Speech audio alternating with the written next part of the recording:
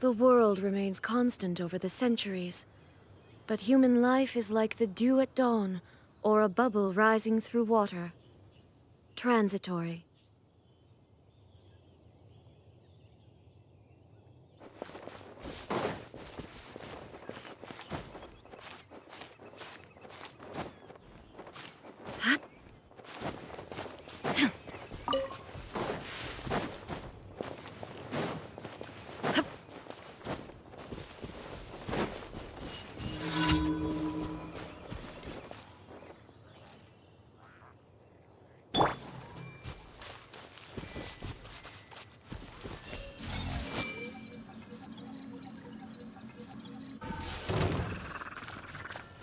The Temple of Wisdom! Help!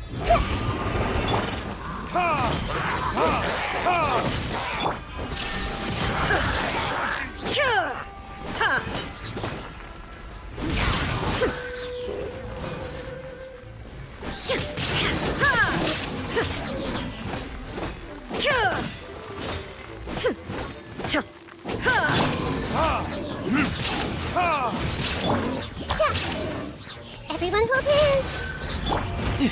No time to lose. Illusion shattered!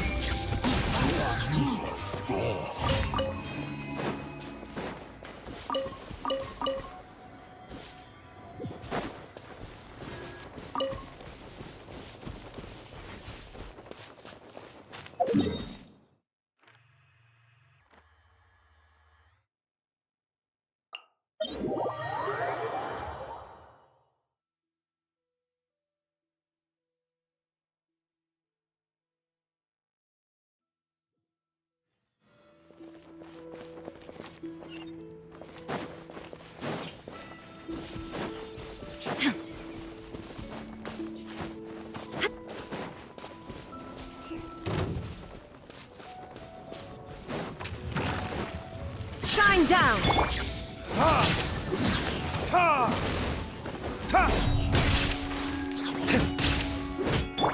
I see everything!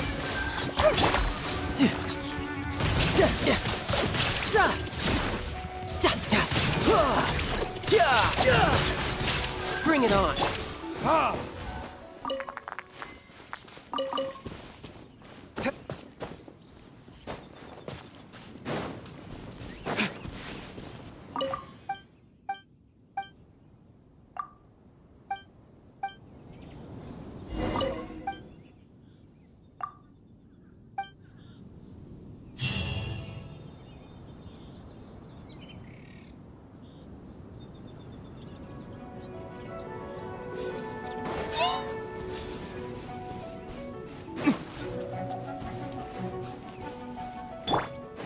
Illusion shattered!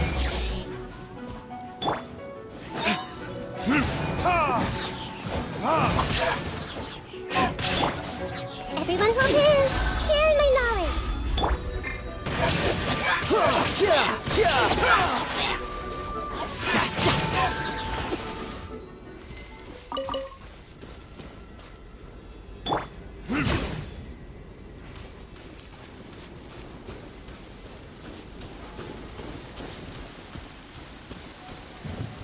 I don't need an umbrella, but you can use one if you need.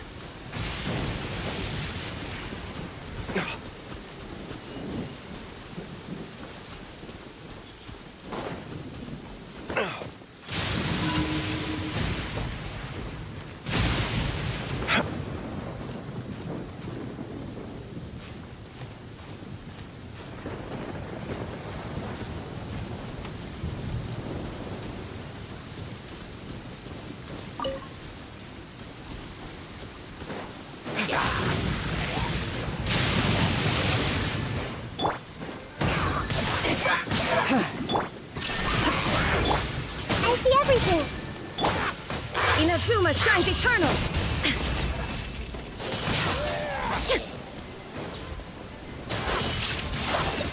Shine down!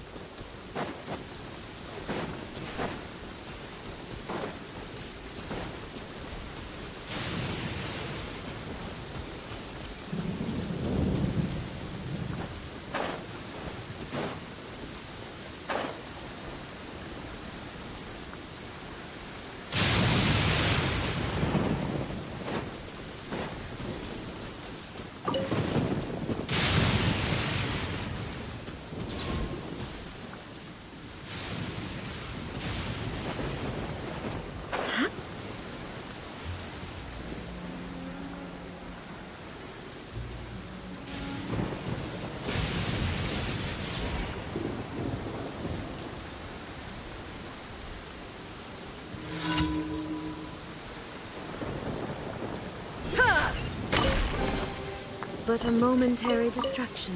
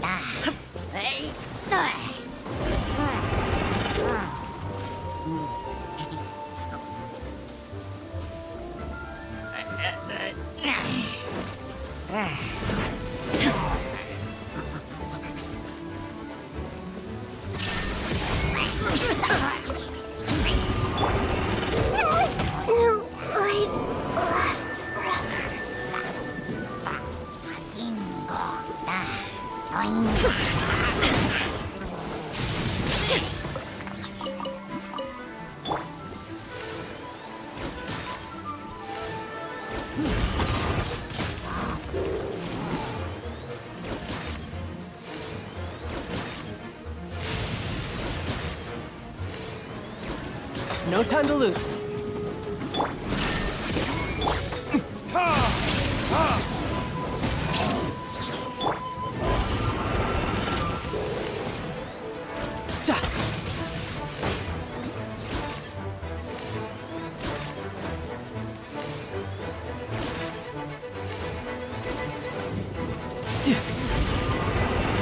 You can run, but you can't hide.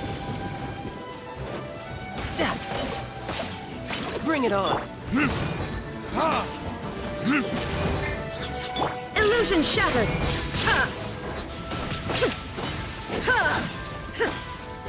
Tidal wave. Who's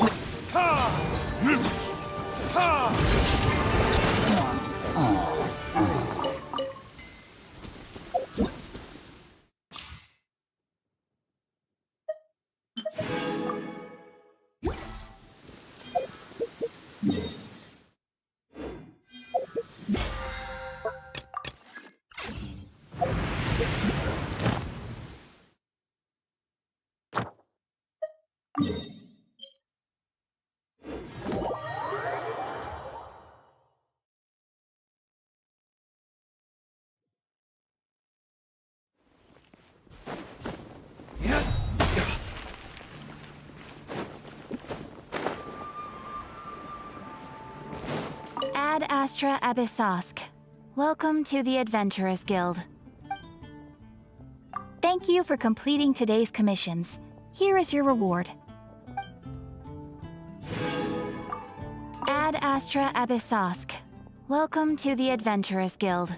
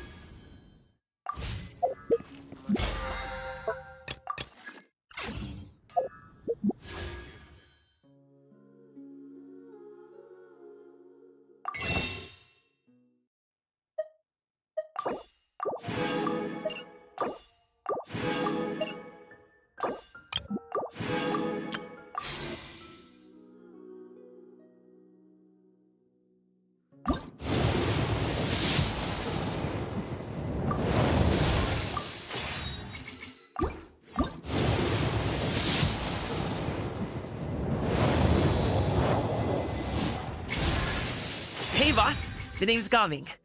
I'm a guard from the communications office. So, all this needs shipping, right? No. You grab a seat and have some tea. I'll get these packed up for you, no problem. It'll only take me a minute, then we can get the delivery scheduled. Oh, and if you ever want to book a wushu dance, me and my crew are available in a heartbeat. The troupe's called the Mighty Mythical Beasts, and I'm the head. Not to brag or anything.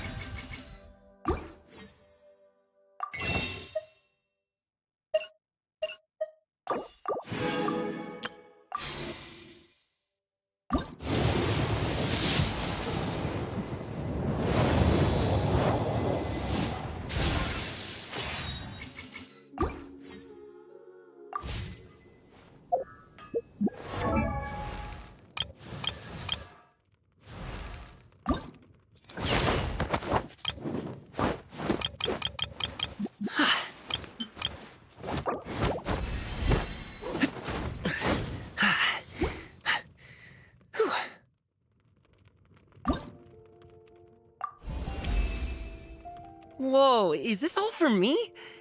Dang, how much did this put you out? Aw, you shouldn't have.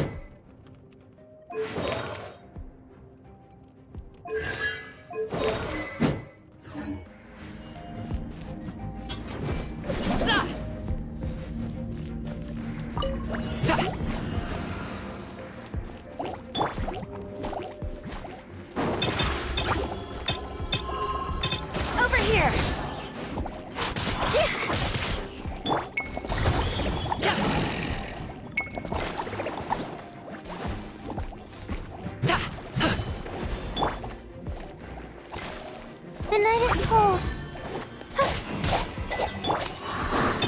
Step on up. Cue the spotlight.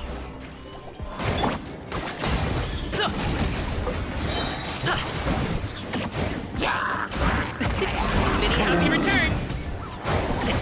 Sorry, pal. Let's light it up! Everybody stand back! Not now.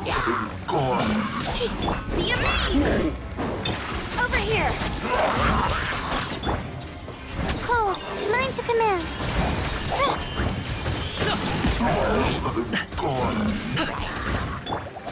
I'm going in! Ow! Up to it, Monzai!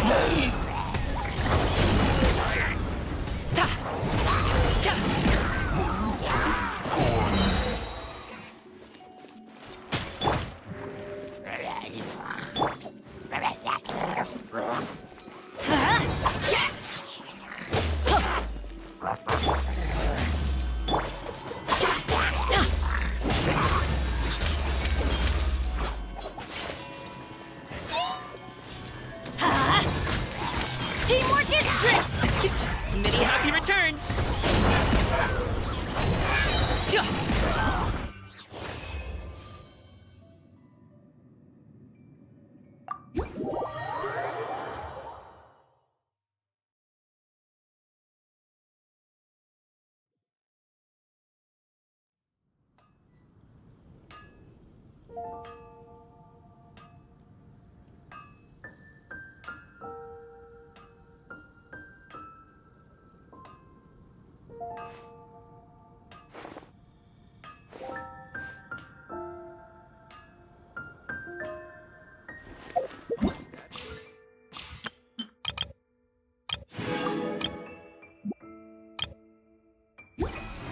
Finding someone in chat to look better than just standing around.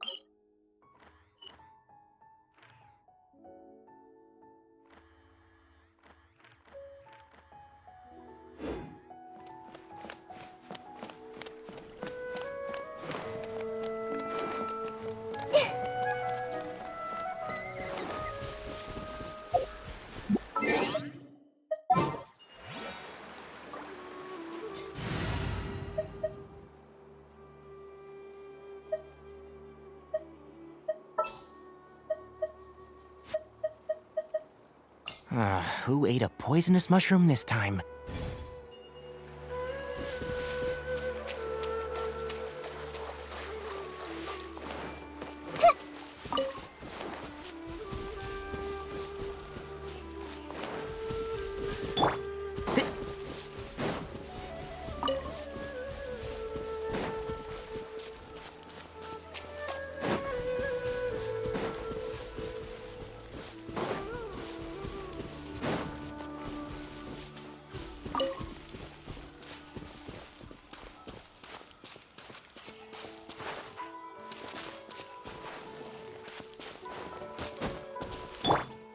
I see everything.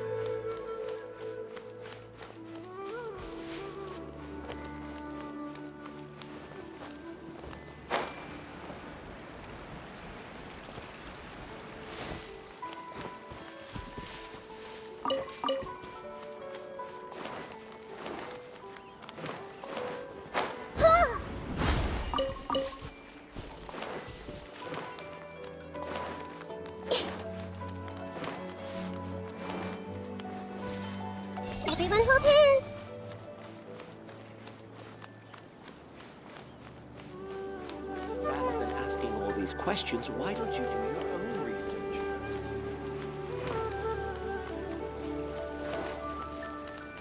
Please be careful not to touch the plant. I see everything!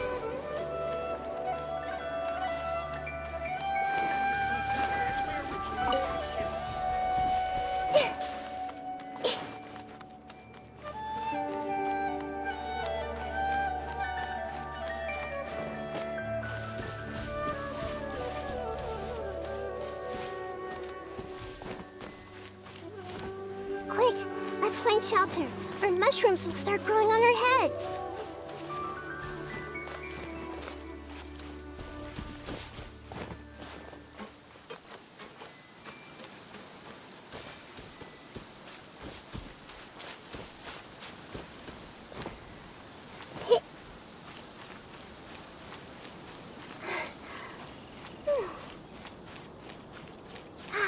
The weather is lovely and warm. Things are about to start getting lively again.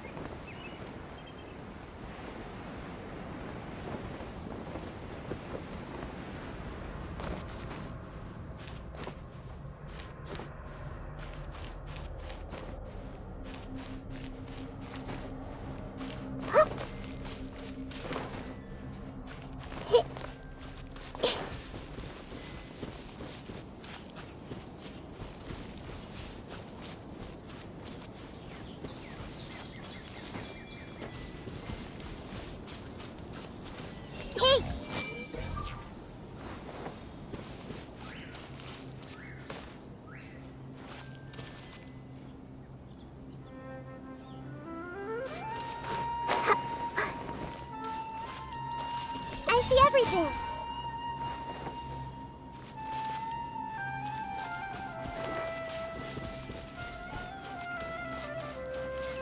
Everyone hold hands.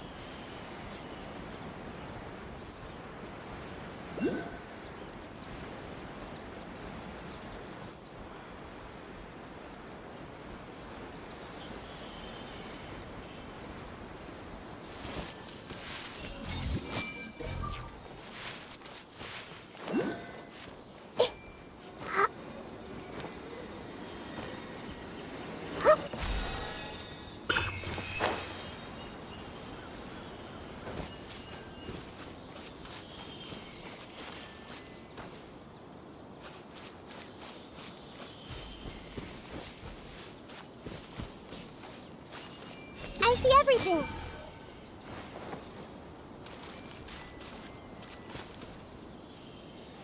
Hey!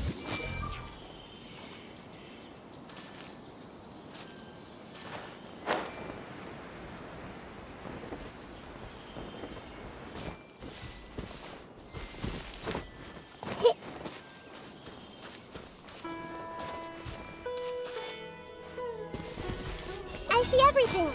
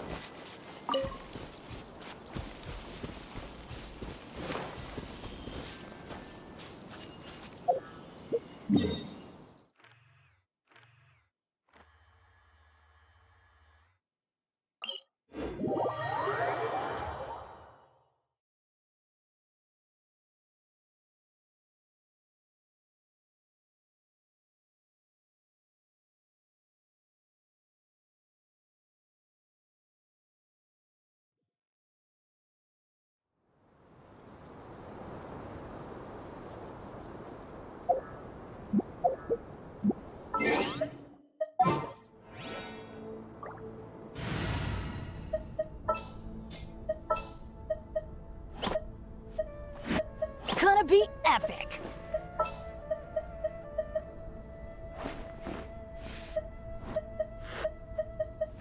Is there time to sneak in some dim sum first?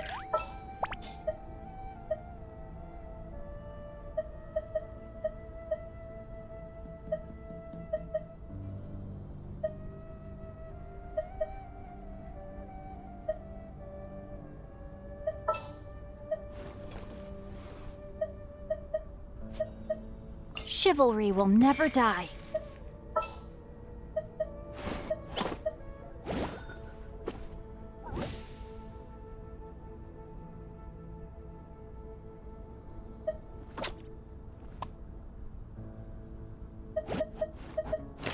The hunt begins!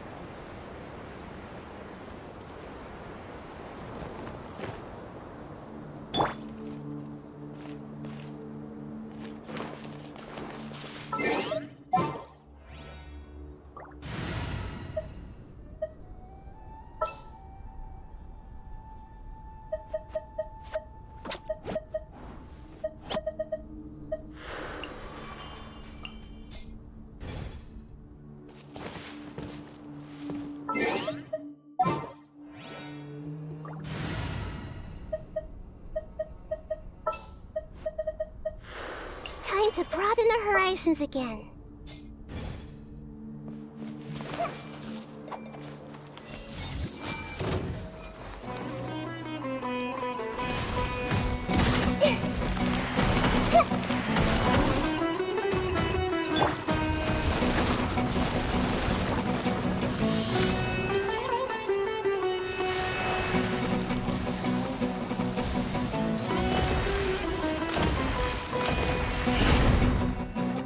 Time to act.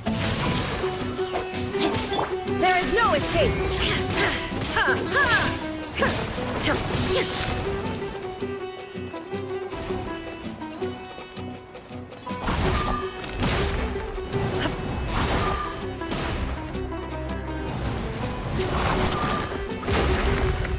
Illusion shattered!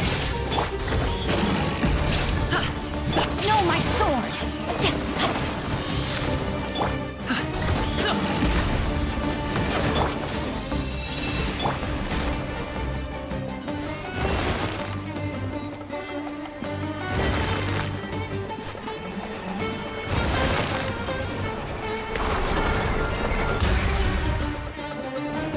Shine down!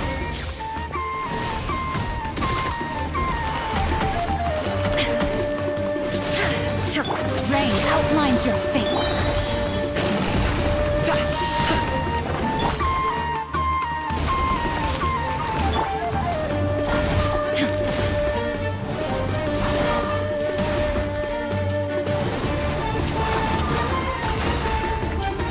Illusion shattered!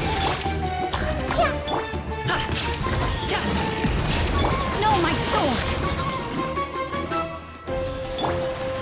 Shine down!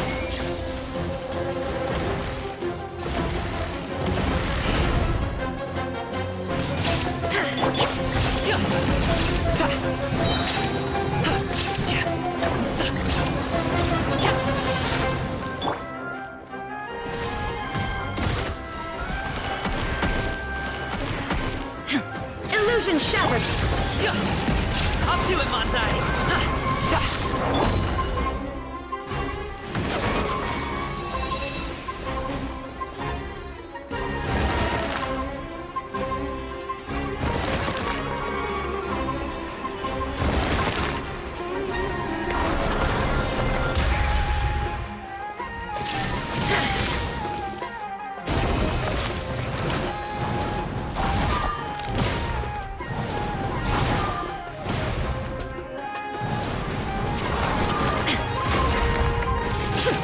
Shine down! Rain outlines your fate.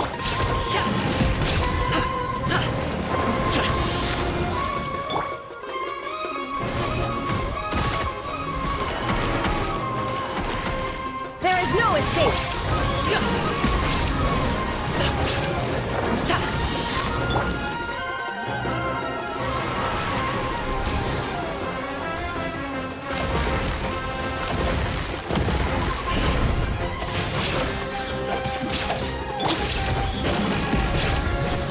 Shine down!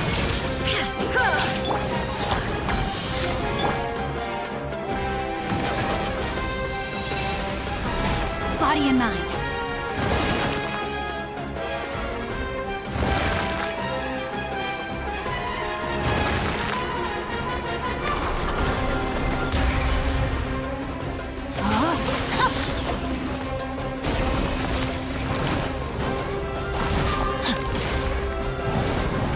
Body and mind.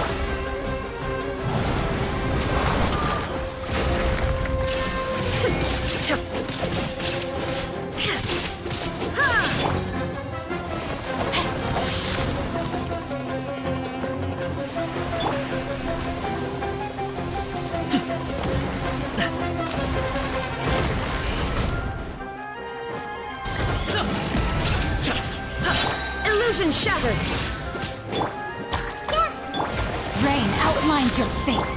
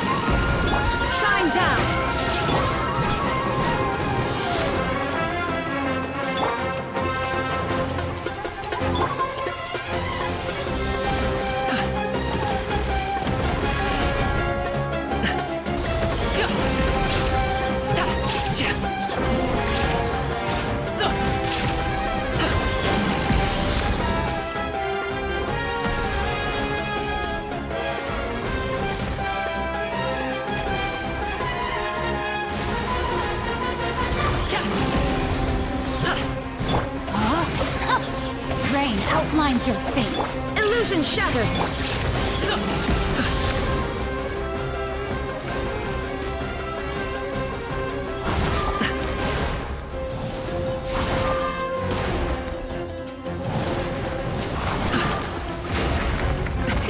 Many happy returns! Grow! Shine down!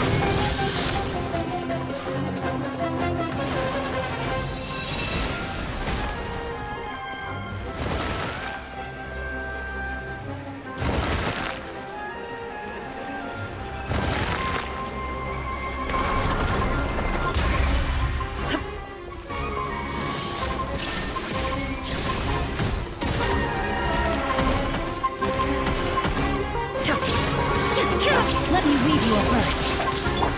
Now you shall perish!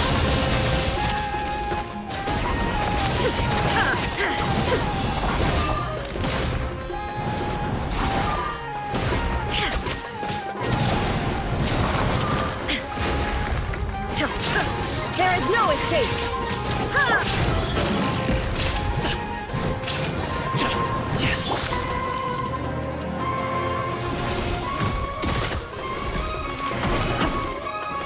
Shine down! No, my sword!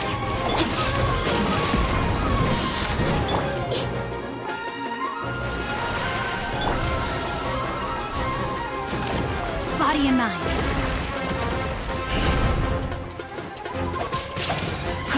There is no escape!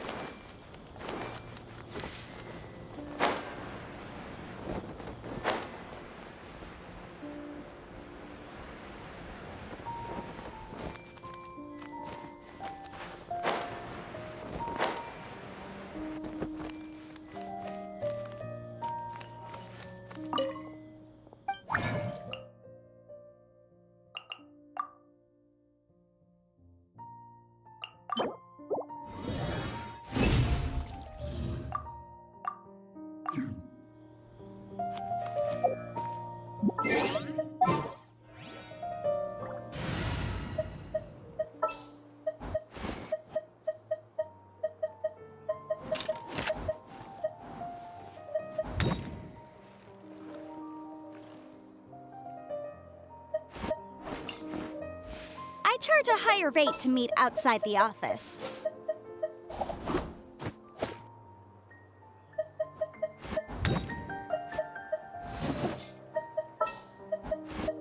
Where are we headed this time?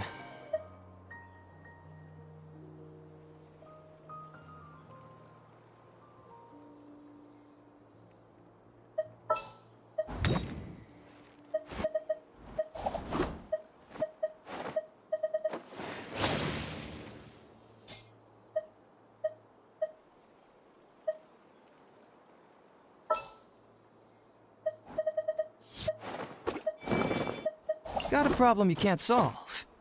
Clue me in.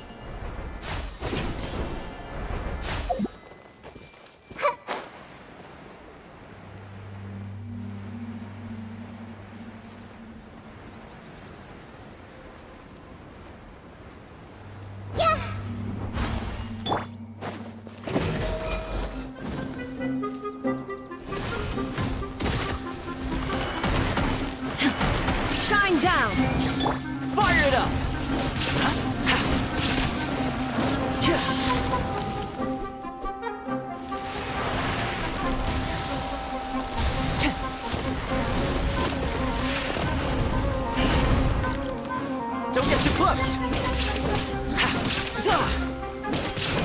Illusion shattered!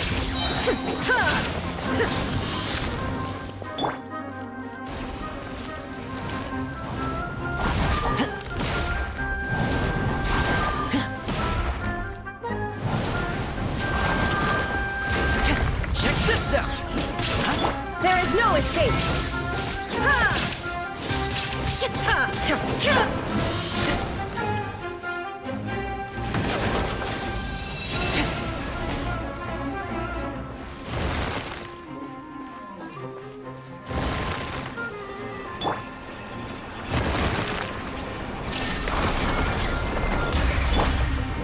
Fire it up!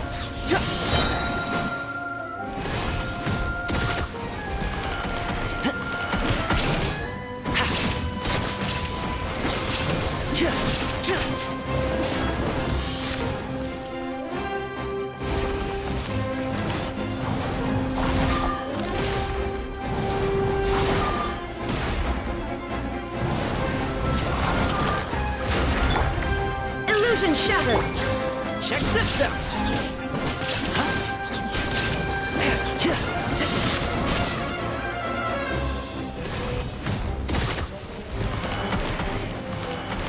Here's backup!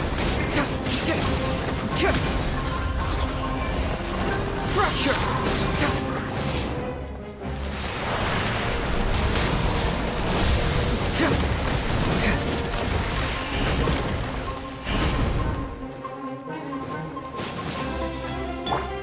There is no escape!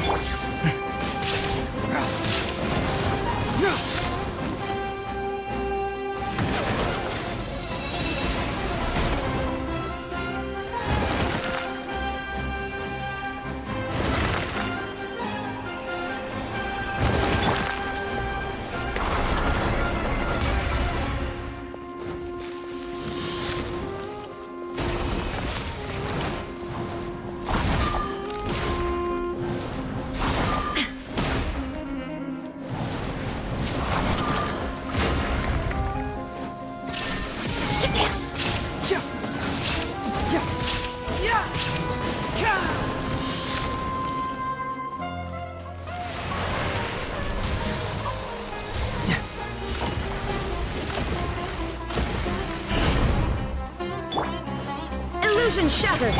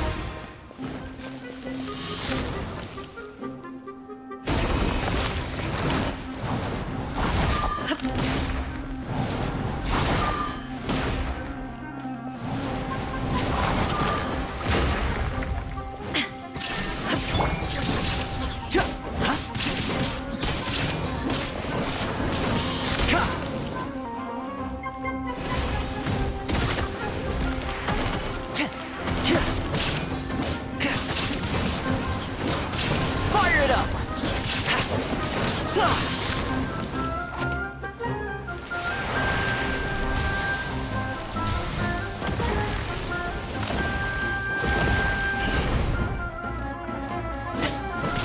Check this out!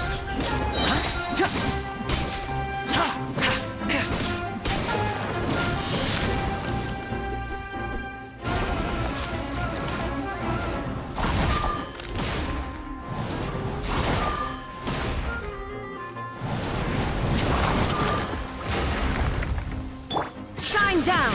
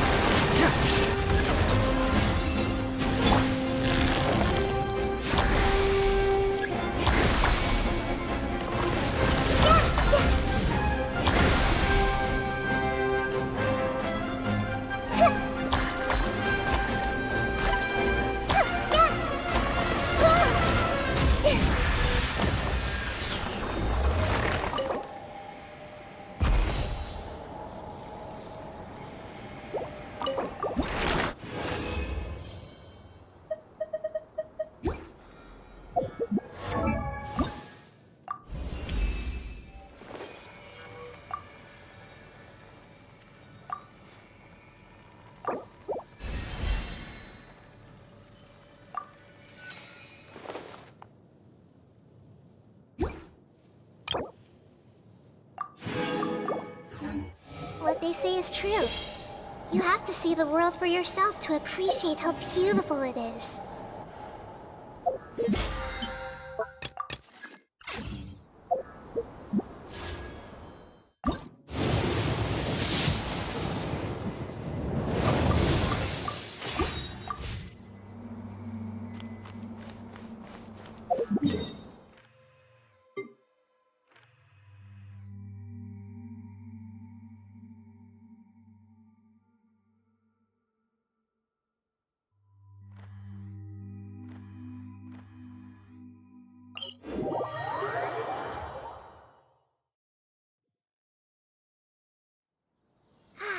The weather is lovely and warm. Things are about to start getting lively again. Huh?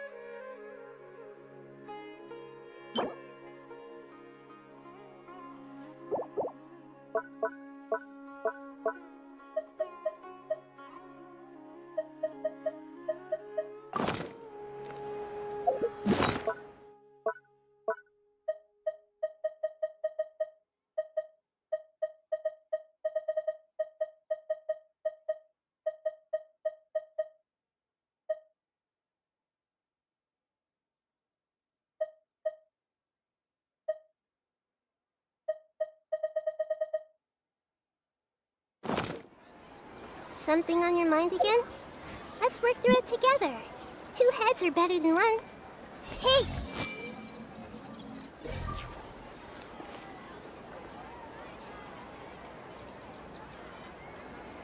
I see everything!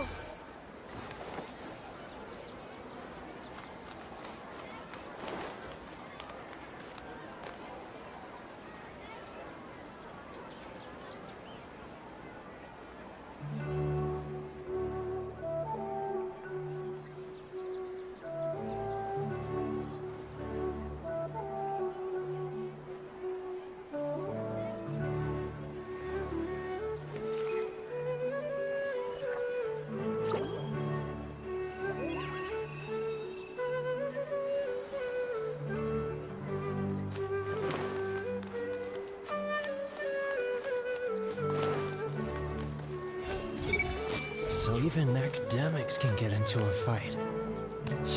I had better steer clear of them. Is there really no future for alchemical divination? I see everything! I hope the children are doing well.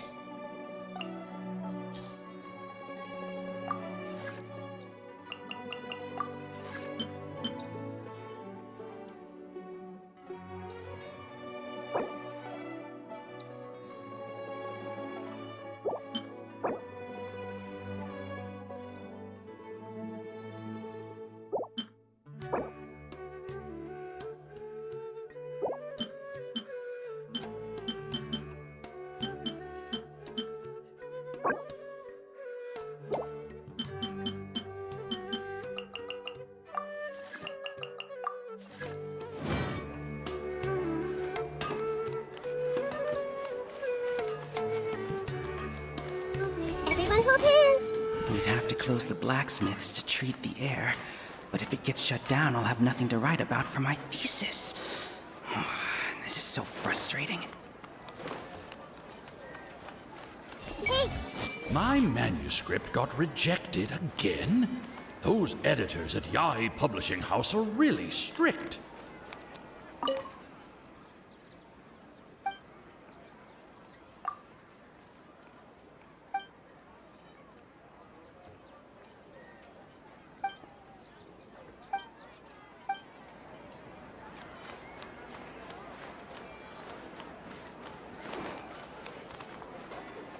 I see everything! How on earth do you earn a profit without losing your investment?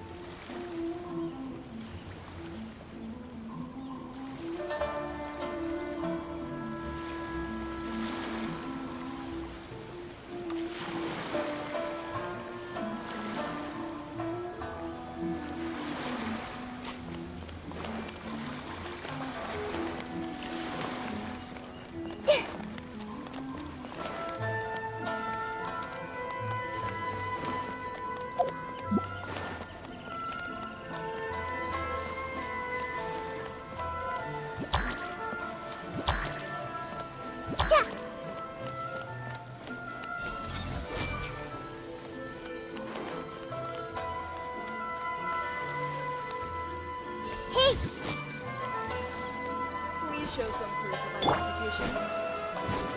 Ha! You're under the jurisdiction of the Conjo Commission.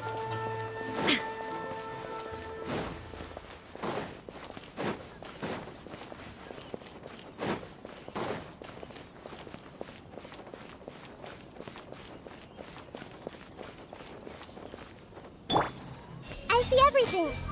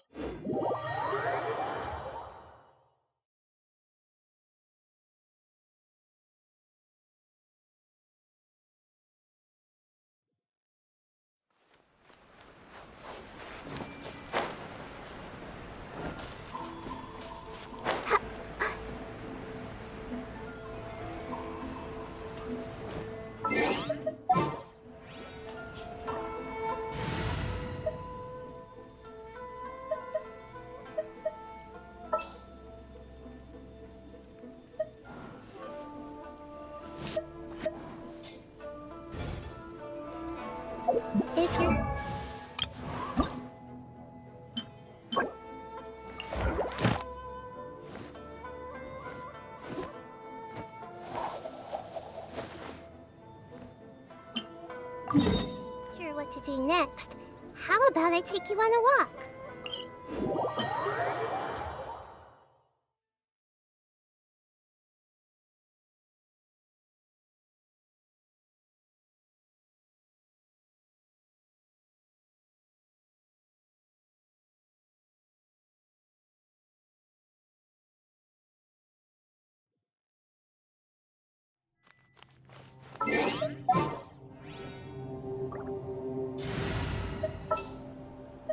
I will protect you.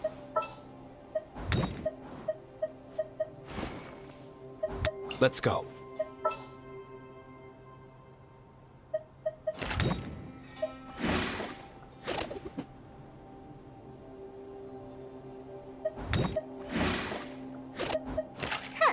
Need my help as usual?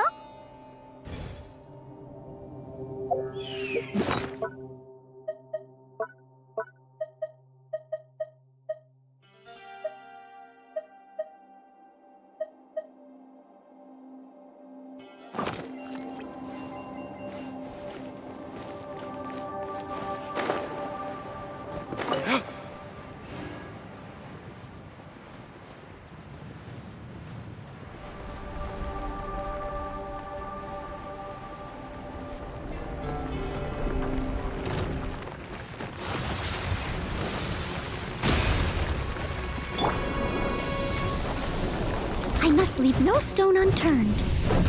Sketch!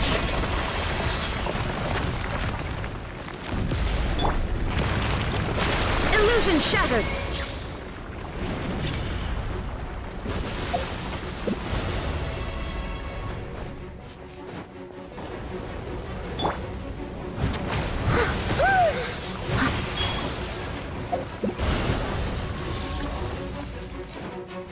Leave it all to me. Someone needs assistance.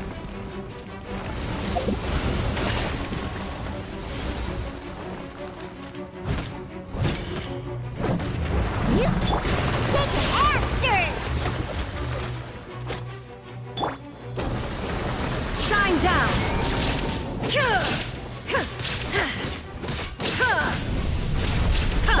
Steady as stone.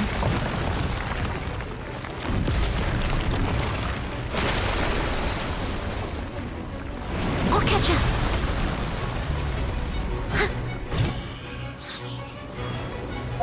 Someone needs assistance. I'll catch up.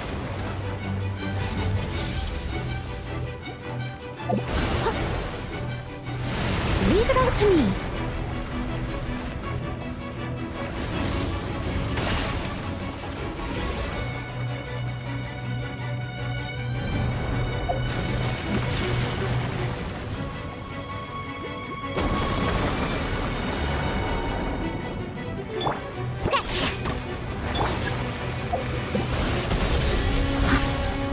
There is no escape! Can't handle your drink. Torn to oblivion!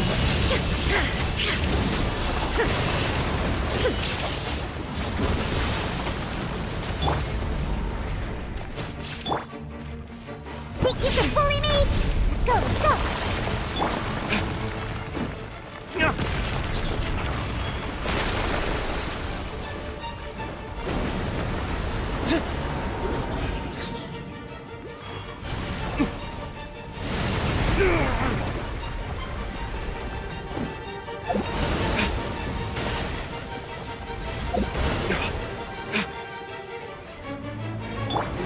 I must leave no stone unturned.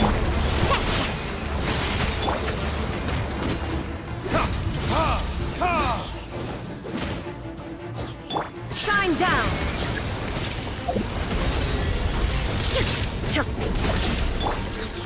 Time to clean up.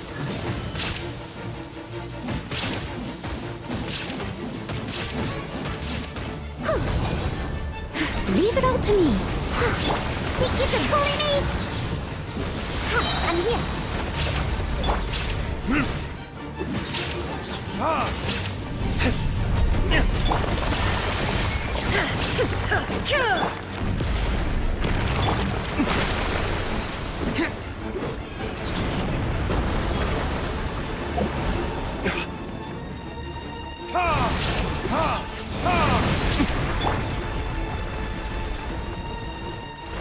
I'll catch up.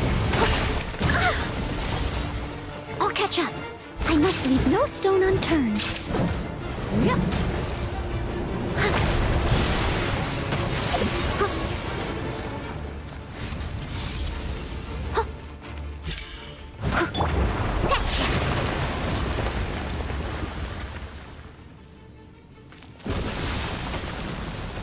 Shake it and stir!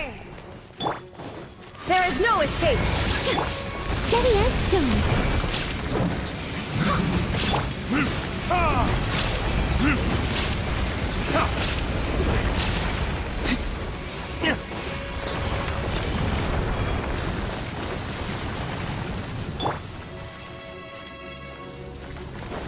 I'll catch up.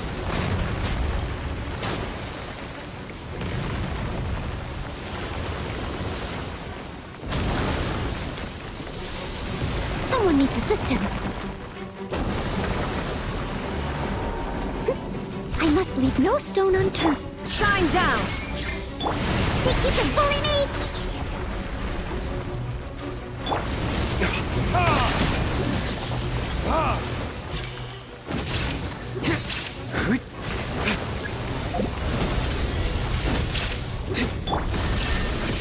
Now you shall perish!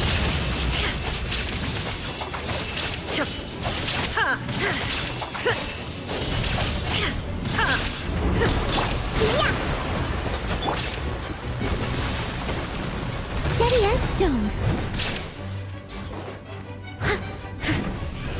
I'll catch up.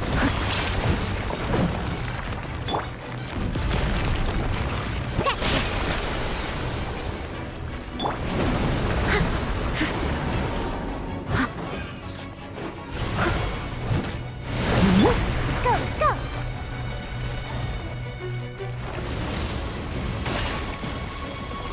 Think you can bully me? There is no escape! Shake it and stir it. Leave it all to me. Someone needs assistance.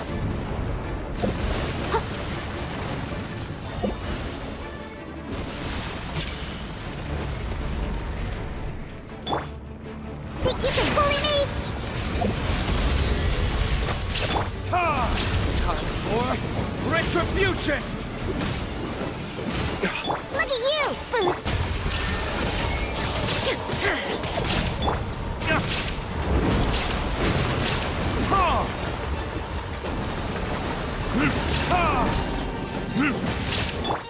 Sketch.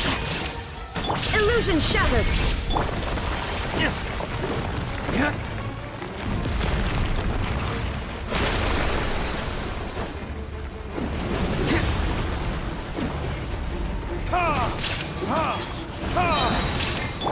Steady as stone.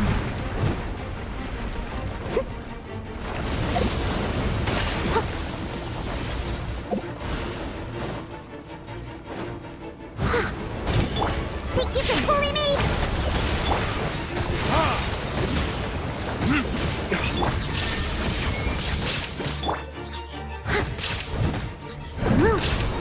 Leave it all to me.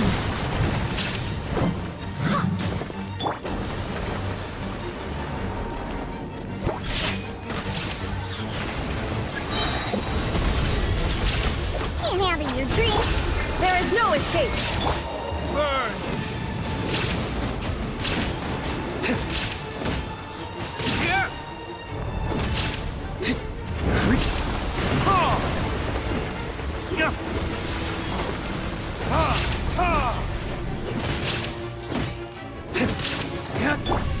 Steady as stone. Shake it and stir!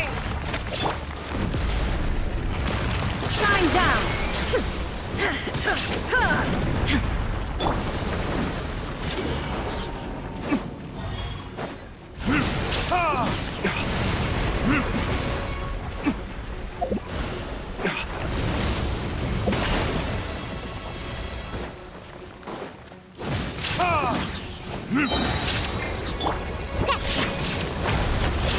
Illusion shattered!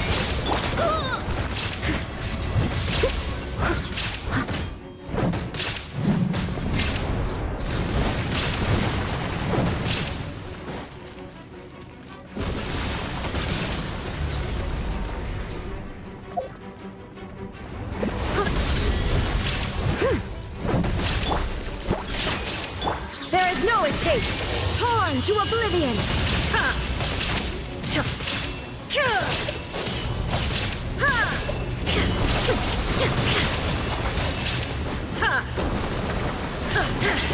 Shine down!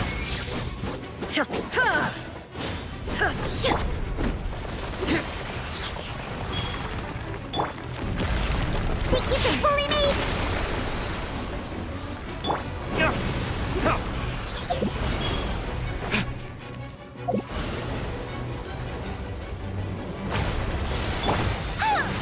Leave it all to me. Scratch that. Think you can bully me?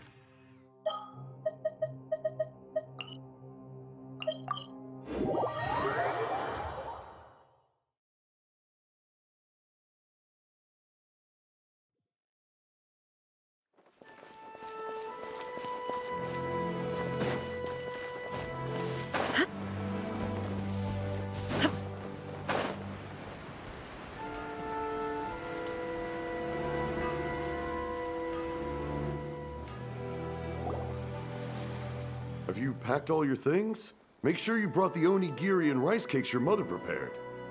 Don't worry. I have them all. They're going to last me days. Take care of yourselves while I'm out. And make sure you remind Mom to take her medicine on time. If running the store gets a bit too much, take some time off and wait for me to return. Oh, Yoimiya, your mother and I got so worried when we heard that you were going so far abroad. We've never left the country, so we don't know how Outlanders might view us Inazumans, or if they'd even be willing to speak to us. Oh, relax. Outlanders are friendly and warm. Look at Toma from the Yashiro Commission. He's originally from Mondstadt, but everyone thinks he's a top-tier guy. A mop tier? What mop? Oh! Do you mean the broken one at home? I just fixed it today, actually. No! I said top, not mop. You know, Toma even sent us some wine from his homeland not too long ago. We haven't heard this kind of friendly banter in a while, huh? Oh, hey you two! It's been a long time, hasn't it? I'm excited because I'm going on a trip soon. Many things have changed. Lots of Outlanders have come to Inazuma, and lots of Inazumans have gone out as well. You two have been adventuring all over Teyvat, so you might not be able to understand, but for us, this is a long-awaited chance to go out and fulfill our dreams. That's right, the Sakoku decree is gone. Ah, I remember you two. You're Yoimiya's friends, yes? Word of your incredible accomplishments has spread throughout Inazuma. My daughter's a big fan of yours. She said she'd love to be like you two. Come on, Dad.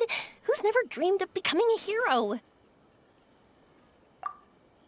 Aw, thanks. But I'm just your average artisan. The quiet life suits me better. But if an opportunity presents itself, why not try to show your stuff, right? All right. Did you two come over today to order some fireworks? Oh, sorry. I got carried away. Well, I'm gone. Dad's in charge of making fireworks. You've seen how skilled he is, so there's nothing to worry about. Oh no, we aren't here to do business or anything. We just happen to be passing by. Oh, so we're all here with time to spare? What a treat! In that case, let's chat some more. I'm not in a rush anyway. Sure. So, where are you planning to go? No clue. Huh? I say that, but I do have a travel goal. To see Tibet's grandest meteor shower. But I don't know when or where it'll happen. So, I figured I can search while I travel. That's it? No details? Nothing? Not right now. Since this meteor shower was originally something like a family legend. A long time ago, the Naganaharas were inspired to create new fireworks after watching such a meteor shower. Dad says that inspiration is a combination of what you see and what you know.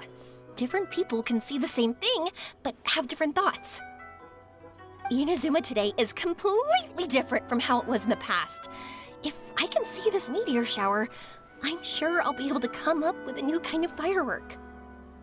I know, right? Of course, my main reason is that I won't go and look outside Inazuma. No need to be shy about it. You gotta play hard when you get the chance.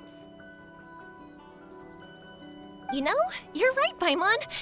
Is it just me, or have you gotten wiser since we first met? Paimon loves being friends with you since you say such nice things. Sumeru. I've heard of it. It has a ton of trees, a super impressive school, and a massive desert. Yep, and everyone there is really smart, so Paimon's sure you'll get some answers from them about the meteor shower. Really? But won't research people make fun of me or something if I ask them about a legend? We won't know if something's real or not unless we ask. Don't worry, we got solid connections in there. Well, she does anyway.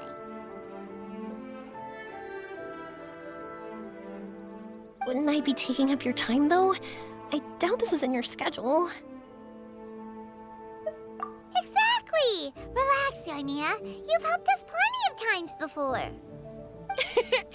All right, then I accept your offer. Let's have some fun at Sumeru. Dad, you can have more peace of mind now that I'm traveling with them, right? Oh, yes. Your mother and I will be much more at ease. Remember, you two also need to take care of yourselves. I'll be back soon. Okay, let's head to Rito and catch a boat there.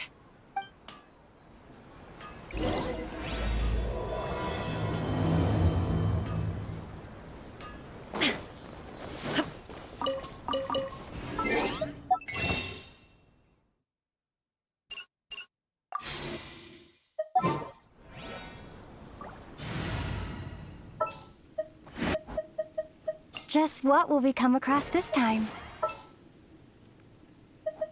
Stay close and you will live.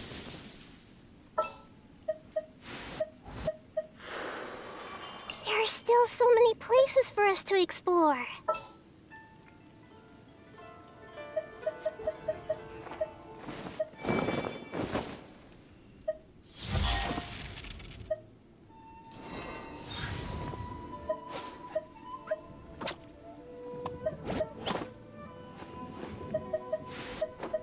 Got a problem you can't solve? Clue me in.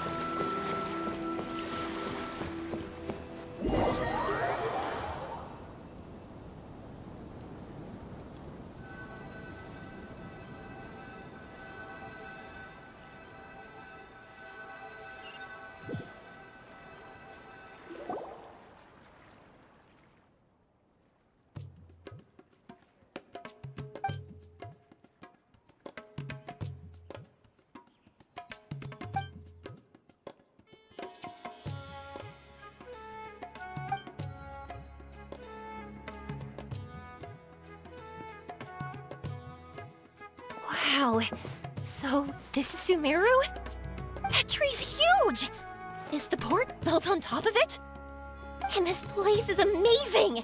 It's way bigger than Rito's port. There are also a lot more stores here. Oh, there's more cool stuff for you to see. Don't you worry. This place is awesome! I had heard people describe it, but nothing beats seeing a place for yourself. If I hadn't seen the port with my own eyes, I could never have imagined such a place. So, the school you were talking about, the academia, is it here? Nope, we have to head north from here and follow the river to reach Sumeru City. Sumeru City, huh? I guess it's even more impressive than here. Looking forward to it. I'm so excited. Whatever the case, why don't we go to Sumeru City? Oh, I'm so excited that I don't even know what I should be doing anymore. The important thing about going on a trip is to enjoy yourself. You don't have to think so hard. I'm just worried that if we don't get down to business soon, we'll take up too much of your time. But if you insist, then let's look around.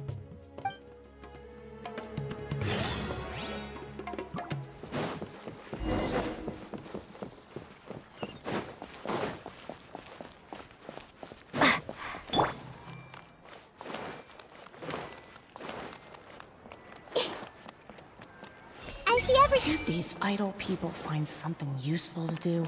If you want to eat like a king, you've got to work like a mule.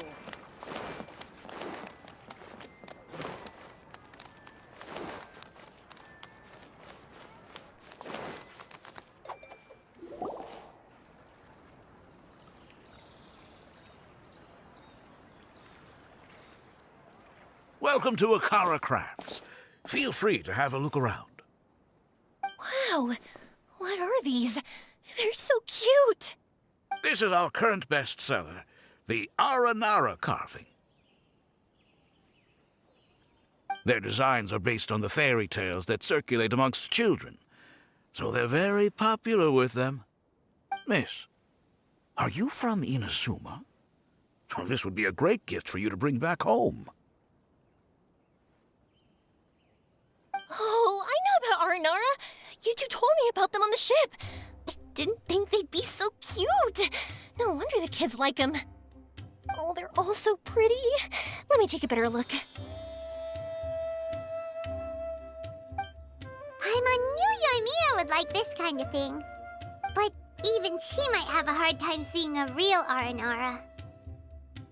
Yeah, sorry, Yoimiya, but we need to keep our promise to the Aranara. That said, Paimon doesn't think Yoimiya would mind too much. Her world's already chock full of imaginary creatures. I think I'll get this one. Ooh, that one. And the other two that you showed me earlier. You're buying that many? Yep. I'm going to give them out to Saika and the others. They're going to love them. Oh, and these carvings can also be used as prizes and matches against the Arataki gang. They'd also look great lined up by the window.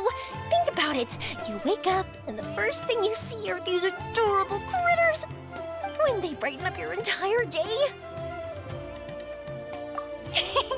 Okay, thanks. In that case, you take your pick too. For some reason, Paimon thinks it kinda looks like you, Yoimiya. Now that you mention it, it kinda does. Hello, Nara Paimon. My name is Aramiya. Is that how they talk? Hope I remember correctly. That was really good! Wow, great memory! We only talked about Aranara that one time on the boat. That's because they're so interesting. I'm pretty good at remembering those kinds of things. Of course. Thank you for your patronage. You all are an entertaining bunch. I hope you enjoy your time here in Sumeru. That's about it for Port Ormos. Next up is Sumeru City. All right, let's get to it.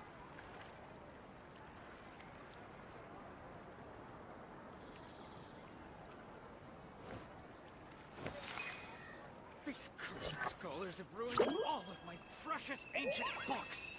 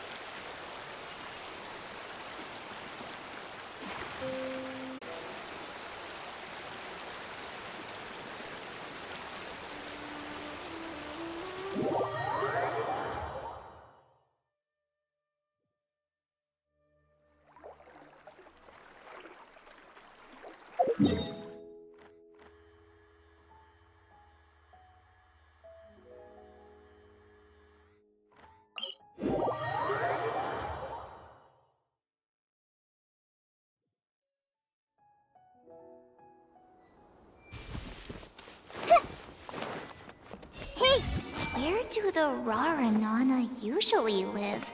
I want to invite them to my house.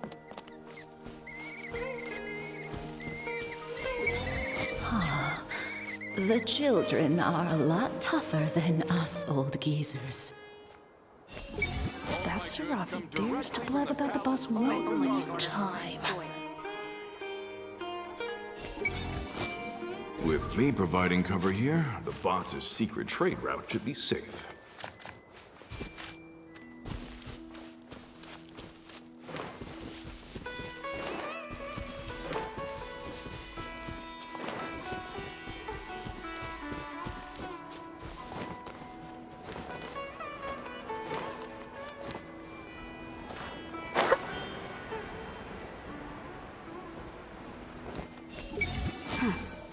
Nothing escapes my eyes.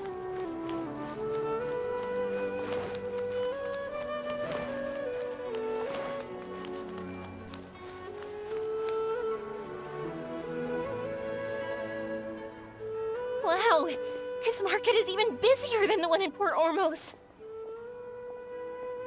This is Treasure Street. Up from here is the Academia. Oh, and in that tree trunk is the Grand Bazaar. They're both pretty special places. I just saw a group of people come down, and they were all wearing the same outfit. Is that the Academia's uniform? That's right. They also wear hats with different designs, depending on which darshan they're in. For example, we'll be looking for someone from Watawahist. They know a lot about stars and stuff. Does this mean that you need uniforms like those to get in and out of the Academia? Paimon doesn't think so. Won't we stick out if we go in like this? So even you get shy, huh? No, that's not what I meant. Let's pretend you're an Academia student, hard at work. Then in comes a bunch of Outlanders in strange clothes who gawk and run around everywhere. Oh, Paimon kinda gets what you mean. I don't think we have to be too self-conscious, but it's still something to keep in mind. Why don't we look around here first? I've been wanting to see the Zubair Theater anyway. As for the Academia, let's go once I get myself a set of Sumeru-style clothes. Alright, but Paimon thinks you're overthinking it. Nilu might have some good recommendations. Sounds good. If we can watch a performance of hers while we're at it, that'd be even better. Alright, I'll be looking around here. I'm leaving the meteor shower inquiry to you two. No problem. We'll be right back.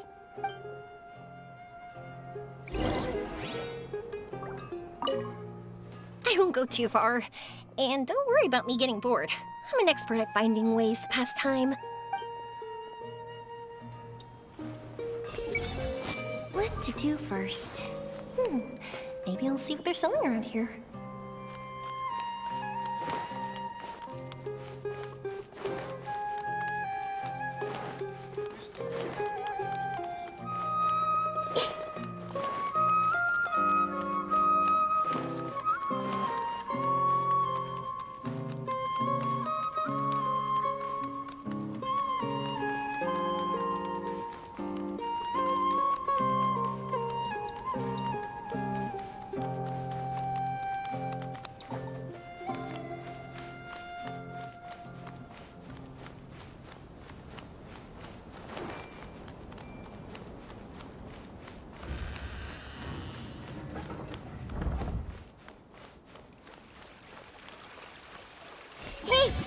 I hope I can make some progress with my research.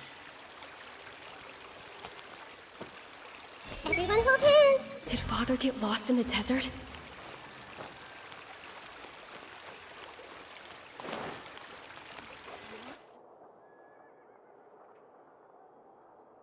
We said we were gonna find someone from Watawahist, but now that Paimon thinks about it, no one really fits the bill.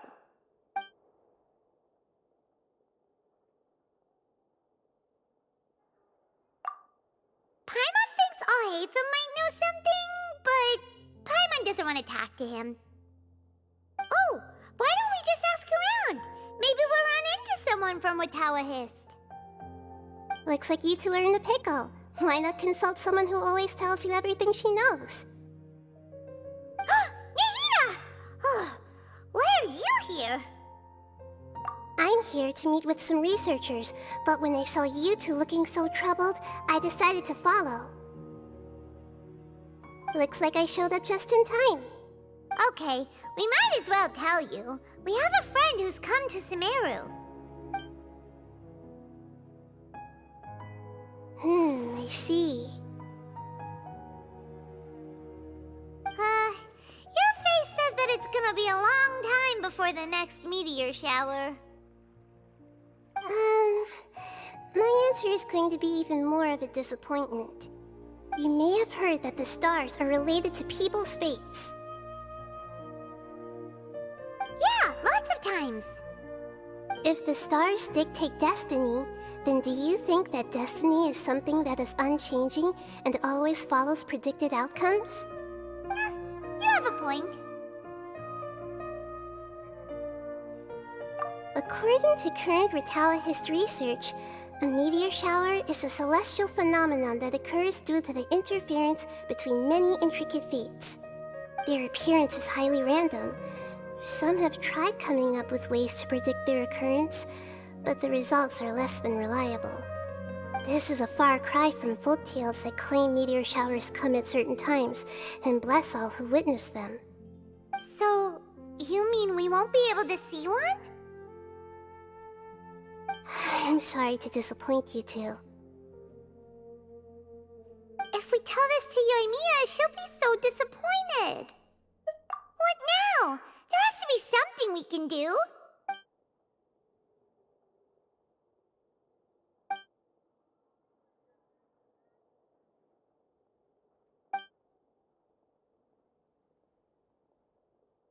Are you two okay?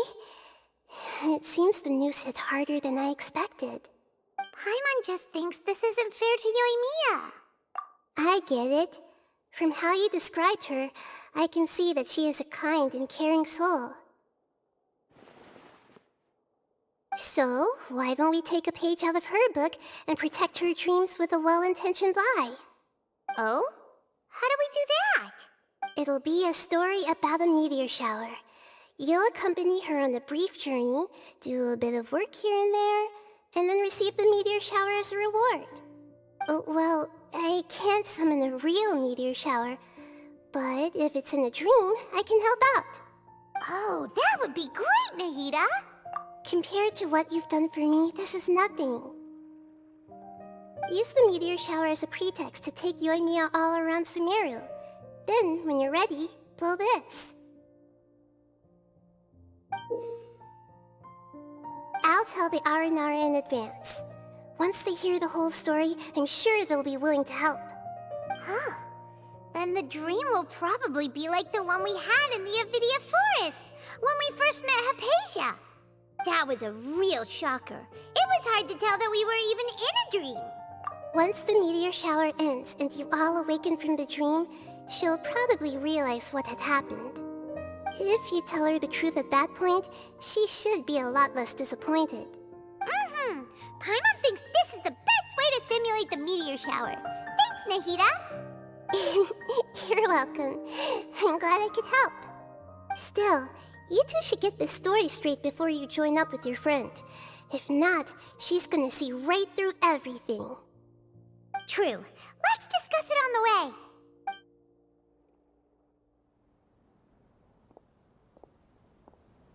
So what we need to do is to make Yoimiya believe that the meteor shower is really happening, and be super convincing at how we sell it. If Paimon wanted to go see a meteor shower, the things Paimon would focus on the most would be... Yes, exactly! We'll say we're trying to figure these two things out, but we'll actually be bringing Yoimiya around to see the sights and enjoy local food! Oh, well, easier said than done. We can't be too strict with our pretext, but we can't be sloppy with it either, or she'll see through it. It'd be best if we could take a unique approach to making it fantastical, just like a real fairy tale. This is gonna be hard.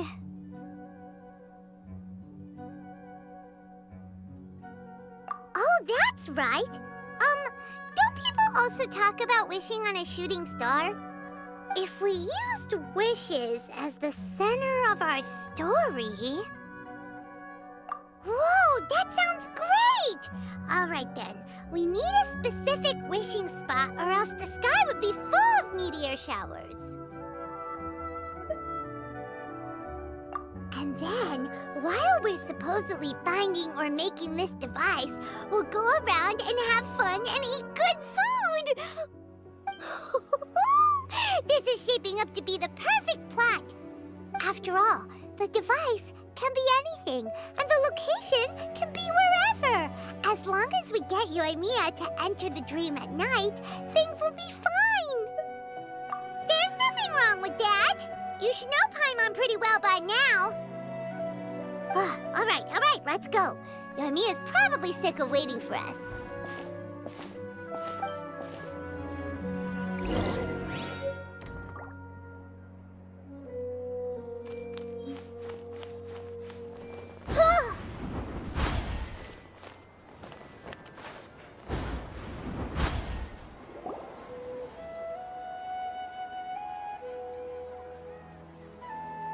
Thanks so much. If it weren't for your help, I would have gotten lost already. It's no problem. I'll be heading home then. Just a minute, wait. This is for you. This is an R&R carving I bought in Port Ormos. I heard it's very popular with kids, so here, have one. It's alright. I didn't do much, really. It's fine. Take it. Come on. Just look at its big, happy smile. You can display it at home or hang it on your wheelchair. It'll cheer you up. That might sound silly to you. Like, why do you have to be happy just because it is? But that's the magic of a smile. If you don't believe me, try it. Look at it a few times every day, and you'll understand. Actually, I feel like I already do. You love talking, and you love smiling too. I just don't understand why you're so positive. I've never met anyone like you before. Sorry, I'm not very good with words. But since you say so, I'll accept your gift. Want me to take you home? It's okay. I can head back myself.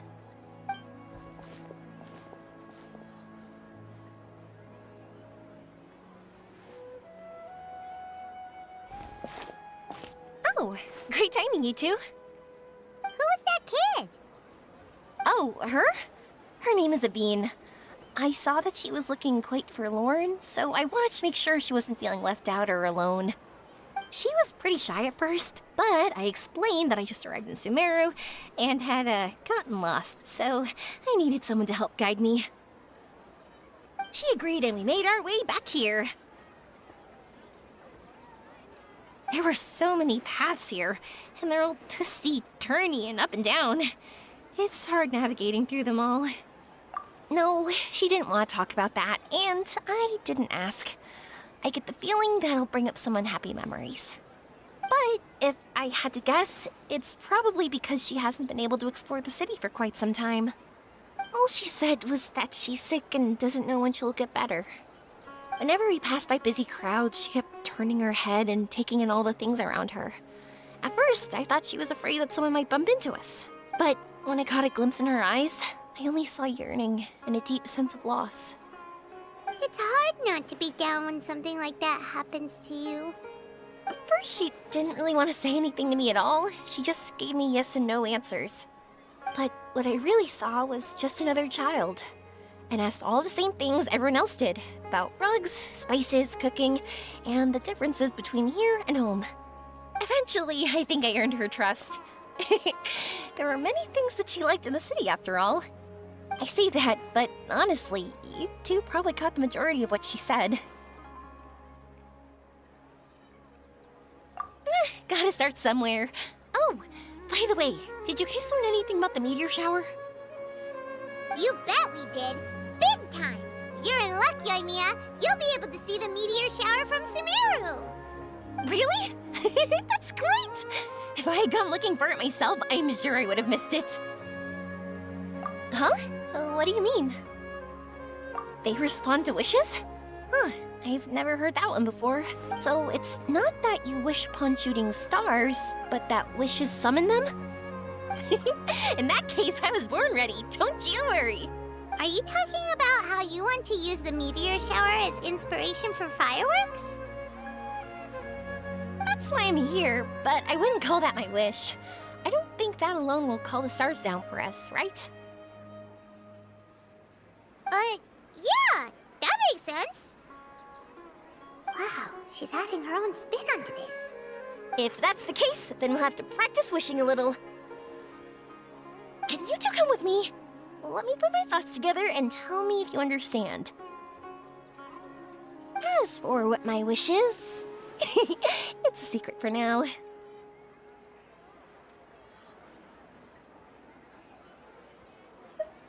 Yeah, and we'll take the opportunity to show you some views you've definitely never seen before. More places to see? All right, let's go.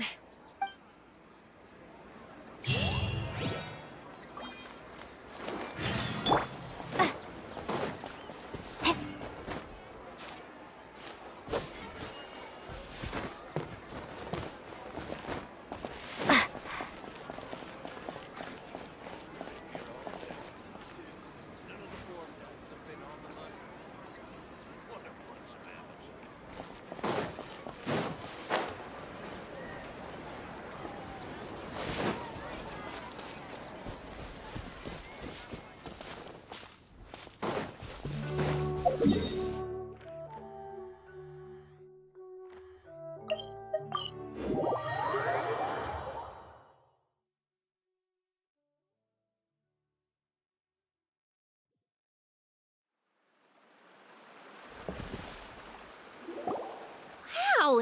Is that what you two were talking about? Amazing! It's huge! Wait, it's not going to suddenly start moving, right? Relax, it's completely still, and it's been ages. That's true. It's green from all the overgrowth on it. All right, let's go. Now this will make for quite the story.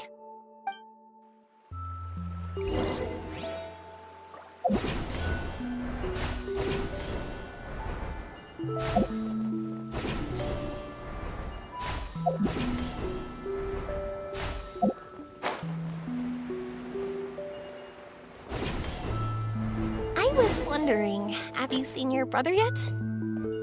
Yep, but he said that he'd meet us at the end of our journey, and then he left. I see. It seems he has his own things to worry about. But it's all right. At least you were able to talk. How did he look? Was he doing well? Had he changed in any way? Well, according to her, nothing's really changed. She's hanging in there. That sure is reassuring. I believe that you two will come to an understanding once your journey is over. You are siblings, after all.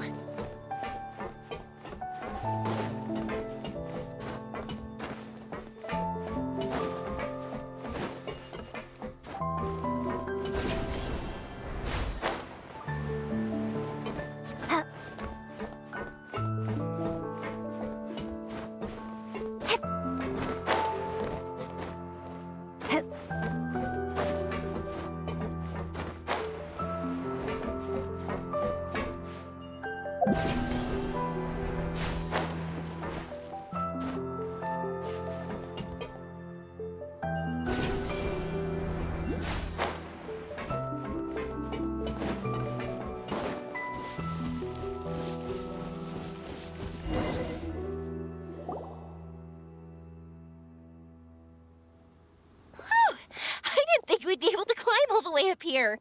What a great view! I just want to shout at the top of my lungs! Yeah, and even though we might not be viewing the meteor shower from here, it's a good place to practice. Oops, I was having too much fun and almost forgot about that. Before I left Inazuma, many people heard that I was looking for a meteor shower. So they told me that they wanted to make wishes. I told them that they could write their wishes down on paper. So I ended up collecting several dozens of wishes. Whoa, that many? That's part of it, But more importantly, I've been wondering why people link meteor showers and wishes in the first place. After a lot of thought, I think I figured it out. People use fireworks to remember their most precious memories, and these memories sparkle and shine each time the fireworks fly. In other words, fireworks symbolize the past. And shooting stars make people think of wishes, because wishes carry people's brilliant hopes and expectations for the future. One represents the past, and the other the future. They both bloom in the sky, but have completely different meanings behind them. It's really beautiful, isn't it? It's clear to me that I'm not the only one holding this belief. I'm sure my ancestor had similar views. I think that's how he drew inspiration from the meteor shower. His method was a wish of sorts to begin with, to join the past and future together and combine their beauty. At first, I wasn't completely serious about using the opportunity to travel abroad to see a meteor shower. But it became something like a mission once everyone had handed their wishes over to me. Yu-Peng. Well said. And here Paimon thought you needed practice. Huh? That was fine? You both understand what I'm trying to say? Honestly, I thought it was pretty messy. I mean, these are all abstract topics that evoke a sense of admiration that's hard to put into words. Traveler? I did consider that possibility, and I won't lie. It'd be a real bummer if that were the case. I know that's the most realistic conclusion, and it's not like luck has to be on my side. But there's a premise to every legend, and that's belief. If I didn't take this step, it's not like a meteor shower would just rain upon me either. I wouldn't be where I am now. I wouldn't have known that they respond to wishes, and I wouldn't have seen all these beautiful sights in Sumeru. So I'm looking forward to the rest of our journey. Every single step of it. You really are amazing, Yoimiya. What? Oh, nothing. Paimon just thinks you're doing a good job with the wishes. Now we just need one other thing. Like we said earlier, we're gonna need to build a device. Yep, and once we use it to create an observation device, we can find where the meteor shower will be. I see. The purest ore. Then why don't we go back to Sumeru City and ask the blacksmith? I chatted with him a bit when Aveen was showing me around. He seems really knowledgeable. I bet he'll know something. But wouldn't we be bothering him? No one knows more about ore than a blacksmith.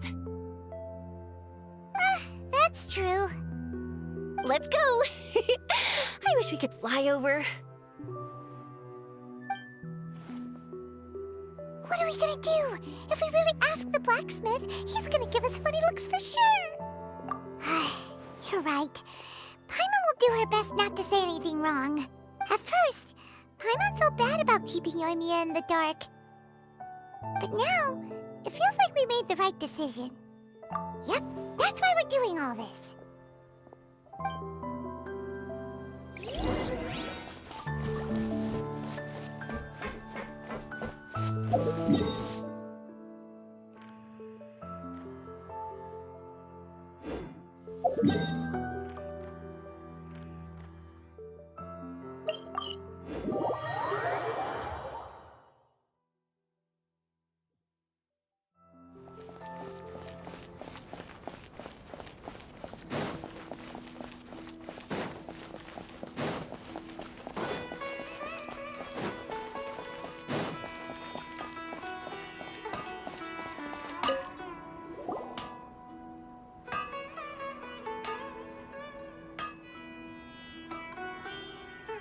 You want to use the purest material to create a star observation device? That pair of specially crafted lenses should do the job. However, purest material is too vague. It'd be better if you were more specific. Firstly, this all sounds rather, strange. I never heard that legend about meteor showers. You sure you're not just messing with me? Sorry for the trouble, but we are kinda messing with someone. Sorry, Inazuma's pretty far, so maybe some key information got lost across the ocean. Still, I want to at least give it a shot. Even though the information's vague, can you help us at all? Well, sure. Why don't I use some materials that might fit the bill and create up a mock-up device for you? That'd be great! Thanks so much for your help. No need to be so polite. You're my customer. Also, this kind of project is a nice change of pace.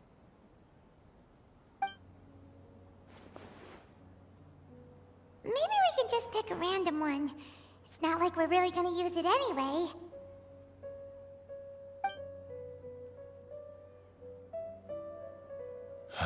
No, that won't do. I don't think I can justify that to myself. If these were for ordinary use, then it'd be acceptable. Barely. But if you want a product that is top-notch, this is far from ideal. Why are you so interested all of a sudden?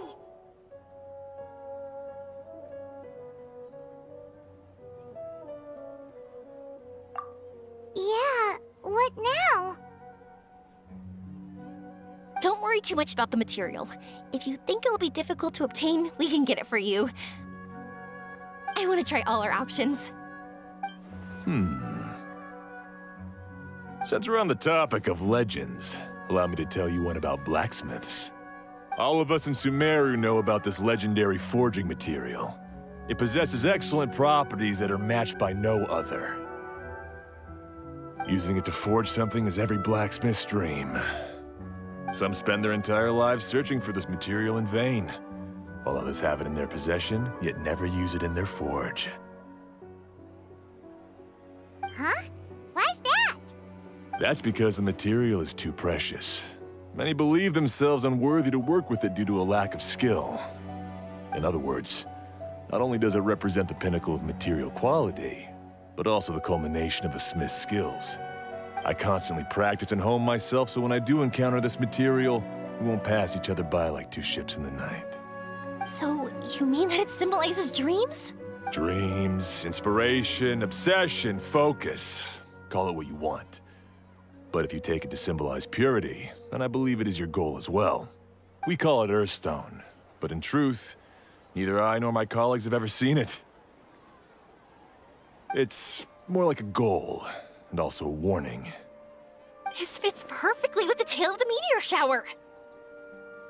Then, why don't we go looking for it? Is it even something we can find?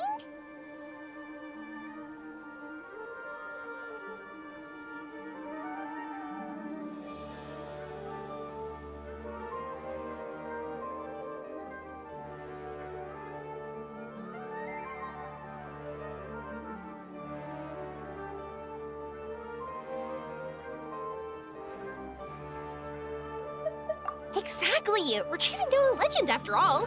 What's true or not doesn't matter as much. If we do find it, that's a big win for us. And if we don't, maybe we can still find something that could be used as a substitute. When you put it like that... Hey, excuse me. If I might intrude, have you seen a child in a wheelchair? Yeah, she and I were hanging out not that long ago. What's the matter? Do you know where she went? She hasn't returned home yet. Huh? I wonder why. When we split up, she said she was heading home. Oh, dear. Oh.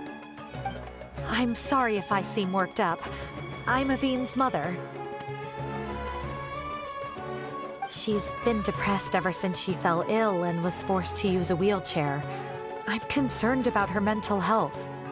If she does something reckless because she's not in a good state of mind... It's okay, don't worry. We'll help you find her.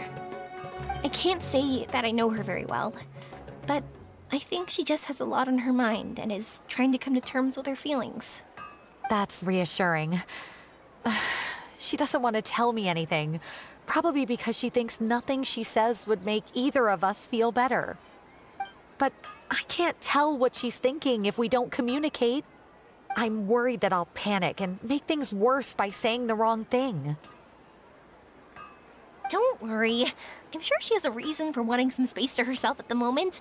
We should just be open and understanding with her. But that does bring me to a question I've been mulling over in my head. Do you think there's something else going on in her life? Not that I'm aware of. I just know the illness was a big blow to her.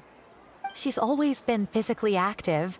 She absolutely loved to run and jump, and she told me that she wanted to become a great adventurer someday. But after she became ill, she lost strength in both legs. She hasn't been able to stand since. We've consulted with countless doctors, but they're all stumped. They said all she can do is slowly recuperate. No one can say for sure if she'll ever stand or walk again. She believes that her legs will never recover, and her dreams of seeing the world would be forever shattered. This was all too sudden. Okay, I understand. I'll find a way to bring her around. Sorry, but it looks like we'll have to put our meteor shower search on hold.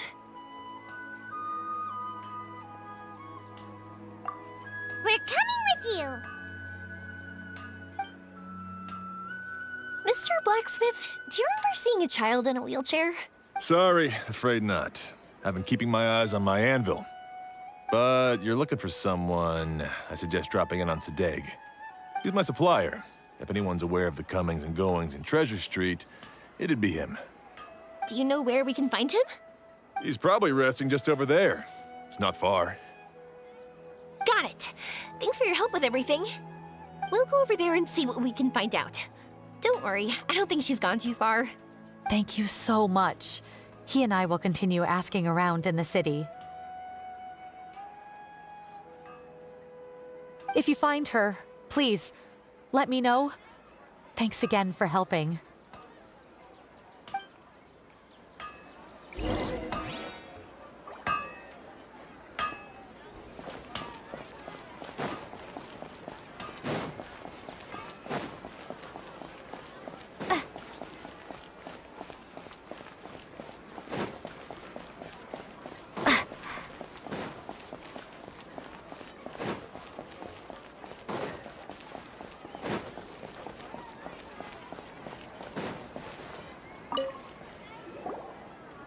Excuse me? Have you seen a child in a wheelchair? Now that you mention it, that does ring a bell. I was moving some boxes at the time and I saw her pushing her wheelchair so hard she was panting. I asked if she needed help, but she didn't respond, as if she didn't hear me. Sounds like there really was something on her mind. Yeah, that was the impression I got too. What's wrong? Did she go missing? Yes, so we're looking for her. I see. That's rather worrying. I know. I'll ask my friends and see if they know anything. She went that way. If you ask people as you go, hopefully you'll track her down. Okay, thanks. If you find out anything, don't forget to tell the people with the green scarves. You mean the core of 30. Don't worry, I got it.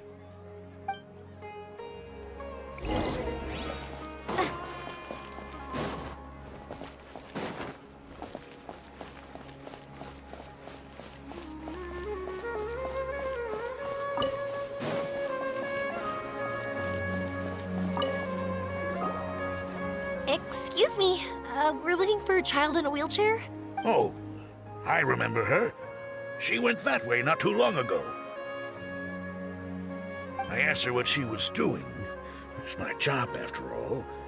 She just said she had something important to do and didn't want to be disturbed. That seems a little weird.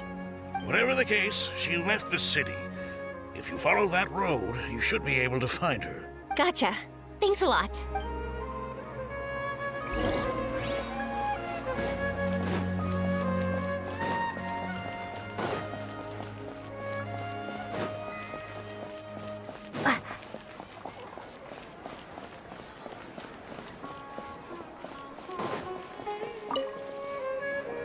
Hello there. Did a child in a wheelchair pass this way? A wheelchair? Oh, so that's what it was. I didn't get a good look, but something going pretty fast went sliding down that slope over there. Oh no, how dangerous. For sure. There's terrain of all sorts outside the city, and if that was the kid... Got it. It was over there, right? We'll be going now. Thanks.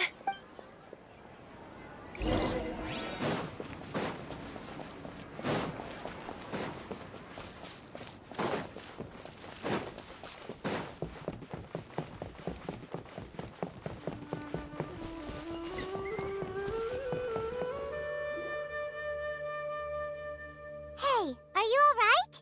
I fell off my wheelchair. I can't move around without it. Why? It's okay. You're okay. You're not hurt. I'll take care of her. Can you two look for her wheelchair? No problem. We'll be right back.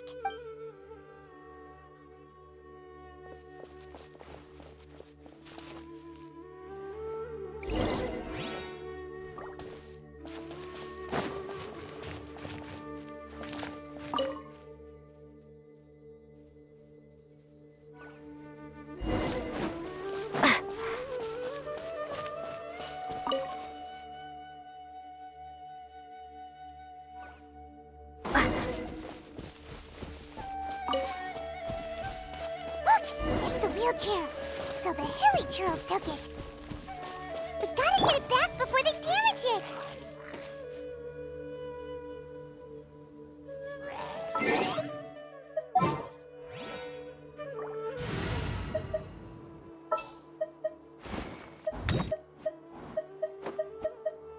I guess the housework can wait.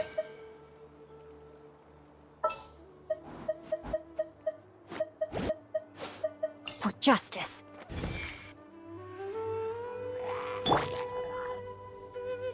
Illusion shattered! Hup. Check this out!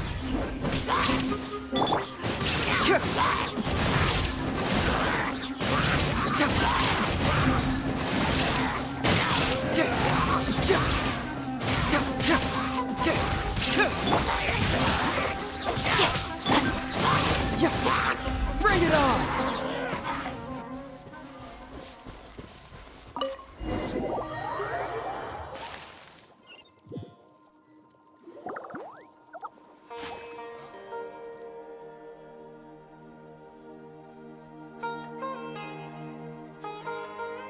All right, we're in luck. Looks like the wheelchair's still working.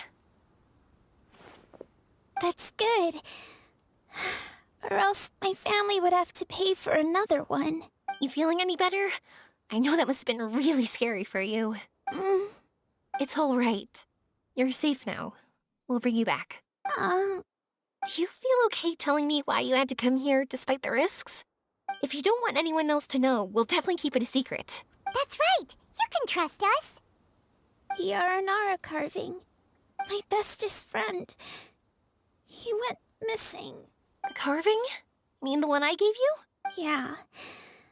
My illness is really bad. It's not just my legs. I've forgotten a lot of stuff too.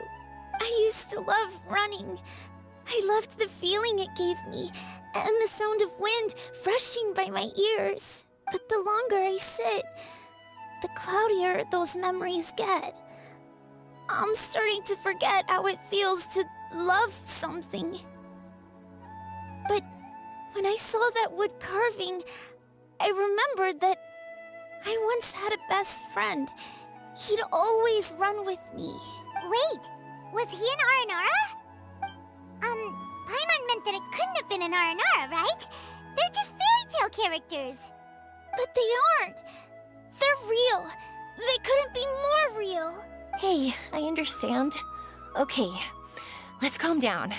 Tell us what happened so we can help you.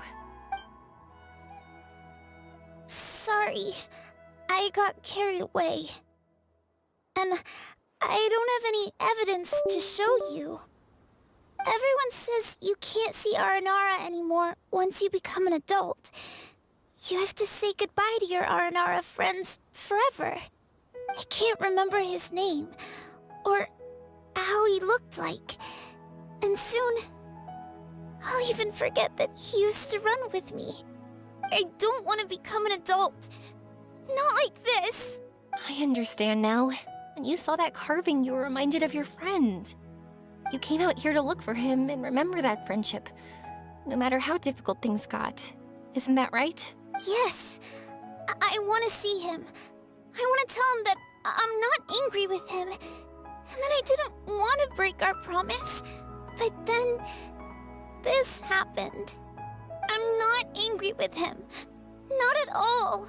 Cheer up. Something beautiful has happened. Beautiful? That's right. You remembered something about the Aranara, haven't you? Once you start remembering more things, you'll be able to find your friend again. And I'll help you.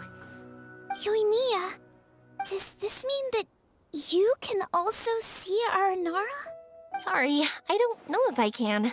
I've only just arrived in Sumeru. Maybe I haven't seen one yet, or maybe I can't see them at all. But that doesn't matter. Whether I can see them or not doesn't change my belief that you can. What do we do? Paimon really wants to help her. She didn't deserve any of this. Not her illness, or being separated from her friend, but... Huh? Me? Sure. Sorry. Wait here for a moment. I'll be right back.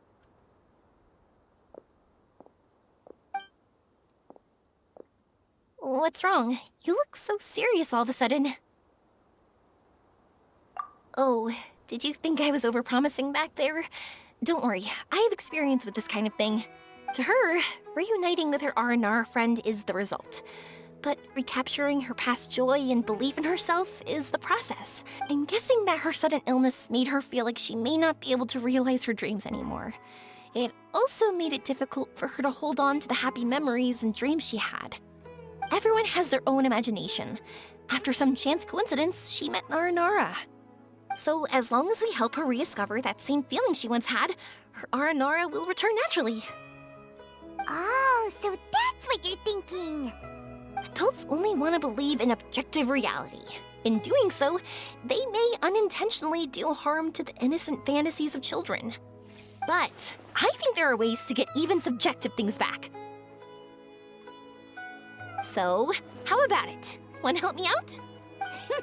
Looks like all this excitement made you forget your original goal again. If we didn't do anything to help, I wouldn't be able to watch a meteor shower, even if it appeared right now. And would the stars really want their caller to have such a heartless soul? What are you trying to say? Because we can actually summon the Aranara.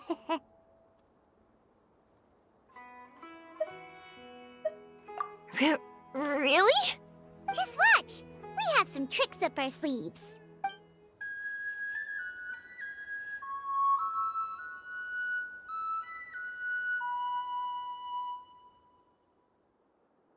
Whoa, so this is an Aranara.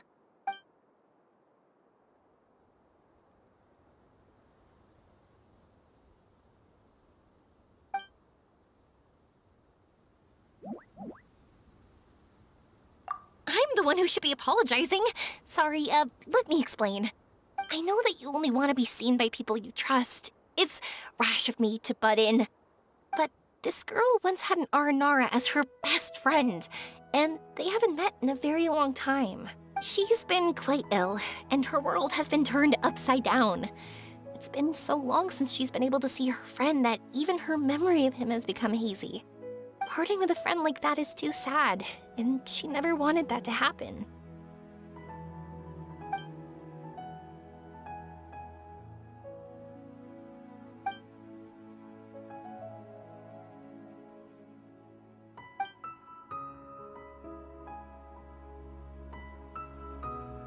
That's why I want to help her. Her world is still very small. Too small for all the sadness she has to bear. As things are, all she can do is sit alone and think about how happiness is leaving her little by little. About how life has been so unfair to her.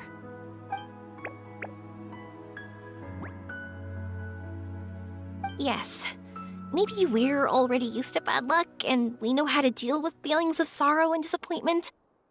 But this is her first time dealing with any of this. Life can trip anyone up. What's most important in times like this is for us to support one another.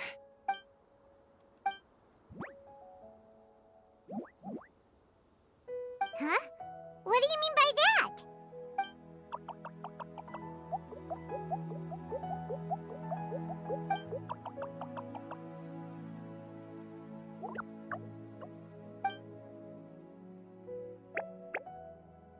So, that means... Thank you! Thanks for trusting us.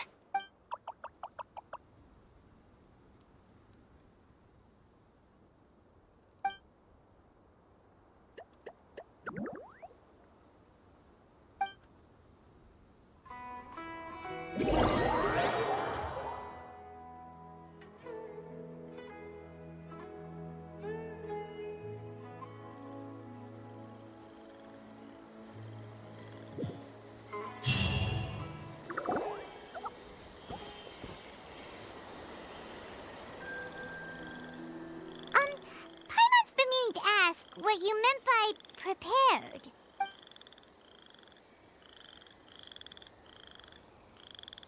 Dreams. But I'll never be able to stand again.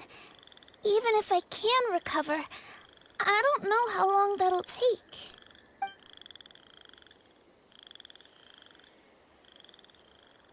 My heart?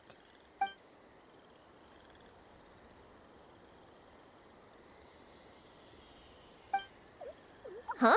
He's gone just like that? It looks like the sky here has changed somewhat. My heart. Huh?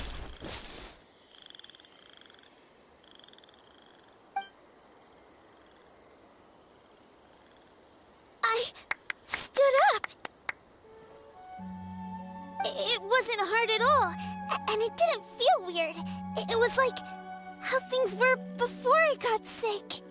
Wait, so that means we're... not our first time in one. No wonder Araporva said not to worry. Aveen can move freely in this dream. Wow, that's amazing.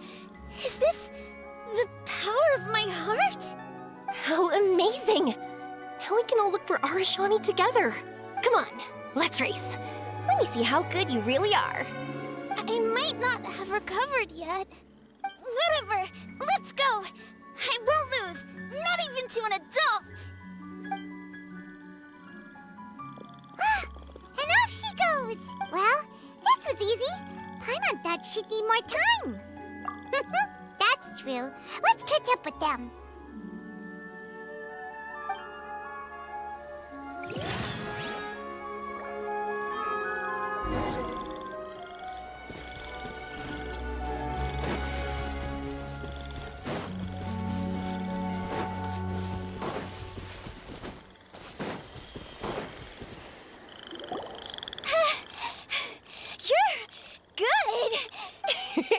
If we had run any further, you would have caught up. Aveen was neck and neck with Yoimiya.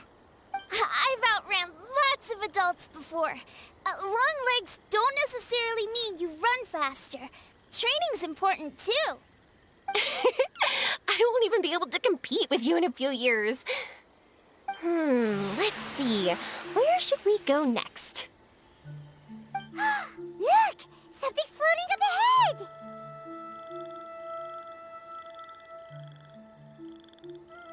Does it want us to follow it? Maybe. Let's follow it.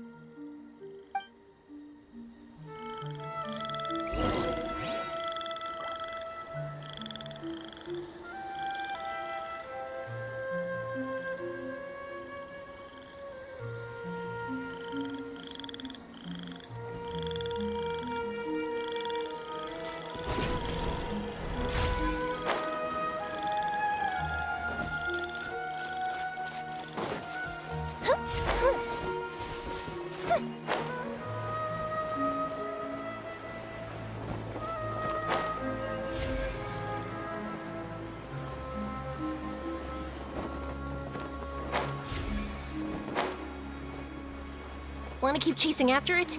You're not feeling worn out yet? Getting tired is part of running, and I love everything about running.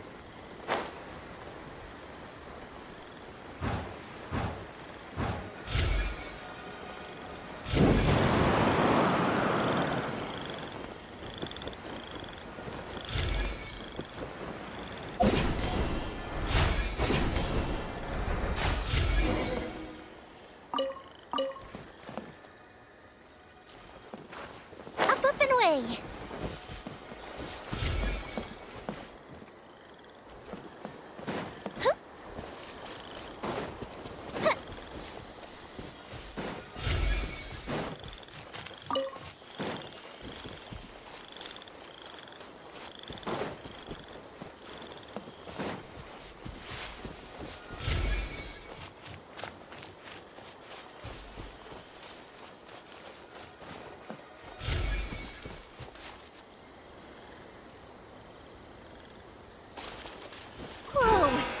So many huge mushrooms here! They're big enough to lie on! That's not what they're for! Let me show you! Oh! So it's for jumping? Watch this!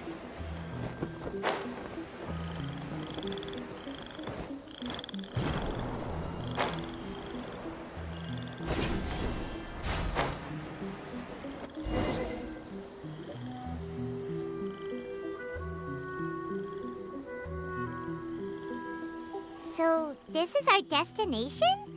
But Paimon doesn't see an Aranara, just this big stone. I'm so happy. I almost forgot how it feels to be this happy. You know, at first, it felt like my world had shrunk down to a tiny space. But as long as I continue moving forward, new sights will always appear in front of me. And my world will keep expanding before my eyes.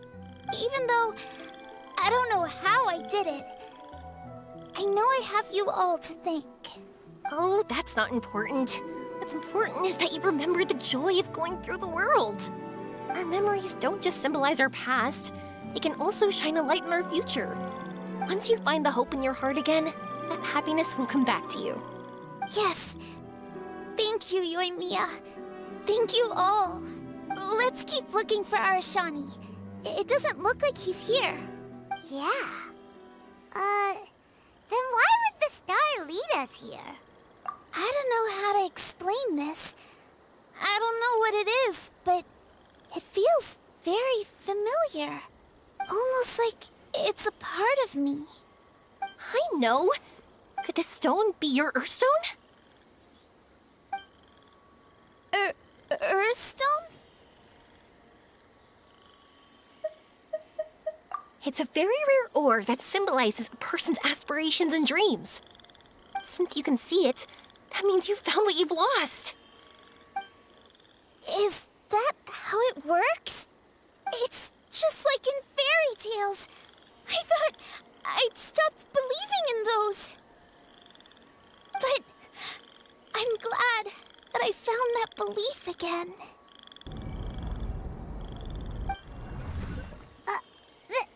They passed right through! Let's go after them! Hey! Yoimiya! Hey! Well, we have no choice.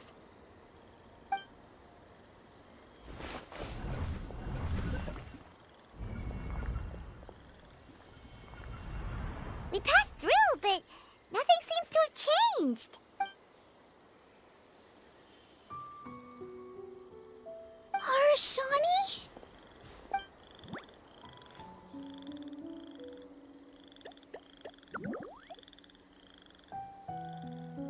Arashani! The Aranara is sure of a flair for magical journeys.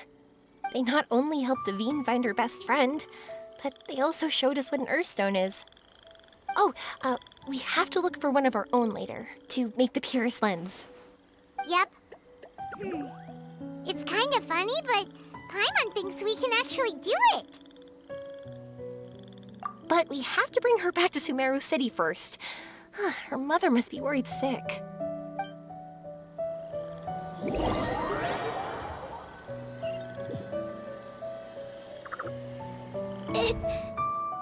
The dream ended.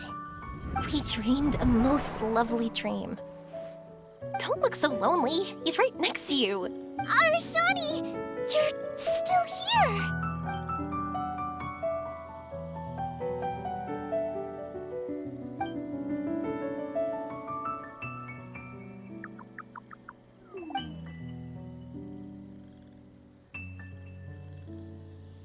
It's okay. I understand. This happened because I lost sight of myself. But I think I understand now. Yoimiya's right. Everyone gets bad luck, but we have to support each other through unlucky times. Thanks for helping me rediscover my memories and dreams. I won't let your work go to waste. You've also helped us a lot, so don't be so humble. To be honest, we didn't know where to start with the Earthstone. But now that we're on this track, I think we'll find it easy. Yoimiya, you need this Earthstone because you want to see a meteor shower?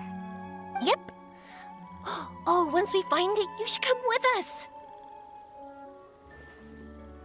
If that's how things are, I'm happy to lend you my Earthstone.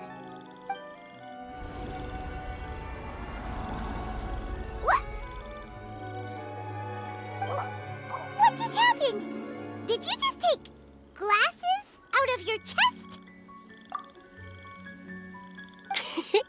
How'd you know we'd need this? I didn't. I just thought that since you helped me find my precious friend, I should help you using something precious to me. And then the light turned into this. Is this what you needed? Thank you. I didn't expect us to solve our problem like this. All right, time to give it a go. Not that I know how to use it, but let's see what my intuition says. Where are you?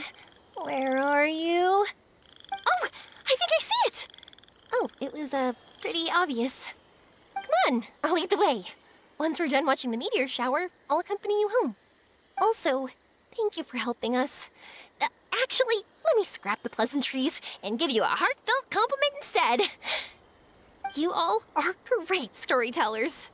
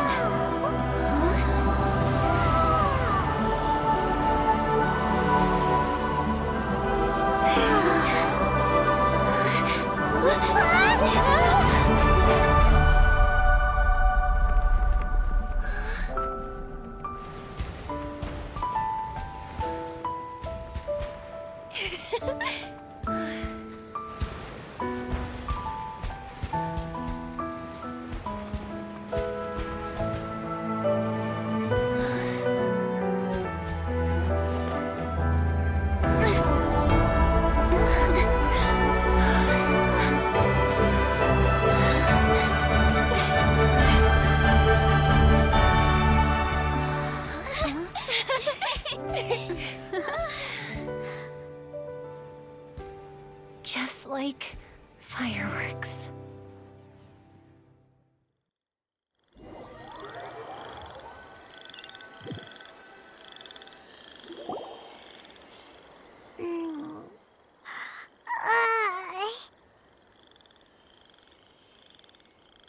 We're waking up already? But Paimon wants to watch more. The meteors we summoned flew up from the ground. They were exactly like fireworks. Ugh, I could have kept watching that forever. That was the realest, grandest, most magical dream I've ever had. Paimon, too! Paimon didn't expect you to just pull us onto that shooting star, though. Honestly, I didn't think about it at all.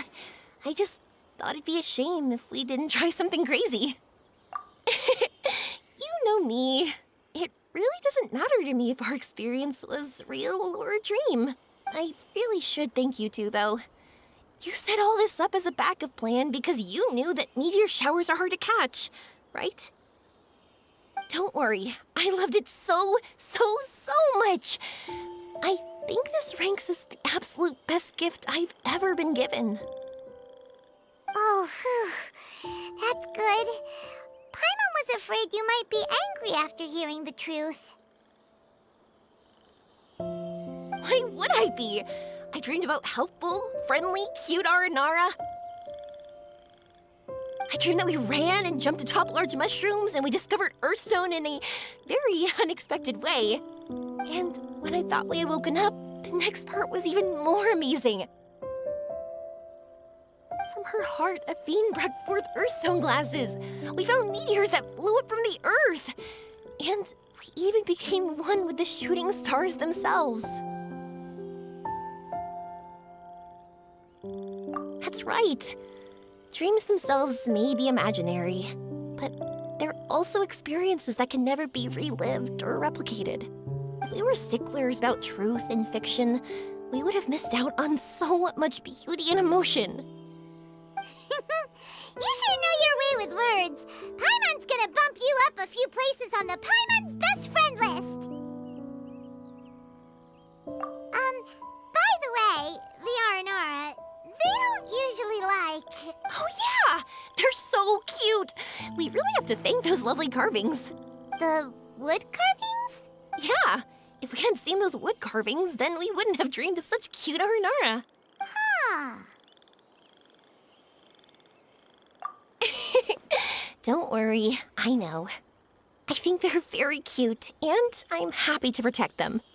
Well, it's almost time. Let's send her home.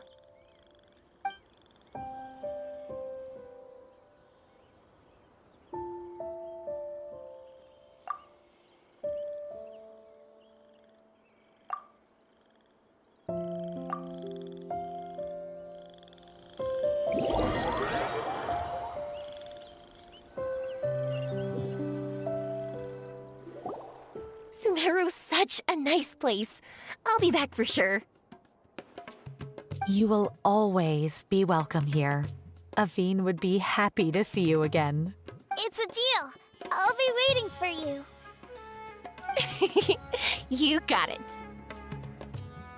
Yoimiya, before you go back, I want to tell you about my new dream.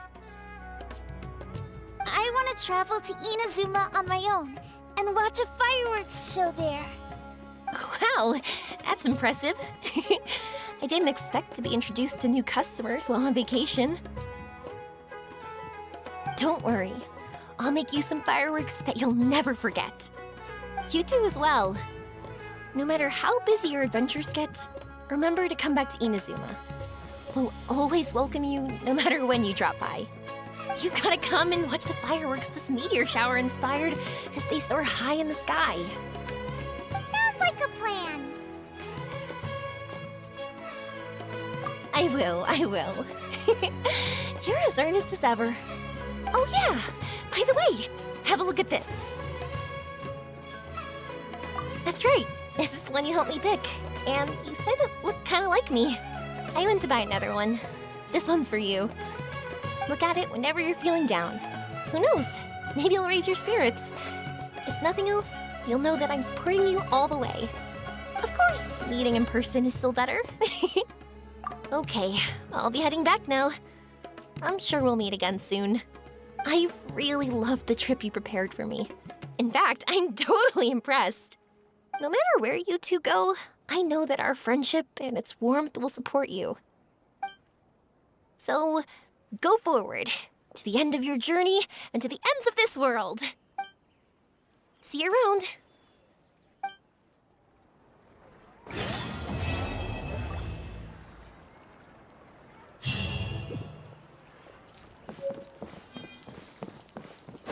Time to act.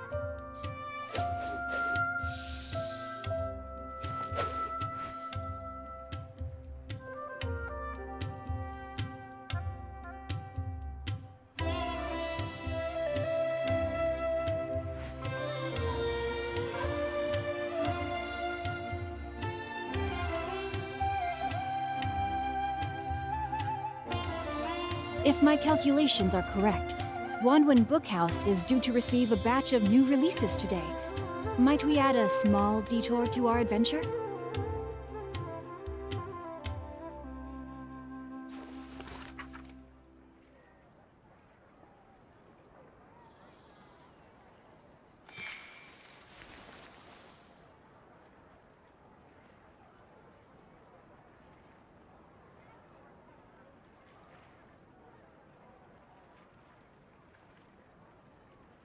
Twas on a deserted moonlit night that the hero approached the vile dragon's limpid lair.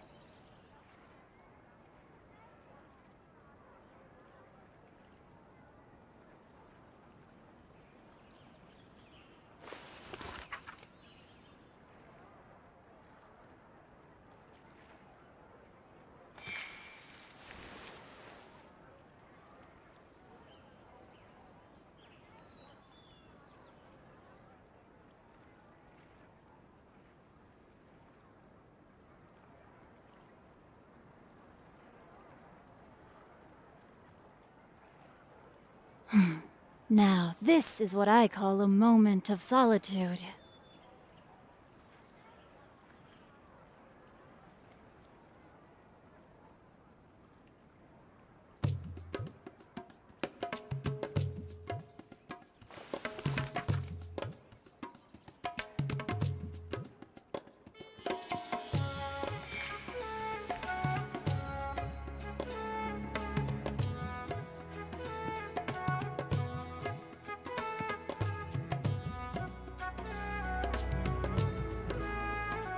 If my calculations are correct, Wanwan Bookhouse is due to receive a batch of new releases today.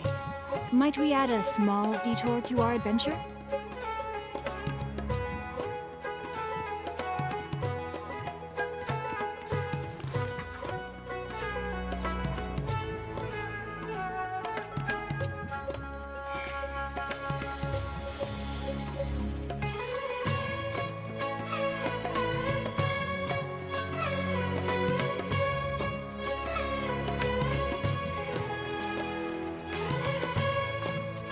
It was on a deserted moonlit night that the hero approached the vile dragon's limpid lair.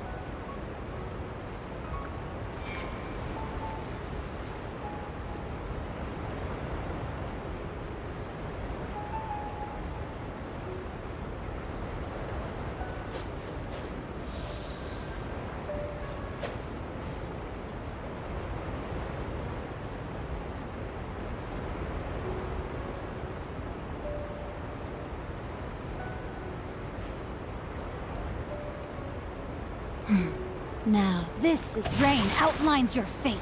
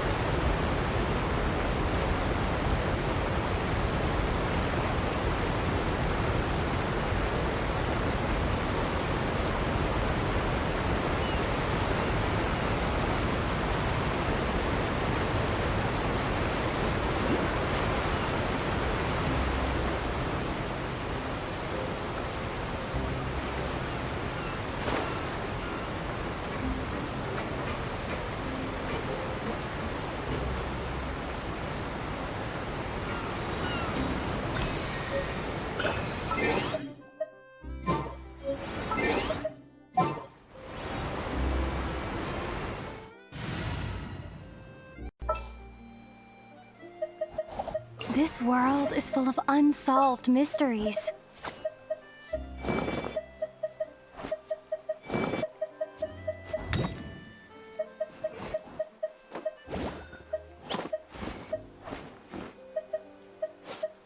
Time to broaden our horizons again. Need to end a few enemies?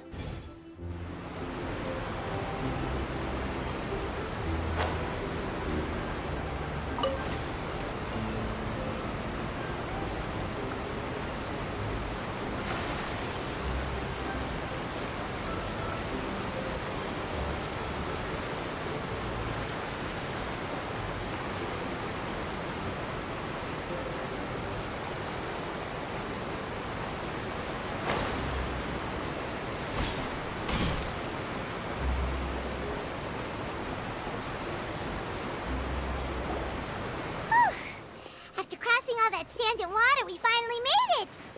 Oh, this must be Fontaine's port! Wow! Everything looks so advanced in Fontaine! Paimon's heard that the industry here is extremely developed, and there are all kinds of unusual machines! Just seeing the sights as a tourist is nice, but maybe it would be better if we found something to do! What do you think? Good idea! Nahida gave us loads of useful information. Seeking out the Seven is probably still our best source for information at this point. Yeah, the more we can learn, the better. So, what do you think the Hydro Archon's like? Will we get along? Nahida said that she has a very unique personality, whatever that means. To learn about a nation's god, start with the nation's people. There seems to be some locals talking over there. Let's go see if we can join the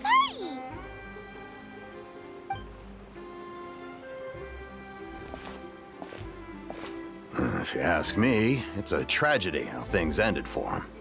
Clearly, he was a pretty decent person.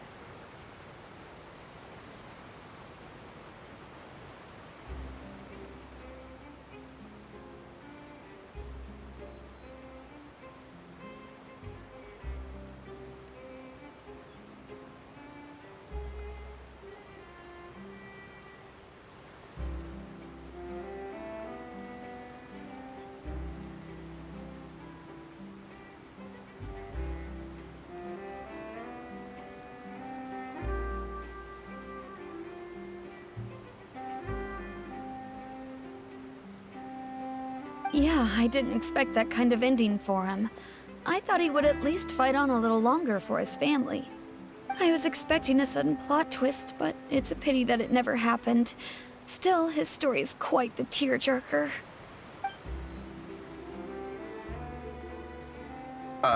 Excuse me. Can I help you two? I couldn't help but notice you standing here listening. Hi! We're travelers new to Fontaine, and we had something we wanted to ask, but you seem to be really busy talking about some kind of play, so we didn't want to interrupt. Play? Oh, no. We're talking about something that really happened. In fact, it's a case that was just heard a few days ago. Really? Like, a real trial? But the way you were talking about it and the words you used just now made it sound like some kind of story. Well, good tales are often based on true stories, aren't they?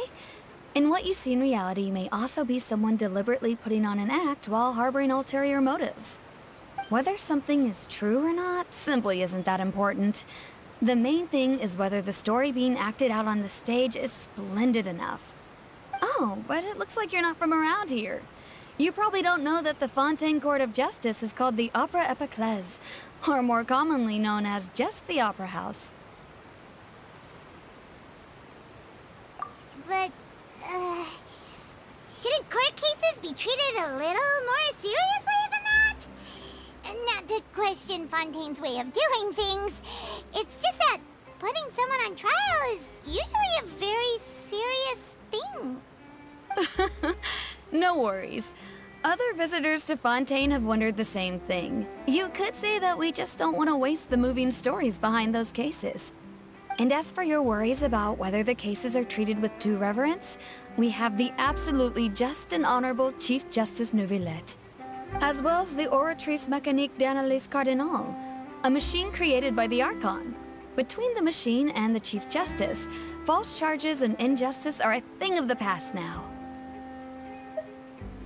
Oratrice? Is it some kind of machine, too? Oh, Paimon's curious.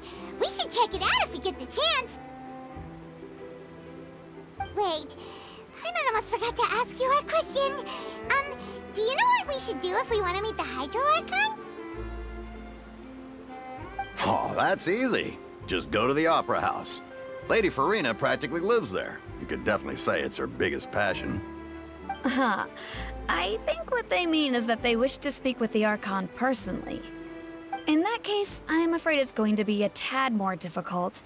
You'll have to make an appointment well in advance, and it'll depend on whether or not she has any time slots available. Huh. Is the Hydro Archon super busy taking care of official stuff? Wait, didn't you say that she's always at the Opera House?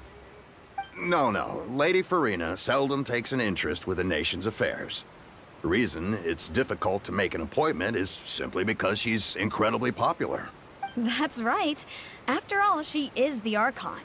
Though she may tend to get a little dramatic from time to time, people can't get enough of her. Huh. First time Paimon's ever heard of an Archon being described that way before. Wait! Paimon gets now! The Hydro Archon is kinda like a big celebrity here, right? Yeah, I suppose you could say that. Perhaps you could even say our mascot. Hang on. This is still Fontaine's Archon you're talking about. You should show some more respect. Yes, you're right. I guess I should at least try to be a little more respectful in front of visitors. Otherwise, I might get arrested and find myself face to face with Monsieur Neuvillette. Come on. Sure, there's a lot of laws here, but nobody's going to be arrested for saying something disrespectful about the Hydro Archon. Alright, I think we get it. Thank you! At least we now know that we can find the Hydro Archon at the Opera House. But who knows how long making an appointment will take?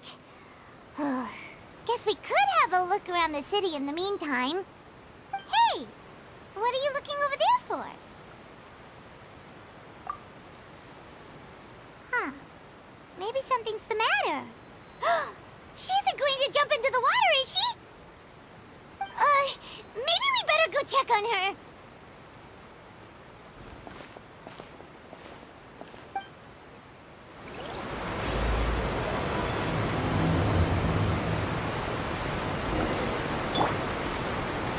Hey!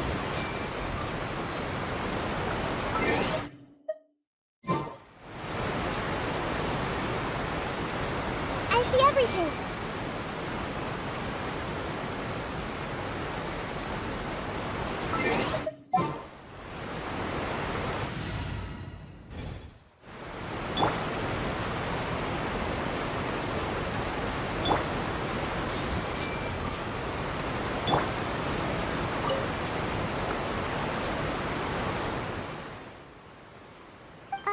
Hello there.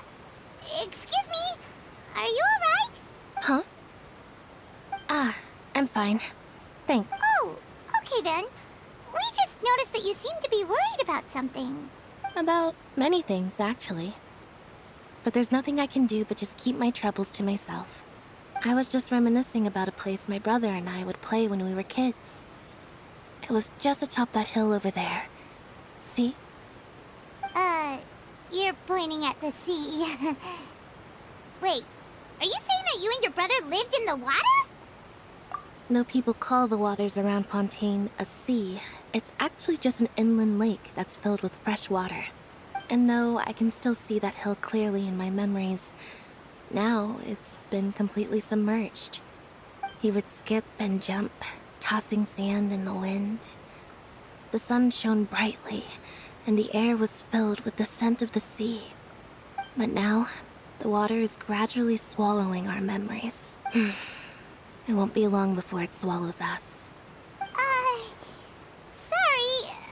Paimon doesn't really get what you mean. Ah, I don't believe we've had the pleasure of meeting. Are you Lynette's new friends? Oh, and you are? Thanks for looking after my sister. She often comes here to reminisce about our childhood, that's all. There's no need for any concern. Oh, allow me to introduce myself. I'm Linny, and this is my sister Lynette. If I had to guess, I'd say you must be travelers from abroad. Nice to meet you! Paimon is Paimon, and this is the Traveler. We just arrived in Fontaine. We were just talking with your sister.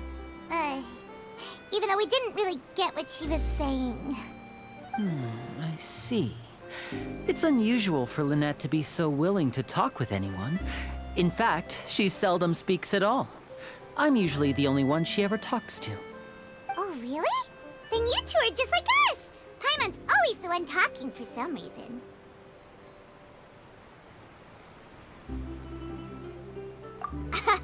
So that's how you think it is? I also think my brother can be too talkative at times. Seems you were right, Paimon. We are quite similar. So, what did Lynette mean just now when she said that the water is engulfing your memories, and that it won't be long before it engulfs you too? Oh, that. It's from a prophecy that's been circulating in Fontaine for some time now. Well, I suppose prophecy isn't exactly the right word, because that implies a certain amount of uncertainty. There's no doubt about what's happening in Fontaine now. Where to begin?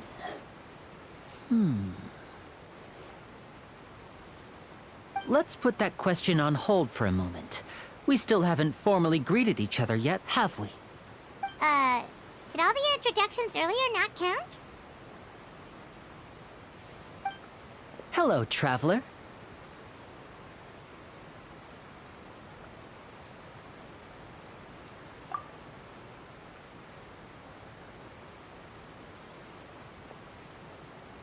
And hello, Paimon. Hey! Why didn't Paimon get a handshake? You're not poking fun at Paimon, are you? Please, don't take offense. Just consider it a sort of etiquette we have here in Fontaine when making new friends. You should remember it. It might prove useful. Oh! Alright then. Well, Paimon's just happy to have a local friend now. By the way, we were just getting ready to go to the Opera House to meet the Hydro Archon. Would you be able to show us the way? So you're going to see Lady Farina? No problem at all. In fact, I was planning to go to the Opera House later myself. I'll gladly take you once I finish things here. Please, follow me.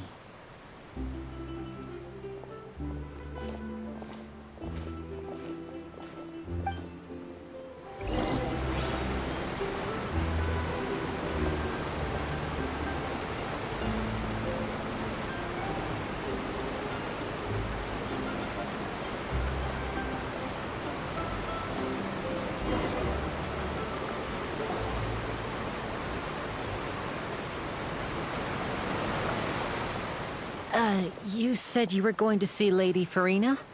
Well, it seems Lady Farina has come to see you.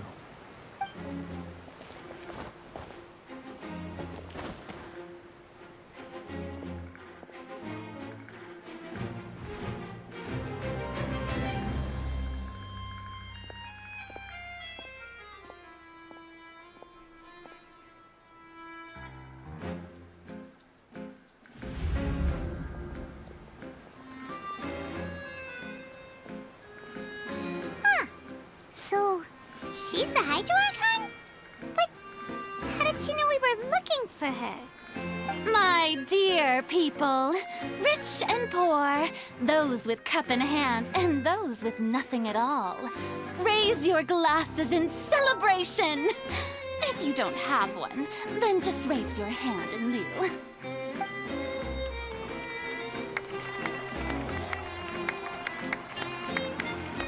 As you can all see, 2 unfamiliar travelers have arrived in our nation.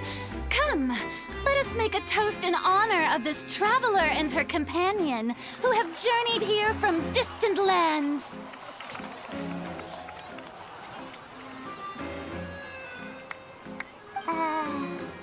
Is she talking about us?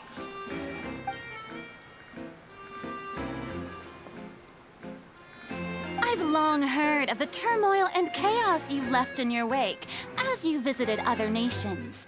But I welcome you nevertheless. No, I have come to receive you personally. Fear is for insignificant cowards. I am a god, and I will never entertain the notion of such meaningless wariness. You can be rest assured, I see clearly your sincerity. Of course, seeking an audience with me is the most sensible thing to do. It will allow you to truly behold my power and witness my authority. Intelligent people always gather under the correct banner. I, Focalor, hereby welcome you to the nation of Hydro and acknowledge the value and significance of your trip. Now, you may rejoice in this.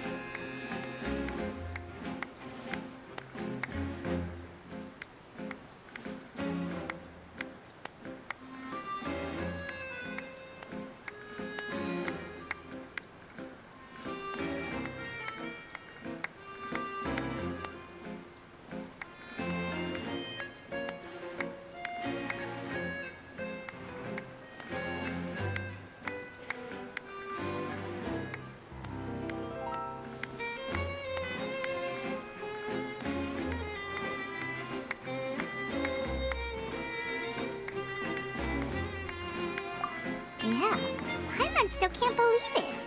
Feels like we've only been here for a few minutes.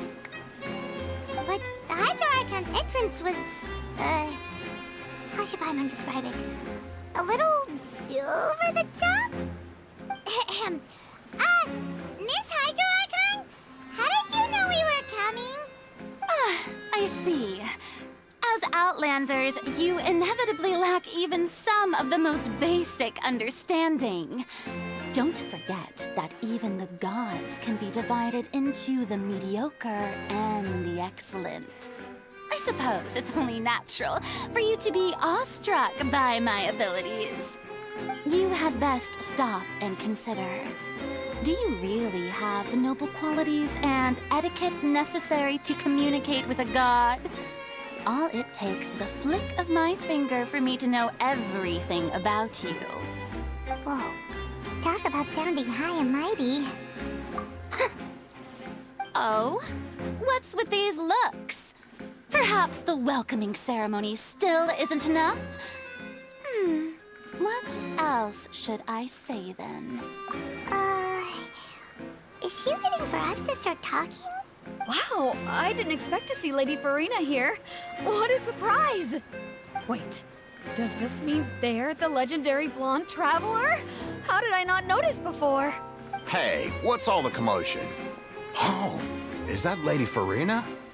Is there some kind of drama going on? Of course. That's the blonde traveler. The one all those stories are about. Lady Farina came here to personally see her. Oh, I bet this is going to be the duel of the century. Ooh, I've got to see this. I knew Lady Farina would never disappoint.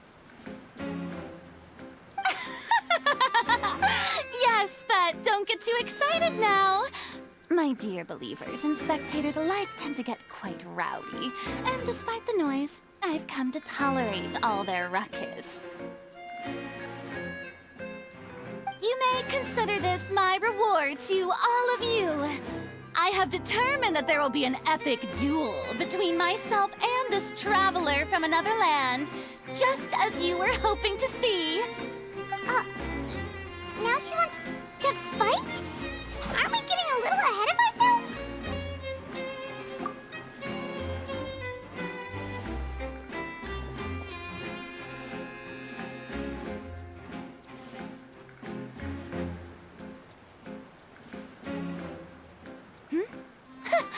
Are you not afraid? Might I remind you that this is a duel against the divine? What are you trying to do, traveler? Provoking a god in front of her people? Stand down, Clorend. I admire her bravery. Few have the courage to draw their sword against a god. She is obviously a true warrior. Unfortunately, people nowadays only crave to be thrilled, and a mere duel will not slake their thirst for excitement. Huh. Yeah, she's right. Just a duel wouldn't be all that interesting. On Araneus, criminals are always requesting duels to defend their honor. They're getting a bit old, to tell the truth. You see. Then, as the god of justice, I shall face this traveler in another kind of duel. A duel in court! Whoa, all right! Now that'll be worth seeing! Right. This is Fontaine, after all.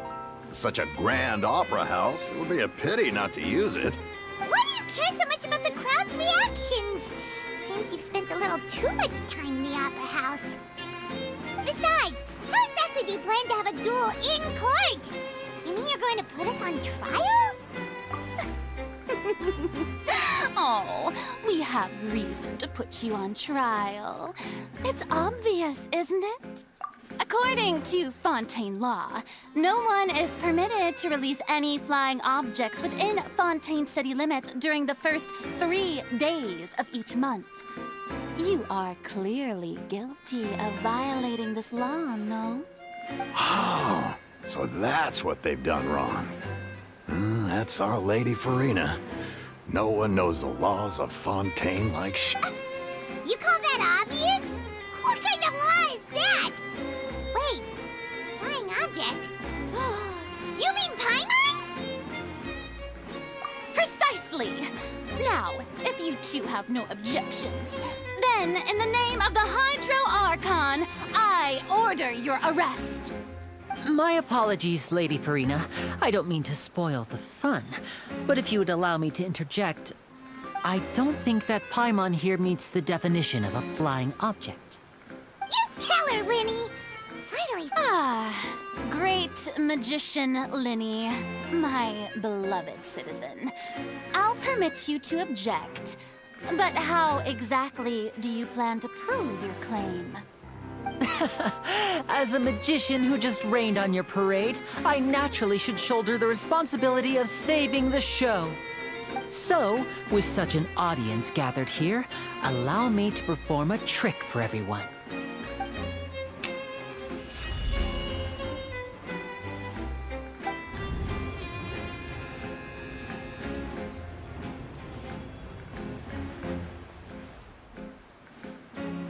Ta-da!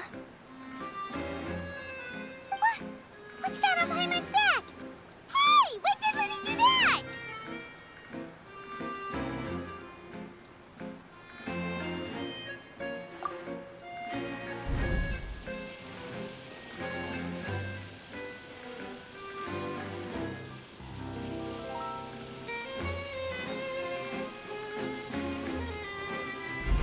There.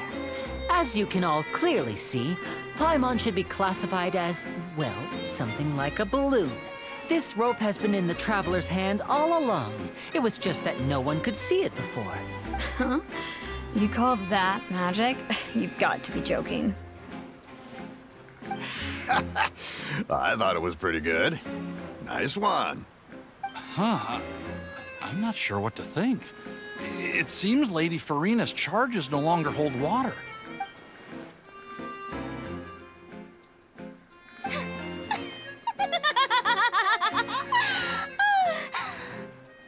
Amusing. Very amusing, Linny. Just the sort of unexpected twist that I enjoy. With you here, today's performance can finally be called complete.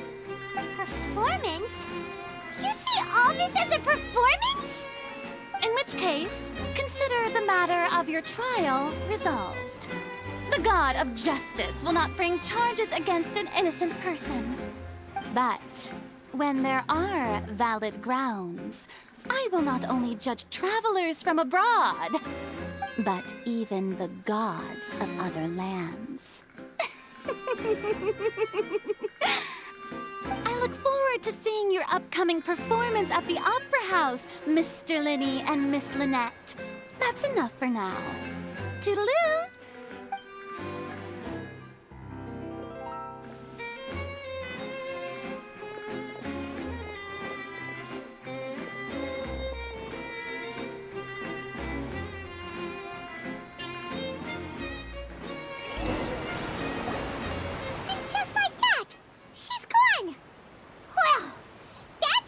Unpredictable Archon Paimon's ever seen. You never even had a chance to ask her anything.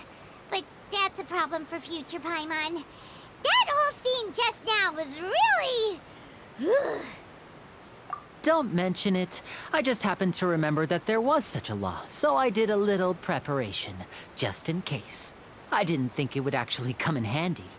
So, now do you see what kind of god Lady Farina is? She can be a bit confusing at times, but she is still amenable to reason. Anyway, Paimon had no idea you were a magician, Linny. It sounded like you'll be performing at the Opera House, right? I just know a few simple tricks I use to make a living. Lynette is my assistant. It will actually be my first time performing on the most prestigious stage in Fontaine, the Opera House. But isn't the Opera House where criminal trials are held in Fontaine? When there are no public trials being held, the Opera House hosts a variety of other performances. To the people of Fontaine, the line between a trial and a performance can be a little blurred. And speaking of performances, I would be remiss to forego this opportunity gifted by fate. Might I invite the two of you to see my performance? My brother's always excited to make new friends. Oh, sure. We don't really have anything to do now, and we wanted to go to the Opera House anyway. Splendid. In that case, why don't we go together? I'll show you the way. I just have something to take care of first. Oh, you really mean it? Then I'll take you up on your offer. This is a magical item known as a magic pocket. Perhaps you can help me distribute them to the people here. Huh? What are they going to use it for? About that... You asked me before about the prophecy, right? Let me start by telling you a little more about what it entails. I'm not sure exactly when it began, but a prophecy has been circulating around Fontaine. It says that every person in Fontaine is born with sin. No matter how the nation of justice holds trial after trial, this sin cannot be absolved. Until one day, the water levels in Fontaine will rise, and the sinful people will slowly be drowned. In the end, the people will all be dissolved into the waters, and only the Hydro Archon will remain, weeping on her throne. Only then will the sins of the people of Fontaine be washed away. That sounds pretty gloomy. Why are people in Fontaine born with sin? What is that supposed to mean? There are lots of guesses. Some say that the ancestors of Fontaine stole the power of the seas and stirred its wrath. Others say that the people of Fontaine never heeded the first Hydro Archon's warnings and offended Celestia. But here in Fontaine, evidence is what matters. There hasn't been concrete evidence for any of these claims, so they can only be regarded as conjecture. If even the people in Fontaine don't know what sin they committed, wouldn't it be better just to ignore the prophecy completely? Why bother feeling guilty all the time? That's exactly what the people did at first. But in the last few years, the water levels in Fontaine have actually started rising. Many places have already been completely submerged, and now lie beneath the sea. Many people carry on with their lives as before and shrug it off as a natural phenomenon. But my family and I think that the people of Fontaine shouldn't ignore the possibility, which would end up sentencing them to death. We hope that at least the people who reside near the waterfront can move away before it's too late. So, we've started distributing magic pockets to them. As a magical item, these magic pockets have astonishing capacity. I'm sure they will come in handy when people are moving their belongings. Oh, Paimon gets it! It's like preparing for a rainy day! But this is more than a bit of rain.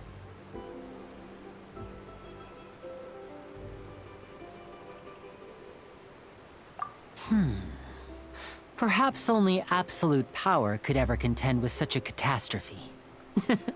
But who knows? We're just tiny specks in the grand scheme of things. Now, if you'd like to help, then please give these magic pockets to anyone nearby. Be sure to convince them to take it, regardless of what they say.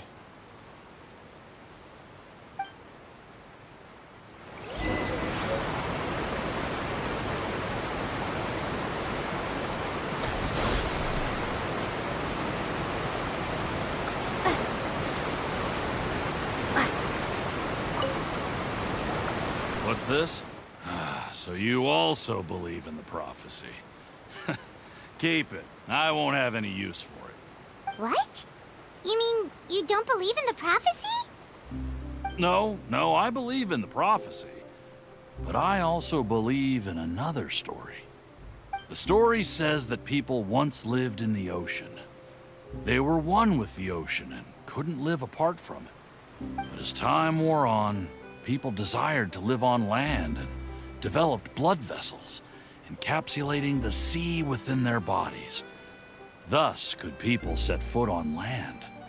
So, if you ask me, when the water rises and takes us all, it'll be like we're going home. Oh, we hadn't heard that one before. But people can't live underwater. They'll die. You should probably still take it. All right, I'll take it. I guess I just feel that being dissolved into the water doesn't necessarily mean death.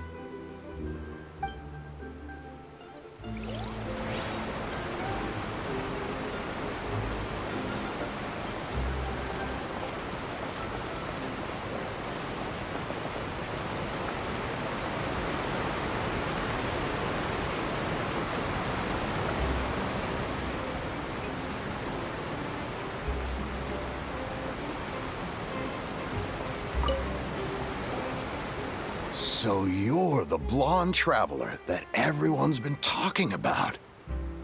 My apologies for not recognizing you earlier. Oh, a magic pocket? Seems you really thought of everything. I guess it's better to prepare for the worst and hope for the best. Thanks. Please, also thank the magician on my behalf when you get the chance.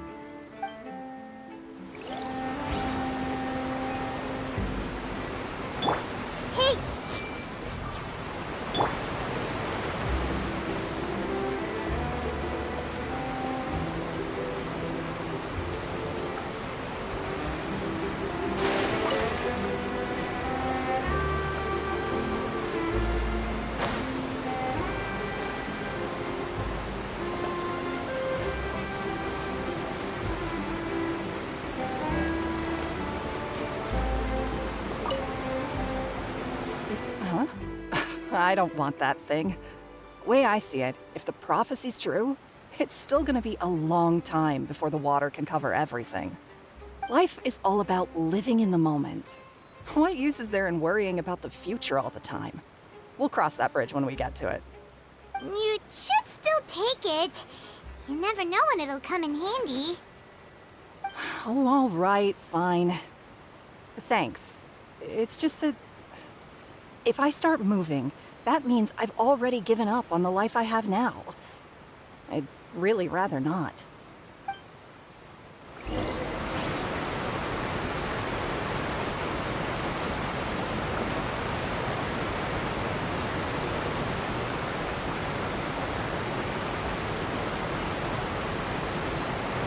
Oh? You already handed out all of the magic pockets? That was fast. So, what did people have to say?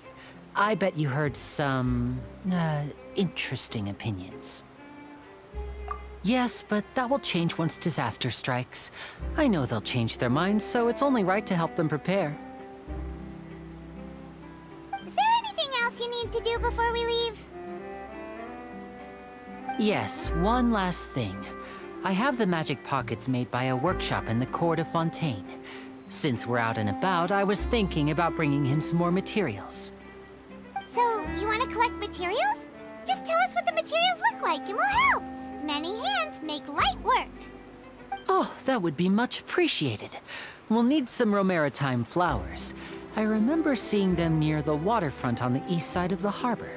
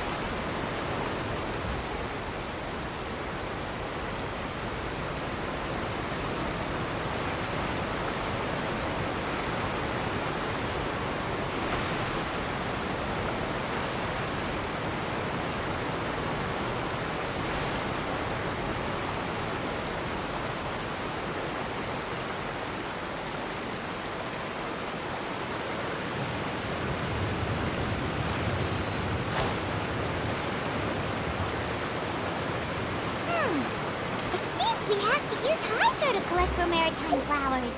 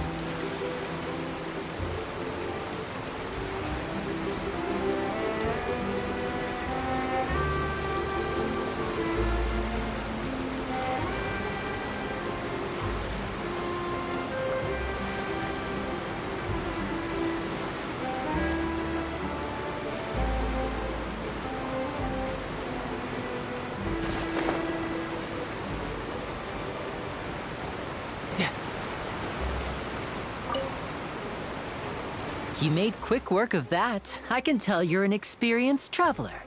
I've also finished collecting a few here. Maybe next time you'll feel like helping too, Lynette. No way. I'm in power-saving mode today. Otherwise, I fear I may not have any energy left for the performance at the Opera House. Fine. Though the performance is still a long way off. Now that we're finished here, we should get ready to head back to the Court of Fontaine. So, we're going to the Court of Fontaine before we head to the Opera House? Good. Paimon wants a tour of Fontaine's largest city and try...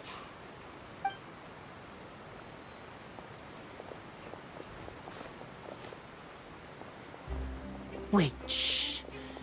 Have you noticed that person over there? The young girl. Huh? What's wrong with her? Paimon didn't notice anything. She's obviously a thief. Magicians and thieves practice similar methods. We divert attention, and a distracted audience is one that won't discover what you're really doing. Watch her movements carefully.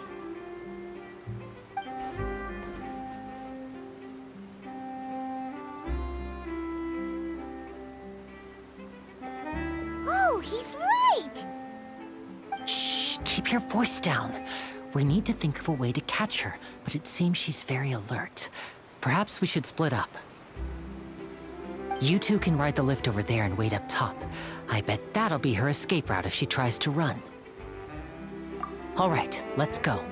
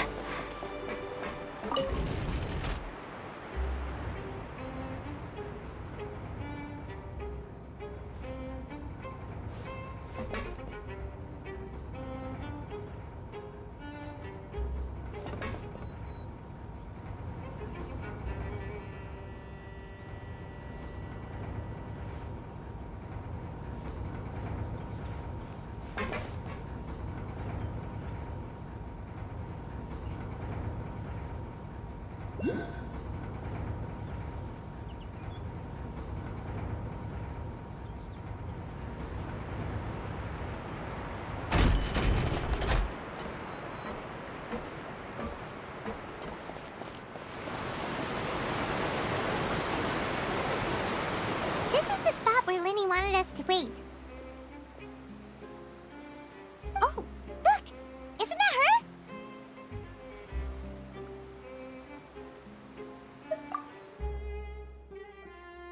Oh no! Did she notice us? She started running the other direction! What should we do? Should we chase her?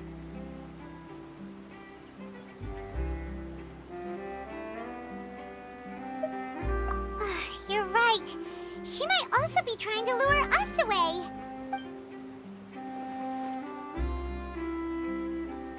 Nothing's happened for a while now. Paimon wonders if Linny caught the thief. Yeah, let's go.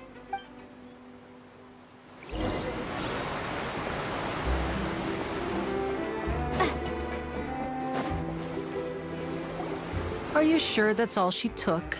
You should check to make sure you're not missing anything else. No, that was all. Oh, I can't thank you enough. I didn't notice a thing earlier. Anyway, I should be going now. Thanks again. Oh, were you returning what the thief had stolen? That's right. Pity I wasn't able to catch her. She distracted me by dropping the thing she stole on the ground.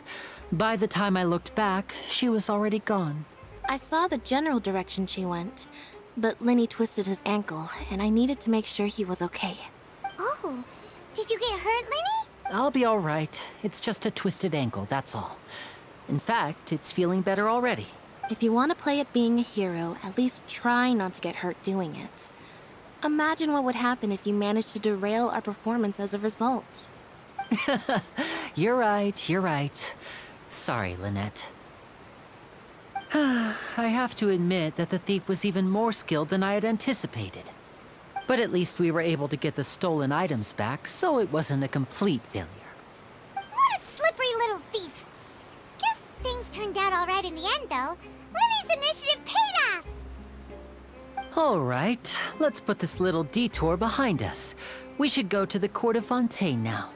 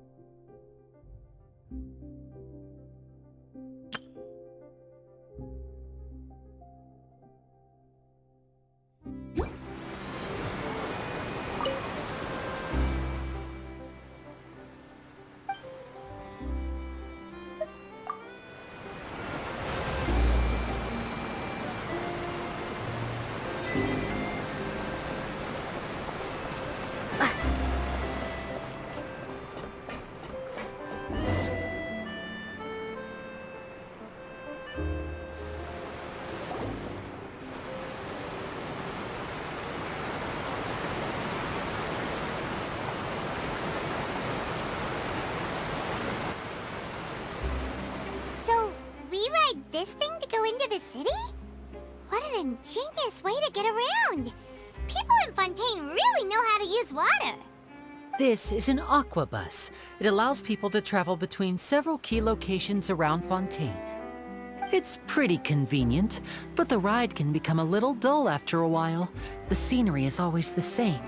That's why it's better to travel with friends. So you mean it's still boring even when I'm riding with you?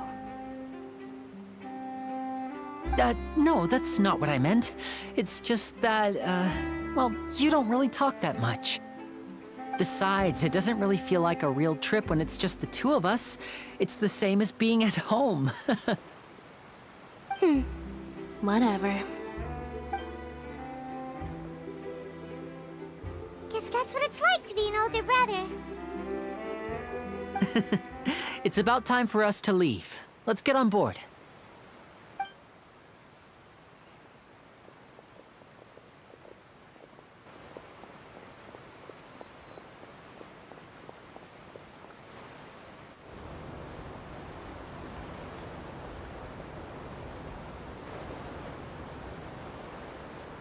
Oh, excuse me! Aren't you the great magician Linny? And his assistant Lynette? Hello. I don't believe we've...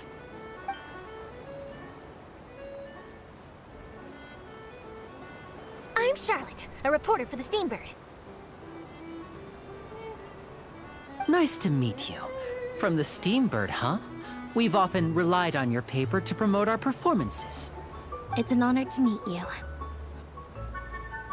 Wait, could that be the legendary traveler who's been making headline after headline in their journey across Tibet? Amazing! You recognize everybody almost immediately! I wouldn't be much of a reporter if I didn't know who's who, would I? Wow, today must be my day! Who knew I would end up on the same boat as so many VIPs? Could my vision finally be showing me some favor? So, Charlotte, what do you usually report on? Well, when there isn't any breaking news, I mainly cover the trials at the Opera House. You can still manage to keep readers' attention as long as you tell things from a clever enough angle, even if it's the same old topics. For example, reporting on how a scammer once deceived vulnerable girls into relationships, or how a financial criminal was once so poor that they ate a single piece of bread for 5 days. That's fine and all, but what I'm really after is exclusive, sensational news pieces that could shake the country.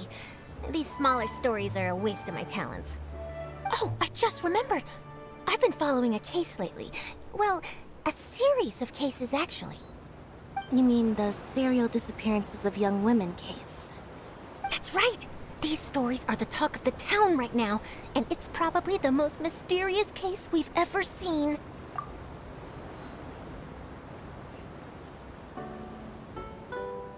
If I'm the first with a draft ready to publish when the case is finally cracked, and it's the headline story in the Steambird,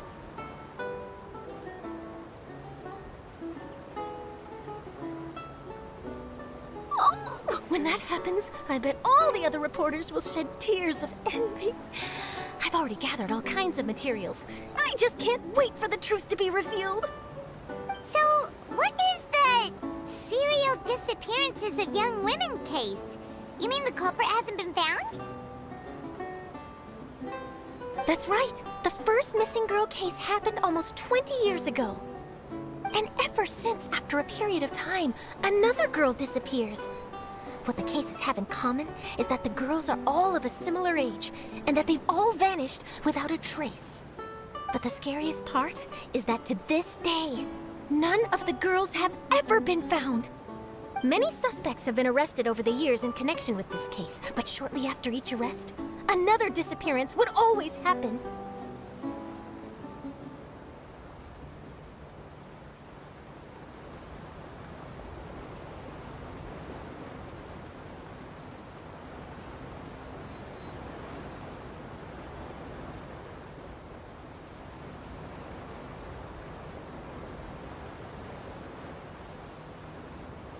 Yes, it's possible. But either way, I believe that every case has some precise truth behind it, waiting to be exposed. Yes, I agree. And at the very least, the family of those missing girls deserves some sort of explanation. I just imagined for a second what I would do if Lynette were to suddenly disappear. I'd pay any price to get her back, and then find a way to track down the culprit. Please don't imagine that, Lenny.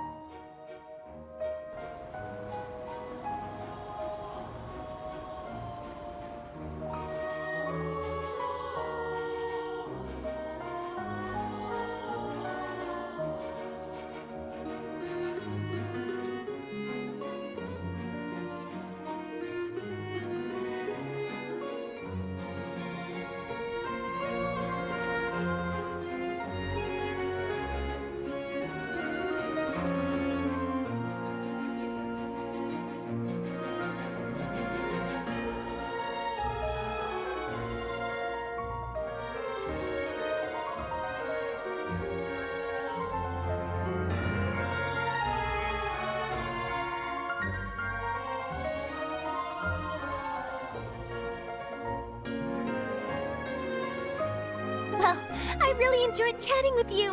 Life should be full of pleasant little surprises like this. Yeah, us as well. The ride went by too quickly. Ah, I have an interview to get to. I should get going before I'm late. Okay, Paimon hopes we can chat again soon, Charlotte. See ya!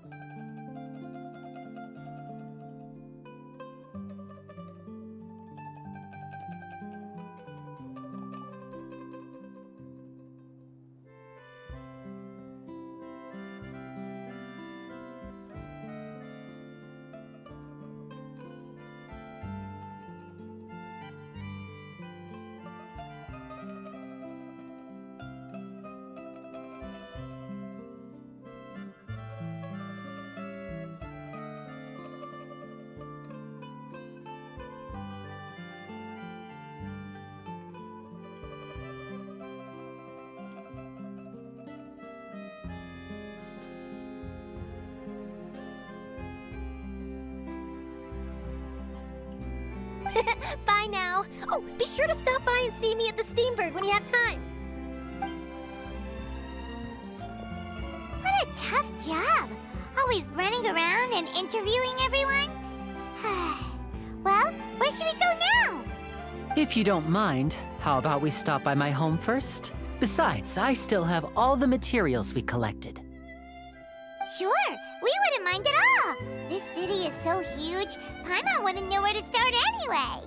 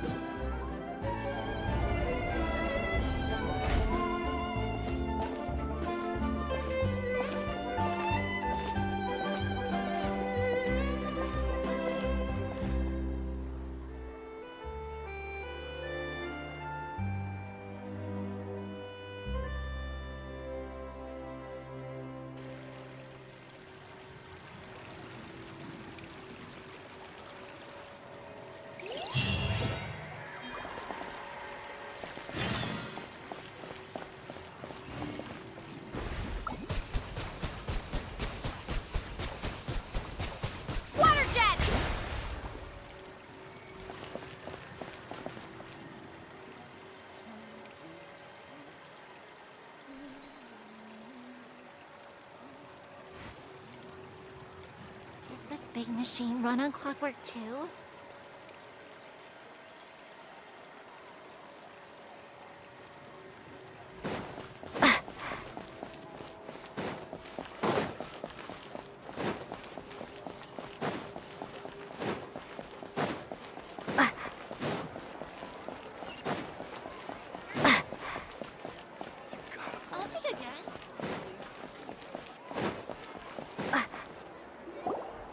This is our current abode. Ah, Fremine, you're home. Where did everyone else go? I have some new friends that I would like to introduce.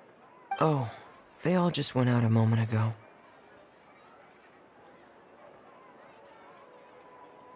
I see. Everyone is getting busier now that Father will be returning soon. I suppose that can't be helped. Allow me to introduce you to my little brother, Fremine. He is a phenomenal diver. Hello. Nice to meet you! Paimon is Paimon, and this is the Traveler! Oh, you sound very proud to have a diver as a brother, Linny.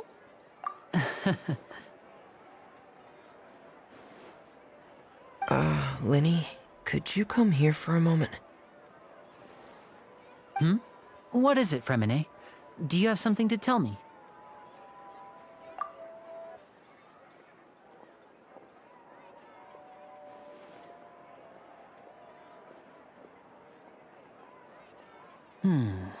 Okay, I see.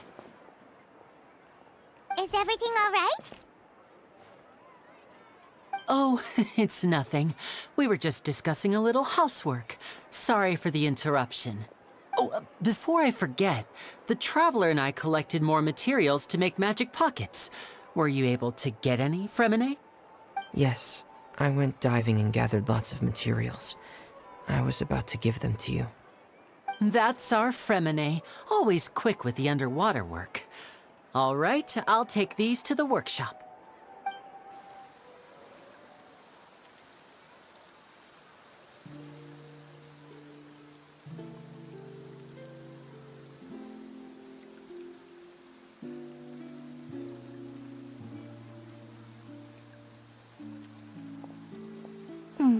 Looks like rain.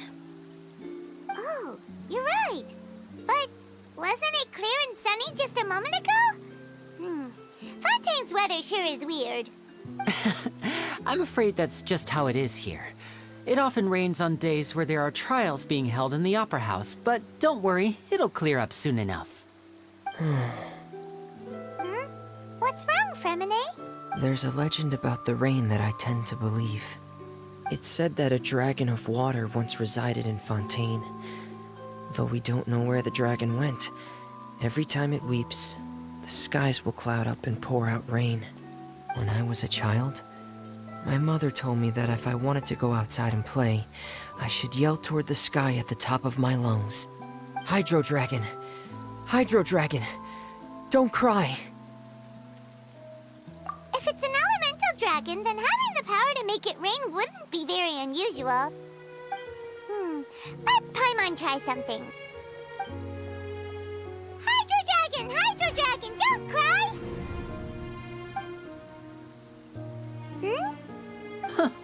Doesn't seem to be of any use. It is just a legend after all. You know, you might be a more popular magician if you understood the concept of romanticism. Or could at least play along. Sorry. It might be because we've never met the Hydro Dragon. Perhaps it can't be comforted by the words of strangers.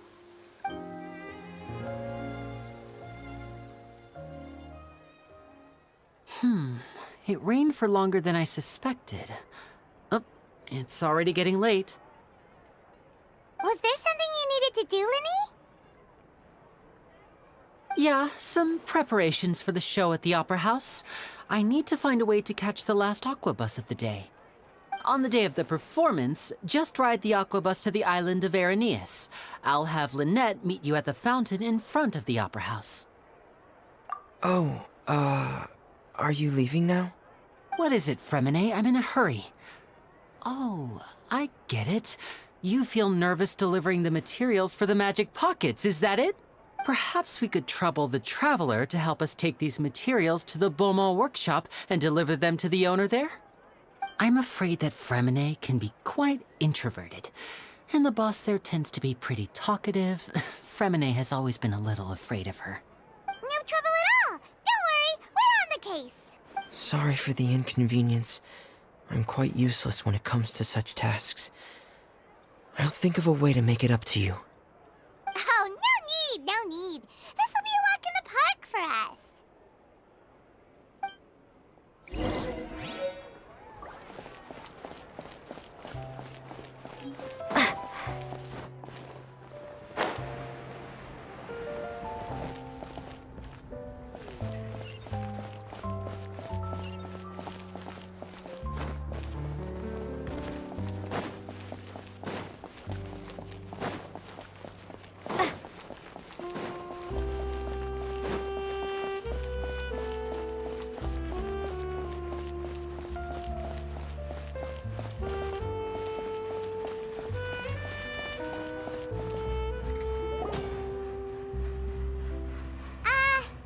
Hello? Is there anyone here? Oh, hello there. New customers? Looking to buy, or do you need something made? Or perhaps you're just looking for a chat with me. Oh no, we're just here to deliver some materials. Here they are. They're for making... what were they called again? Ah, these must be for Magic Pockets. I could tell right away. I've already made several orders worth now. No need. They've already prepaid several batches worth. When they told me what they'd be using them for, I even offered them a discount. But they insisted on paying the full amount, saying that I had a business to run. It seems both their hearts and their pockets are made of gold. Whoa. So, is Linny actually loaded? I can't say for sure, but who knows? Maybe there's good money to be made being a magician in Fontaine. Hey! Is this machine what you use to make stuff here? It looks really advanced. Why use your hands when a machine can do the work? It would be a waste not to use the latest technology, and wasting is a kind of crime. But where does a big machine like that get its power from? Well, it's a little complicated. I'm not sure I can put it in layman's terms for you. But basically, everything we usually use here in the city is powered by indemnitium. It's a type of energy that's produced from trials. Huh? How can trials produce energy? Well, I'm not completely sure of all the details myself, but basically, when a trial is in session, the Oratrice Mécanique d'Analyse Cardinale harvests people's belief in justice and converts it into energy to be used all around Fontaine. So that's what its other function is? Paimon heard that the Oratrice was created by the Archon to make judgments. But Paimon still doesn't get it. How could something unreliable like people's beliefs be turned into a stable power source for these machines? Oh, yeah! So that means the Hydro Archon relies on the machine to take the energy created by belief and turn it into power for all of Fontaine, right? Even though I've never heard anyone really put it that way before, it sounds like it makes sense. Besides indemnitium, we have another type of energy called mumusia. It isn't produced by the power of the Archon, but it is unstable by nature. Even now, it still cannot be widely used by civilians. I thought I'd find you hard at work, but here you are chatting the day away. Since you're already talking, I'm sure you wouldn't mind a few words with me. You again? Didn't I already promise you that I'd have the more I owe to Confrérie of Cabriere by next month? Why are you hounding me now? Yeah, but how do we know that you won't go running off by the end of this month? I want 50% today. Wait, no, 70%. Huh? You... Seems business isn't so great for the workshop. We've already finished our job and delivered the materials. Maybe now's a good time to leave? Hey, hold on! Before you go around trying to collect payments, why don't you settle your own debts first? If Confrérie of Cabriere wants to poach clients from Northland Bank, that's fine. but I'm afraid you still owe the bank a hefty sum of mora. So why don't we work things out between us first, before you— You're from Northland Bank. But we said we'll pay everything we owe next month. Why are you hounding me now?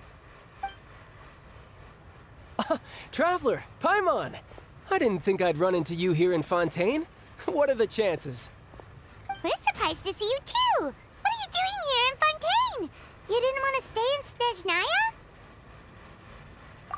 Snezhnaya? Long story short, I've already been in Fontaine for some time now, and honestly, things have been pretty boring. But it seems that fate brought our paths together today. Not only will I have some good friends here now, but ones who always seem to find trouble. Either way you look at it, it seems things are going to get a lot more interesting now. Pretty sure we'd want to avoid anything that you'd find interesting. Besides, our trip here has gone pretty well so far. Right,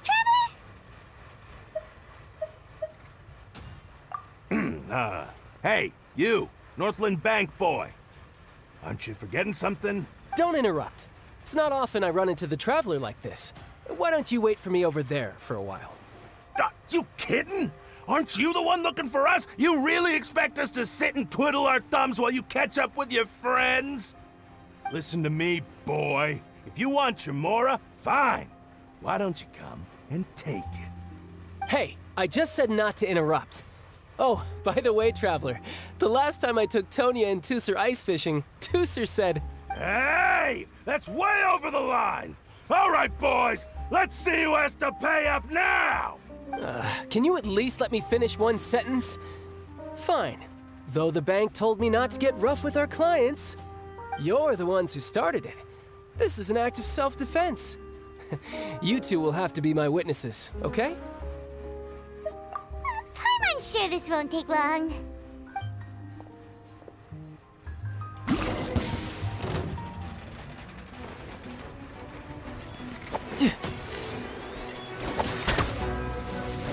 Riptide!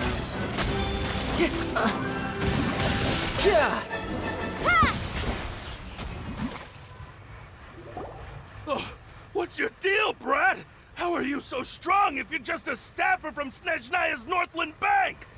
Wait, don't tell me you're— Oh, now you notice. It's a little late, don't you think? Just make sure you understand that you don't mess with Northland Bank. Got—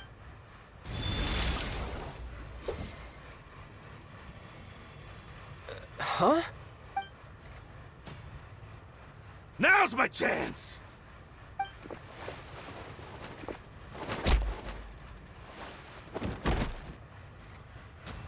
Huh.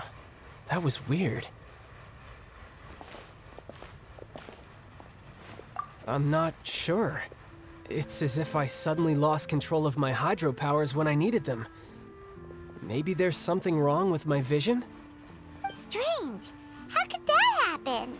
First time Paimon's ever heard of someone losing control of their vision. Never mind. It doesn't matter. If I want to stay sharp, I shouldn't be relying too much on my vision anyway. Besides, I always have my delusion in case I need it. So what are you doing in Fontaine, child? And don't say it's work for Northland Bank. Well, I guess it's because I've been in a bad mood lately. Huh? What kind of reason is that? Wait, since when do you feel down about anything? I don't know. Maybe I still have a lot to learn about myself. But recently, there seems to be some sort of restless power stirring inside of me. And I don't know why, but every now and then I feel like I'm in a terrible mood. Maybe you losing control of your vision just now is connected with that power you're feeling inside. That is a possibility. I can't remember if I ever mentioned it before, but when I was 14, I fell into some unknown abyss. It was during that time I learned nearly all of my abilities. The one who took me under her wing and taught me was named Skirk. She was always quiet and very mysterious. Nobody knew where she came from or what she had been through, and she was always very strict when teaching me combat techniques. One time, I asked her why she was willing to take me on as an apprentice. From what I could make of her answer, it was Because I had awakened it, and traces of it remained on me. She said that all my combat training would be useful in the future. But what is it? What did you awaken? She never explained that, but my guess is that it's related to a dream I saw when I had just fallen into that abyss. In my dream, I was in the deepest depths of the sea, and the boundless seabed was all around me. But in front of me appeared a whale that was so massive, I felt like I couldn't breathe. A whale? Oh, that sounds familiar! When we fought against you before, you summoned a huge whale that seemed to leap at us. Is that the one? That's just an abstract form of a whale that I create using my elemental powers. It takes that shape because the scene I dreamt of the whale has always been stuck in my mind. I'll never forget it. So you used the whale as inspiration for one of your moves? Huh. Seems a little twisted to Paimon. So why don't you just go ask your master? Maybe she knows the answer. You make it sound so easy. Ever since the incident I experienced there, I've never stopped searching for Master Skirk and that unknown abyss. But it's been years now, and I've still found nothing. There isn't even a trace of the place where I remember falling into the abyss. Oh, it sounds like some kind of ghost story. Yeah, I'm out of leads at this point, but there's nothing more I can do. It seems that strange encounters in this world tend to be elusive like that. Oh, seems the time really flies when I'm talking with you. I just remembered I have somewhere else I need to be, so I should get going. What? More work for the Northland Bank? No, it's more of a personal appointment. Lately, I've been sparring with some of Fontaine's official champion duelists whenever I'm feeling bored. Official champion duelists? You mean it's their job to duel? Yep. In Fontaine, before a criminal goes to court, they're given one chance to defend their honor by requesting a duel with an official champion duelist. The champion duelists are all powerful fighters selected, so engaging in such a duel is regarded as a symbol of defending your honor. If a criminal manages to win the duel, they'll be acquitted. But if they lose, they'll have no choice but to stand trial. And the worst case scenario is that you're simply killed in the duel. Though it's rumored that Fontaine has a death penalty, from what I can tell, no one has ever been officially sentenced to death. So really, the only people who opt to duel are those who have suffered a grave injustice in being accused, or those who greatly value their honor. Otherwise, why gamble with your life? So, do many people actually get out of their trials by winning the duel? Apparently, it's exceedingly rare for anyone to actually win. Fontaine probably enacted this system as a way to show that the nation respects the honor of its citizens. Besides, none of the champion duelists are to be trifled with, which is exactly why I was itching to face them as soon as I got to Fontaine. Apparently, the one I'm meeting today, Clorinde, is the strongest of the champion duelists. I had been asking her for some time before she finally agreed to face me today. Well, that's child for ya. Paimon feels like we heard that name somewhere before. Clorinde. Huh. Oh, before I forget, I want you to have this. Huh? Your vision? You're seriously just giving it away? I'm just worried that it could become uncontrollable again. I'd be pretty upset if it got in the way of my duel, so I think I'll be better off without it for now. Besides, I just need you to hold on to it for a short while. I'll come retrieve it when I have some time later. Paimon knows what you're up to. You just want an excuse to come talk to us again, don't you? Whatever gave you that idea? I'll be in touch later.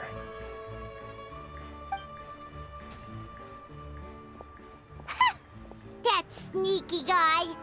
He said he's been feeling down lately, but he seemed the same as ever to Paimon.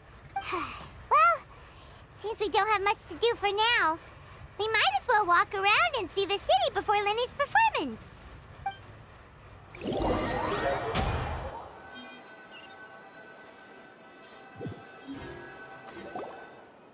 Wow! Who could have seen that coming? The reporter who was barely around for for most of the story was the murderer all along! Sorry. Paimon was just surprised, that's all. Whew. Paimon never saw that twist coming. The murder mystery novels here are amazing! The whodunits here in Fontaine are a lot different than the light novels you see from Yai Publishing House. Both have their merits, but Paimon thinks this style of novels are more, well, novel. It's so exciting to reach the moment when the mystery is uncovered, especially in the one Paimon was just reading. You should buy a copy and read it too.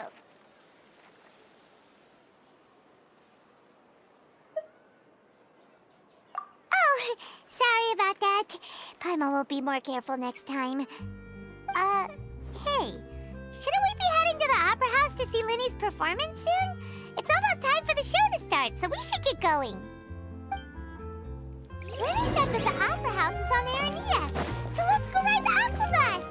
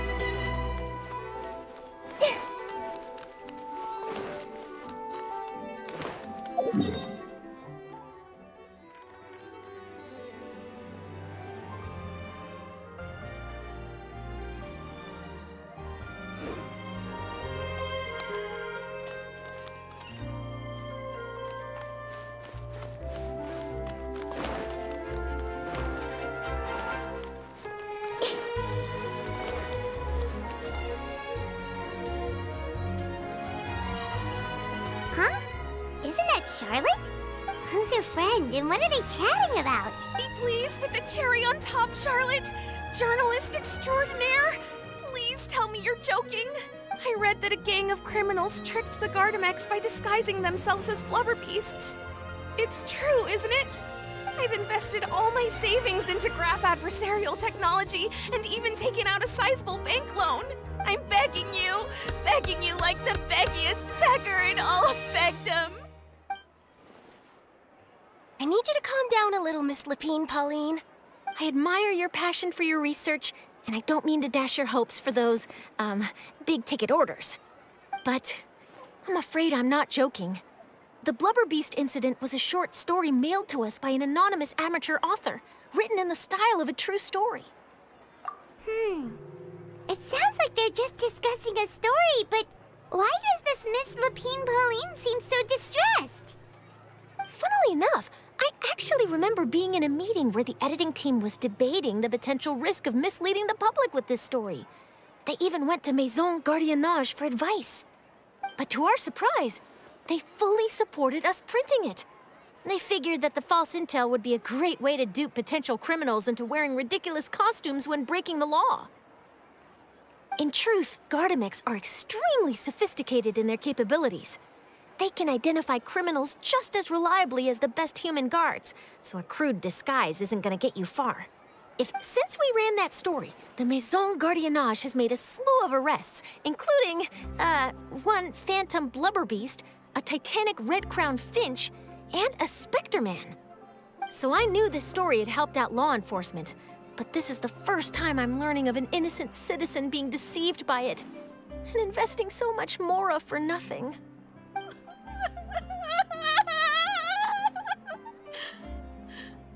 Uh-oh. She really sounds like she's in pain. Paimon thinks we should just ask Charlotte what's going on. Hey, Charlotte! Traveler, Paimon, it's you! I was in the area taking some photos for a story when I got to talking to Miss Lapine Pauline about her research. She read an article in the Steambird about a criminal who evaded Gardamex detection by disguising themselves as a blubber beast. Inspired by this story, she spent a lot of Mora researching counter-criminal image recognition technology. Her aim was to improve Fontaine's public security by developing a device that could enhance Gardamek's target recognition capabilities. She was hoping I could write an article to spread awareness about image recognition technology. She even paid me for the article and gave me one of her prototype devices before I could get a word in. But unfortunately, it was just a fictional story, and her efforts and aspirations were all in vain. I tried to let her down gently, but she's finding it all very hard to accept. This is a new situation for us, too. It's such a pity. It seems like the author was only trying to make the story interesting, and the Maison Gardiennage only had Fontaine's best interest in mind. Wait, Miss Lapine Pauline, what are you doing? I'm gonna pick a fight with a Gardamek, head to the Opera at Biclez, and get a one-way ticket to the Fortress of Meropide. That way, I won't have to repay my debts. It's the only way I can afford to keep on living. Whoa, there's no need to go that far. I mean, come on, look at you. You wouldn't even dent the Gardamek's armor. In all likelihood, they'd only hold you up at the Maison Gardiennage for a few days before letting you out, and then you'd still have to repay your debts. Actually, instead of going into the technicalities of that, how much did you actually invest?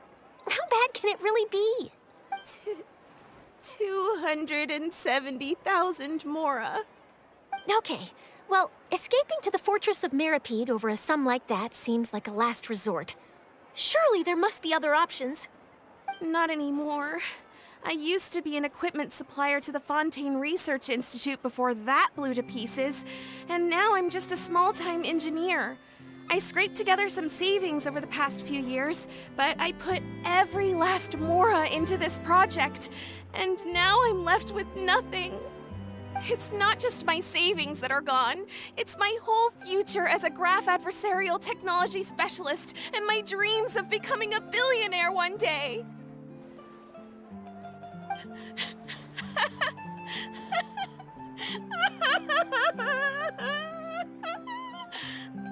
My life is over. Don't despair, Miss Lapine Pauline. I think I know a way for you to turn this around. This prototype you've given me, the camera lens for image recognition sample collection. It's really quite something. The rapid focal length adjustment is a very useful function in its own right. It's sure to make many journalists' jobs much easier. In fact, I'd say it has the potential to revolutionize Fontaine's news media. So your research efforts thus far are by no means in vain. The technology you've developed may have many applications that you've never even considered. Really? Absolutely. I've been working as a journalist for the Steambird for a long time now. No one understands the issues we journalists face on a day-to-day basis better than me. So keep calm, take heart, and start thinking about mass production. In the meantime, I'll show your invention to all my colleagues to drum up interest in your product. I can't believe it! If this is true, then I can look into setting up a whole camera lens development pipeline. My big-ticket orders and billionaire aspirations are still in the cards. Oh, maybe I should consider taking out another loan. That way, I can rapidly improve the lens production process, be the first to market, and prepare to battle for dominance in the camera industry. Come on! Stop daydreaming about your pipelines for a minute. Just take it one step at a time and see how it goes. There's no sense in putting all your eggs in one basket before things are even off the ground.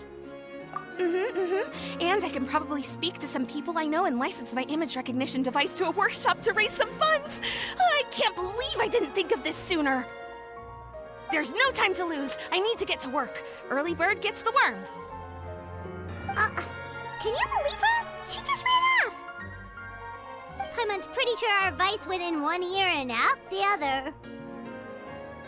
It's understandable. When inspiration and passion strike at the same time, it's all too easy to throw yourself headfirst into your work and forget about everyone around you. A lot of journalists are the same way when they're first starting out. But don't you worry. I'm gonna write an article on all this, and I'll be checking in on her regularly. Her research has the potential to benefit the entire journalistic community. I'll give her plenty of input to stop her from going down any rabbit holes, and make sure mass production of her lens can begin as soon as possible. It's reassuring to know that you'll be looking out for her, Charlotte. Actually, You know what? Why don't you two take this prototype lens? I'm sure you'll have plenty of chances to use it on your travels. It takes the right person to get the most out of a new technology. In your hands, it's sure to capture some amazing sights. Thanks a lot, Charlotte. What a nice surprise. We were just curious about what you guys were talking about. Totally didn't expect to get a free gift out of it. You're welcome. I got something out of this too. The beginnings of a very interesting news story. The boundaries between real news reports and news-like fiction must not be blurred, even when there's a compelling justification for doing so. Yes, that's how I'll phrase it to the editors when I give them my feedback. Let's hope we don't mislead any more well-meaning citizens in the future.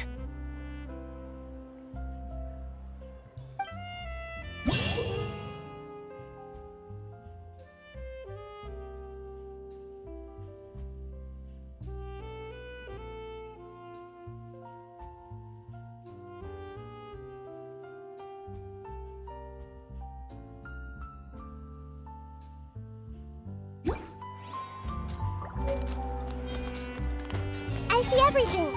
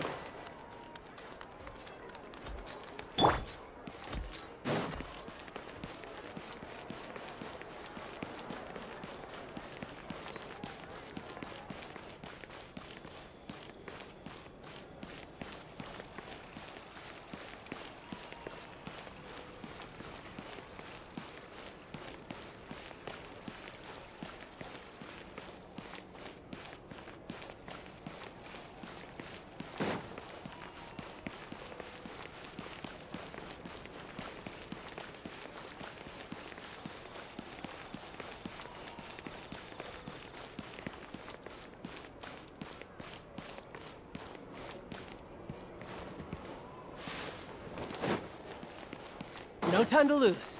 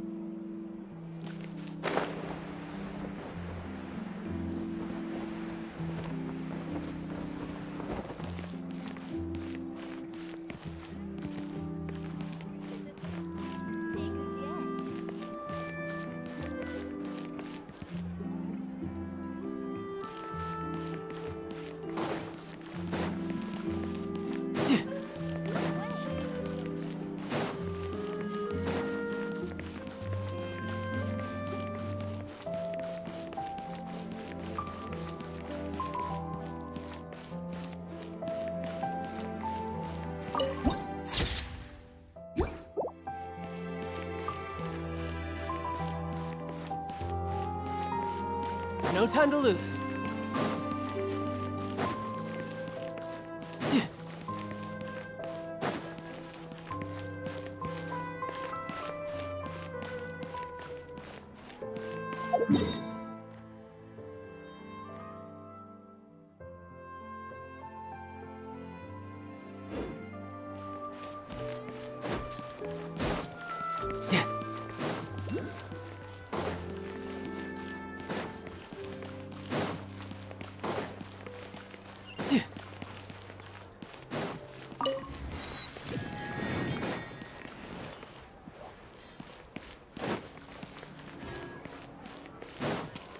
No time to lose.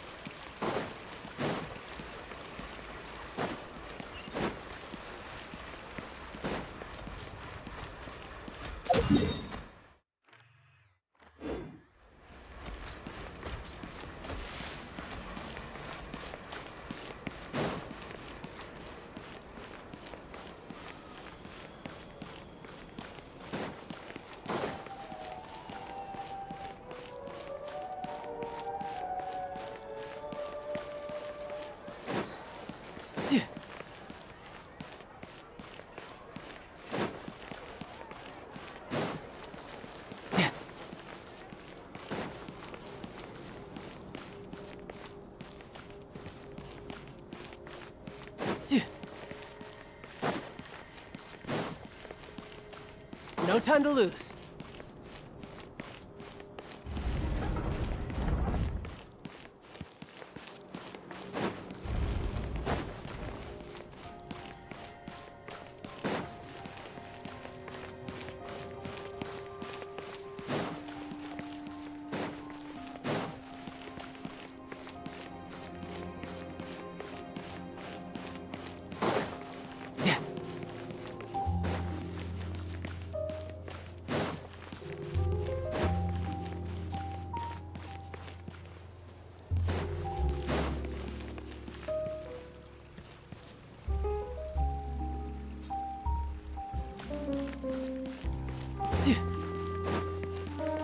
No time to lose.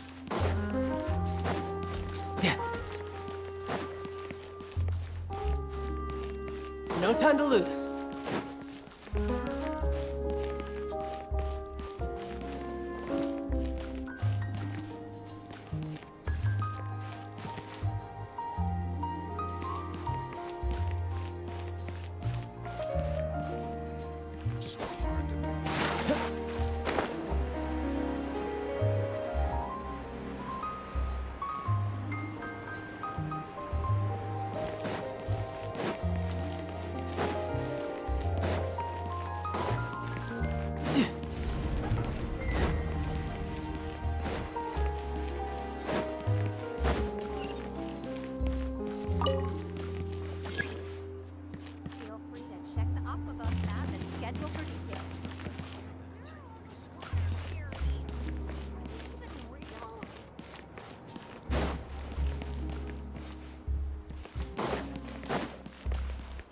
No time to lose.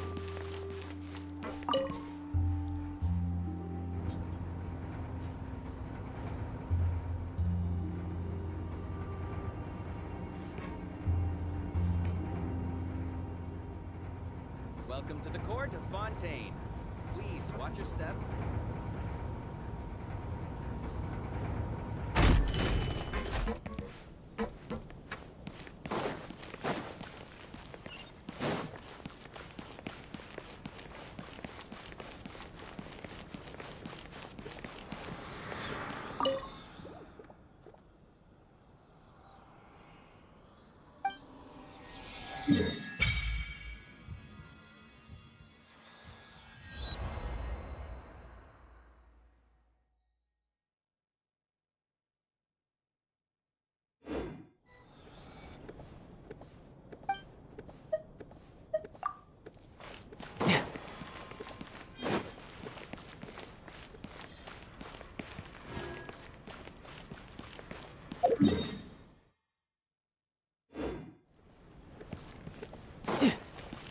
No time to lose.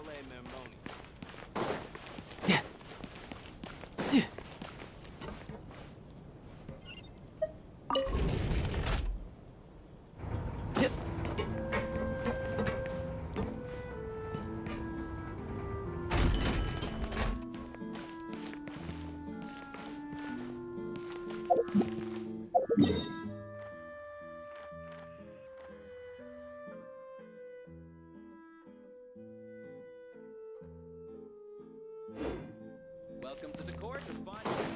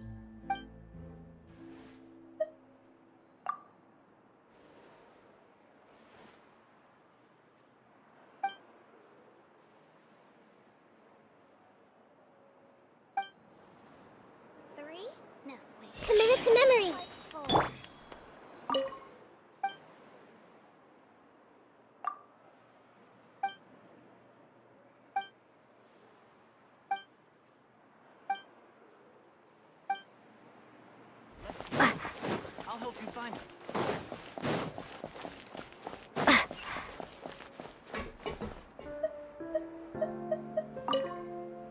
Feel free to check the Aquabus map and schedule for details.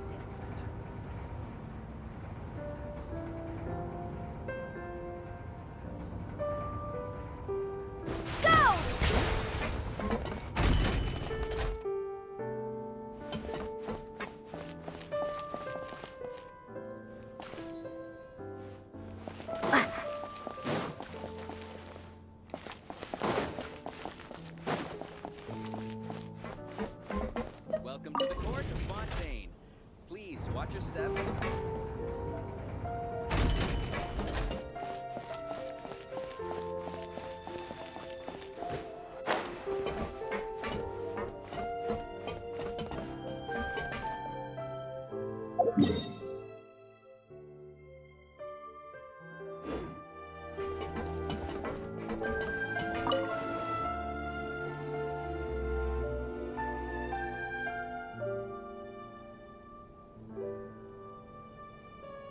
Welcome to the court of Fontaine. Please watch your step.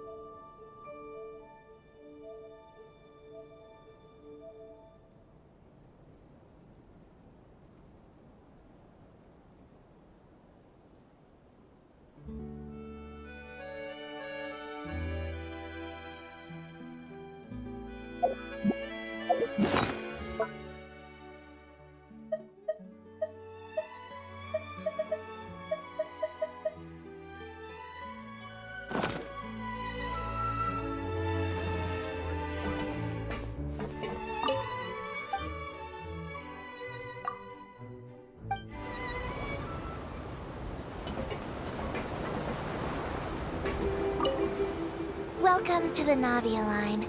I am Elfan. The boat will be departing imminently. Please do not stick your head, hands, or other body parts outside the boat. The Aquabus operator is not responsible for any accidents or injuries resulting from doing so. Also, please remember to buy the Steambird, though I don't read it myself. The destination of the current tour is Erinias. Points of interest worth visiting include the Fountain of Lucine and the Opera Epiclese. If you look to the left in the direction we are currently traveling, you will see the famous Fontaine Research Institute up in the sky. An experiment gone wrong turned new sightseeing opportunity. Human ingenuity truly is a wondrous thing.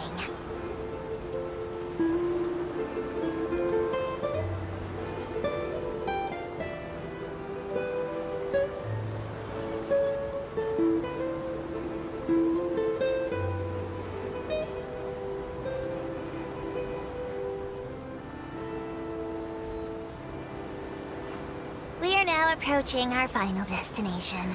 Please be sure to bring all your personal belongings with you as you disembark. Even though I will take any forgotten items to the lost and found, the paperwork is rather annoying, as Melusine hands are not suitable for grasping pens. Please be careful when disembarking. It has been my honor to be your tour guide this trip. Thank you.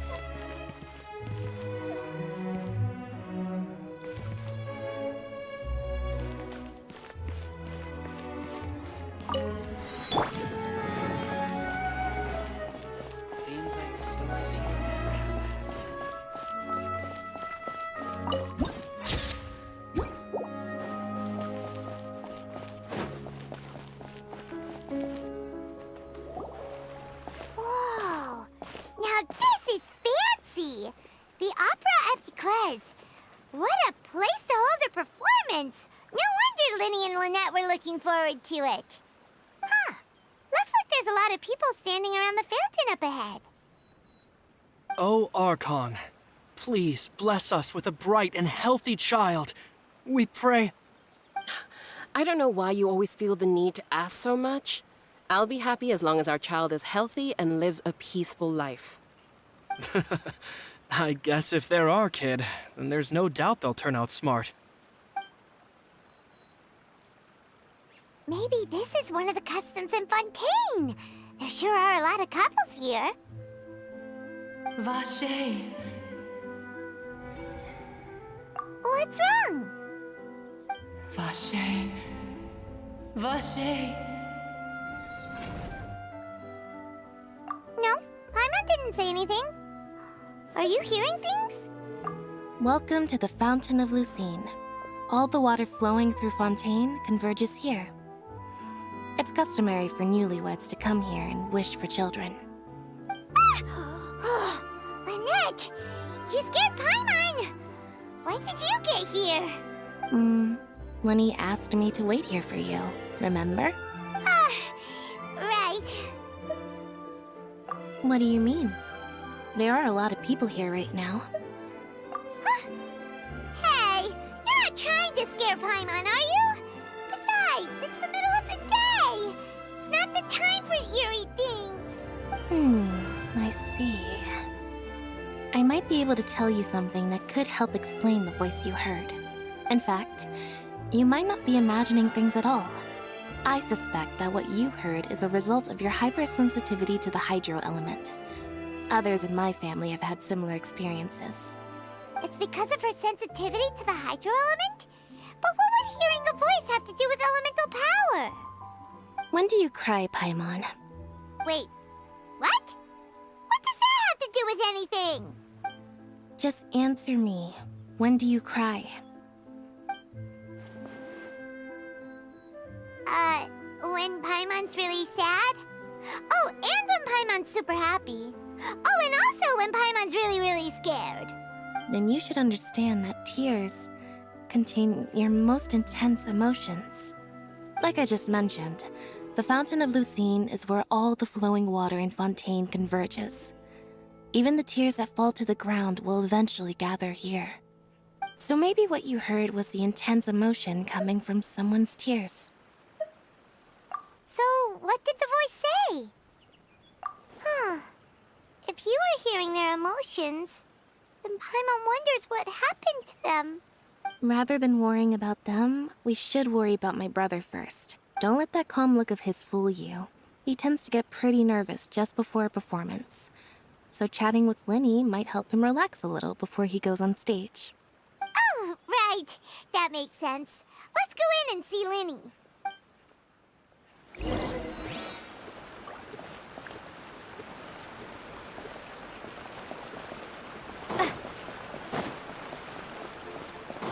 Who else deserves to take the stage more than Lady Farina?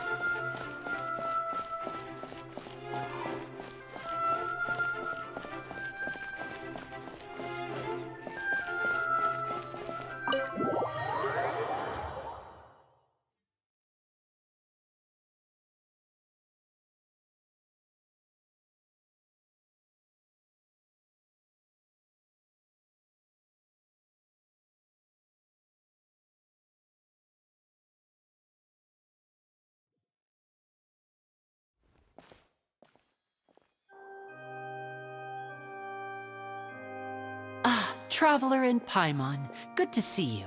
I knew you two would come. Are you kidding? We wouldn't miss it for the world. We've been looking forward to it.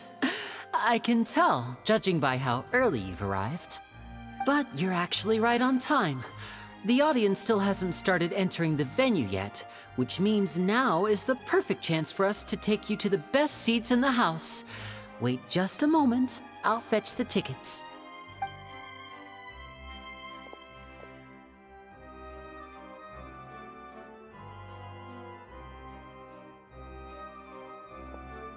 The Opera House has assigned seating, so you always have to make reservations.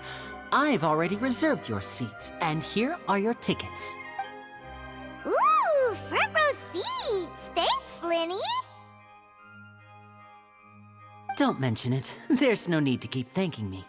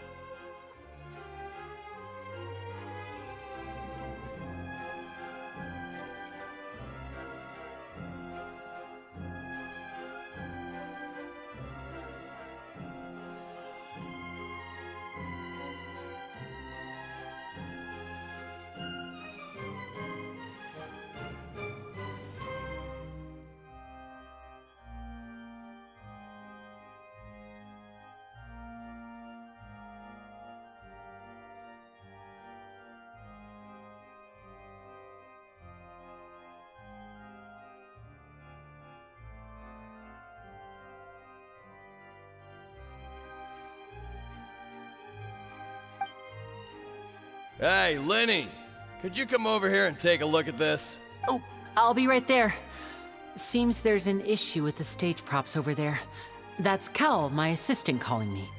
I'll go lend him a hand. Yeah, we'll just go to our seats. You go ahead, Linny.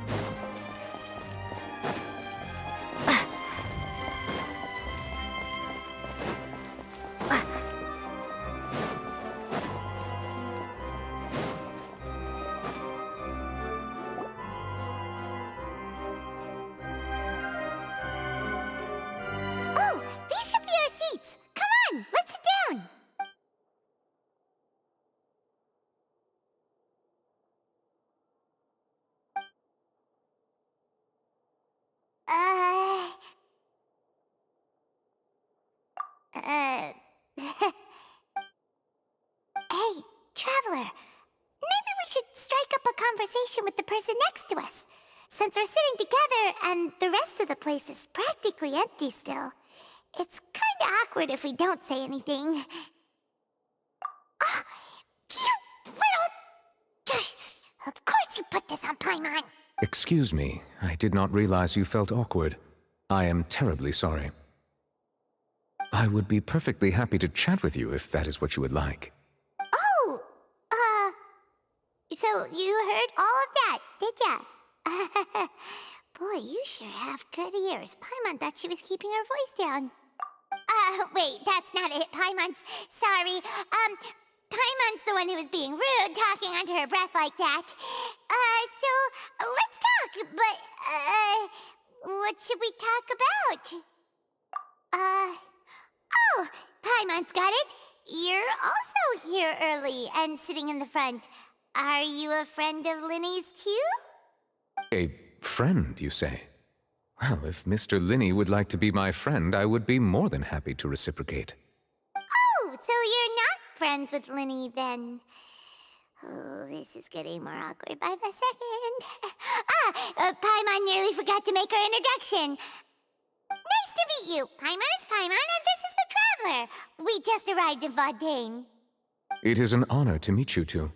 I have heard of your deeds across Tevat. And as required by proper etiquette, I will also introduce myself. I am... Oh, Monsieur Nervillet. What an honor it is to have you here to see my show. Ah, Mr. Linny. I should say it is in fact an honor for me to see your performance in person. Wait, Neuvillette? Could he be... I saw you all chatting just now, but it seems you still don't know who Monsieur Neuvillette is. Allow me to introduce you to Fontaine's Chief Justice. That seat is always reserved for him. It wouldn't be too much to say that he's the symbol of justice and honesty here in Fontaine. Whoa! Sorry for being so rude just now. Paimon had no idea you were such an important person. No offense taken. Being Chief Justice is merely what I do for work. Nearly every person has their usual reserved seat, so I'm not so special, really. And by the way, I should probably let you know, even though I would prefer not to, there's someone sitting up there in the VIP seats that has been striking a pose for quite a while now. I believe she is trying to give you a most elegant and impressive first impression. So I think you should take notice of her sooner rather than later, otherwise she may become flustered.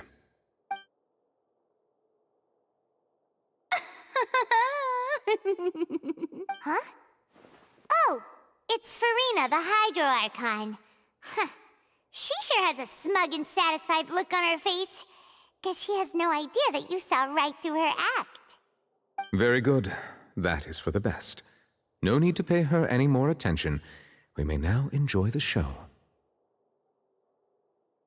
Huh? So is this what things are like between the Chief Justice and the Hydro Archon? All right, please wait just a moment longer. I've pretty much finished my preparations, and the performance will start as soon as the audience has made their way to their seats. Yay! The show's finally about to start! Paimon can hardly wait! Paimon's never seen a real live magic show before!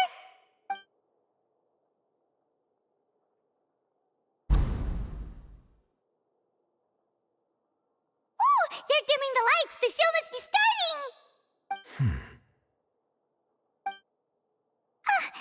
Sorry. Paimon will try to stay quiet. Welcome, one and all, to the Opera Epiclese. I am the star of today's show, Linny.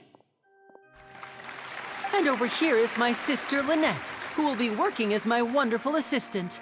Please, let's give her a warm welcome. Hello, everyone. I know she may seem to be a little sleepy right now, but that's just a sign that she's nervous. Whatever. Now, some of you may be thinking, two vision holders who can freely manipulate elemental powers performing magic is not true magic at all. So, I would like to take a moment to assure you that elemental powers will have nothing to do with what you will witness on the stage today.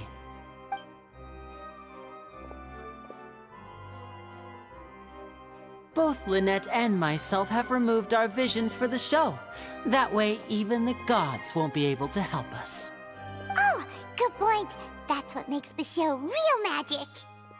Now, without further ado, let the show begin. Lynette will now exit the stage to make some preparations. I know you might miss her, but don't worry. She'll be coming right back on stage momentarily. Perhaps in an unexpected way. I'm sure she'll be stealing the spotlight soon enough. Oh, and before I forget, there's one more thing I should say. You never know what can happen in the blink of an eye. A magician's greatest skill is making things disappear or appear. The possibilities are endless.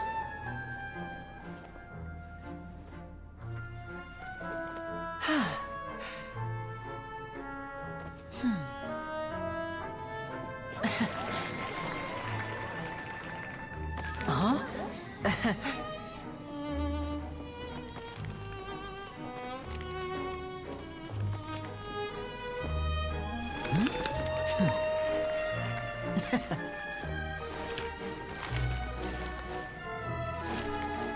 But this isn't what you came for. These little tricks, you've seen them all before. So it's time for something truly extraordinary, don't you think? This one's a little tricky.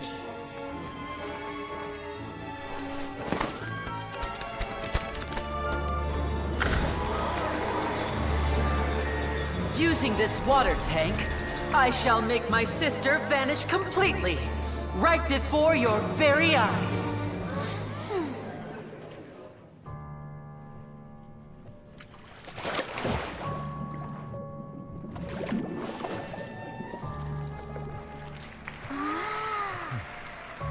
It's actually quite simple.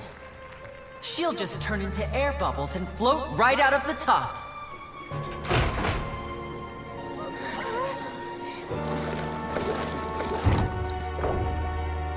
Oh no! I told them to check all the props carefully. With the lid on, even air can't escape. An amateur magician would be getting very nervous right around now. Luckily, it's me on stage, so let me show you what a true virtuoso can do.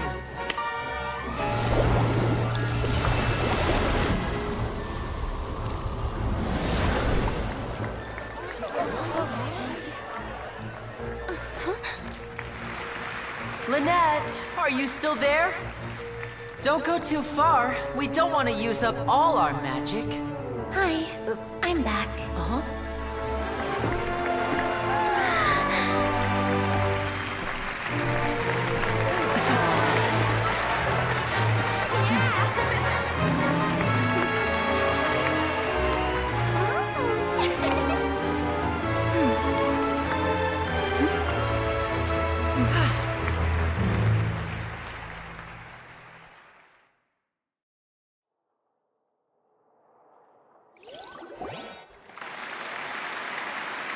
Whoa!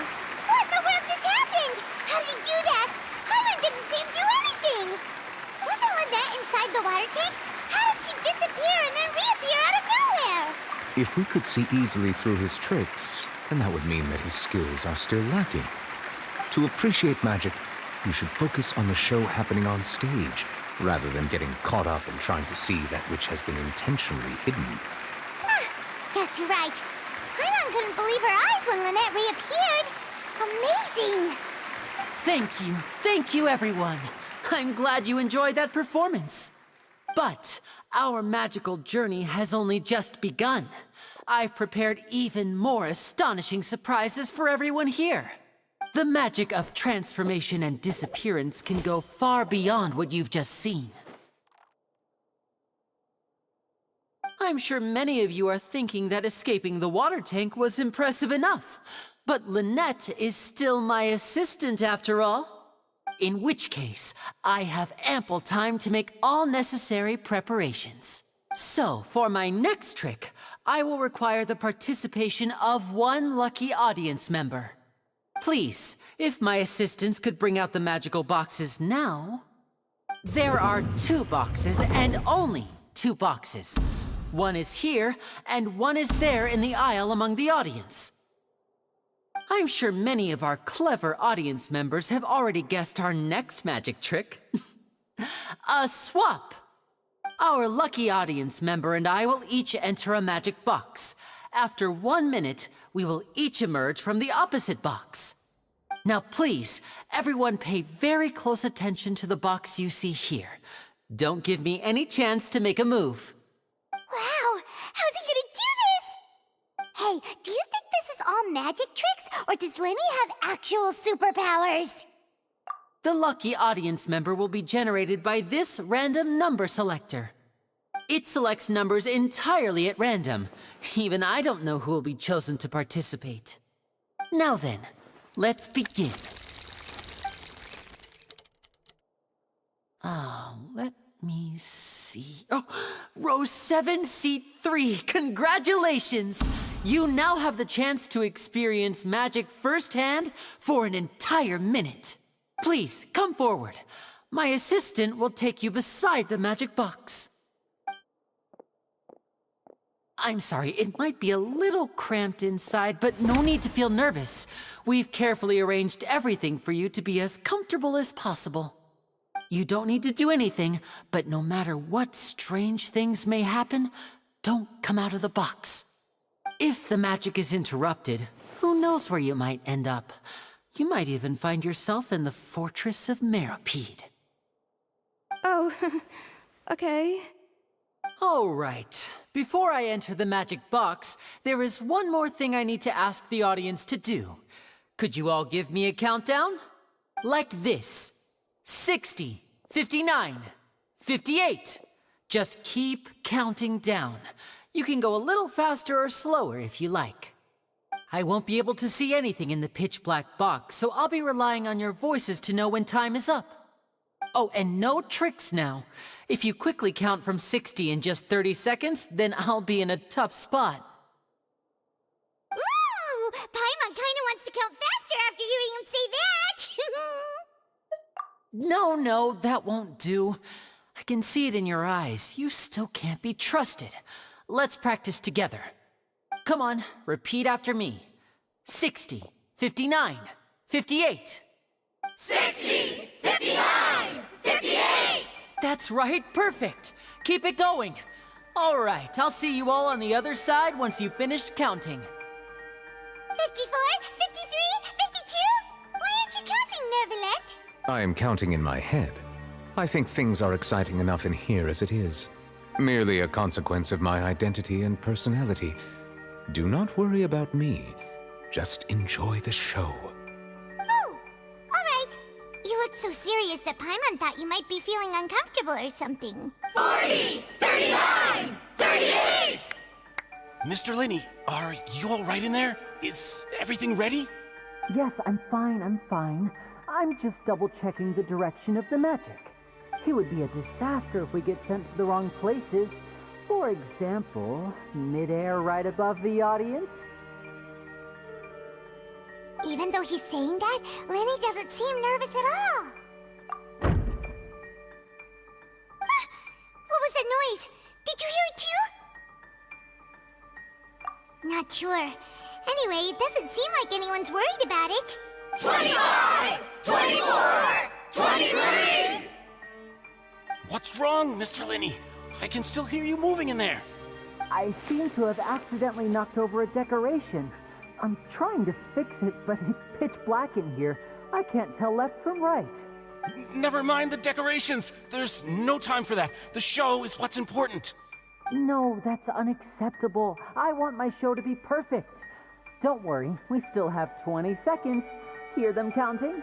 19, 18, 17! It seems things aren't quite going as planned. I apologize, everyone. It feels like you're all starting to count faster, but that's all right. I know it can be tiring to do such a long countdown. 10 seconds and change is still plenty of time. 10! Almost there now. 8! Whew. Swapping two people is harder work than you might think. Even a master magician like me can't guarantee I'll get it right the first time. Hey, wait! Is this the back one? I can't tell. They both look the same inside. Huh? No, that's not it. I'll try again. 7! Hey, slow down! Honestly! 5! 4! 3! Whoops! That doesn't count! 0!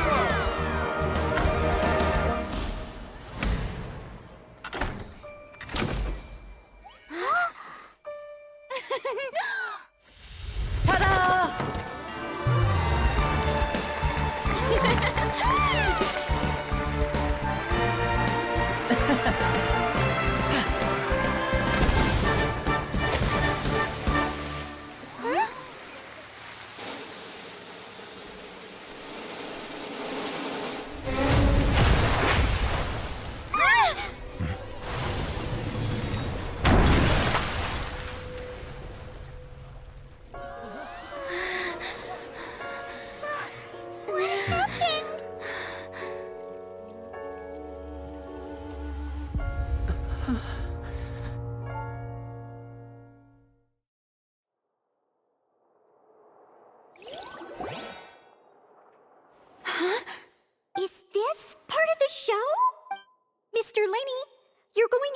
magic to fix the stage now, right?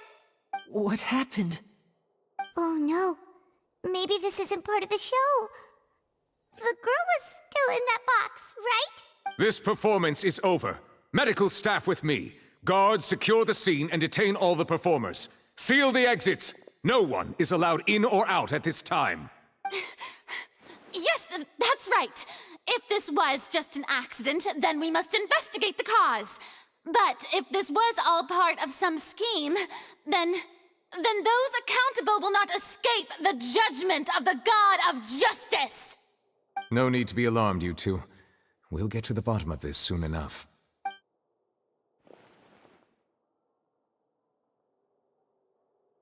Unfortunately, the person who is in the magic box has been pronounced dead. His name was Cowell, one of the assistants in Linny's magic troupe.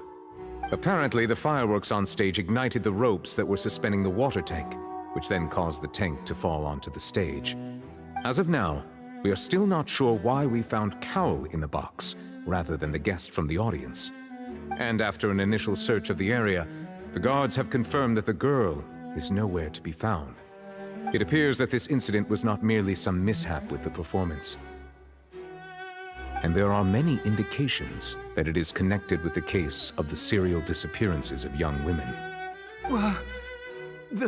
The serial disappearances case?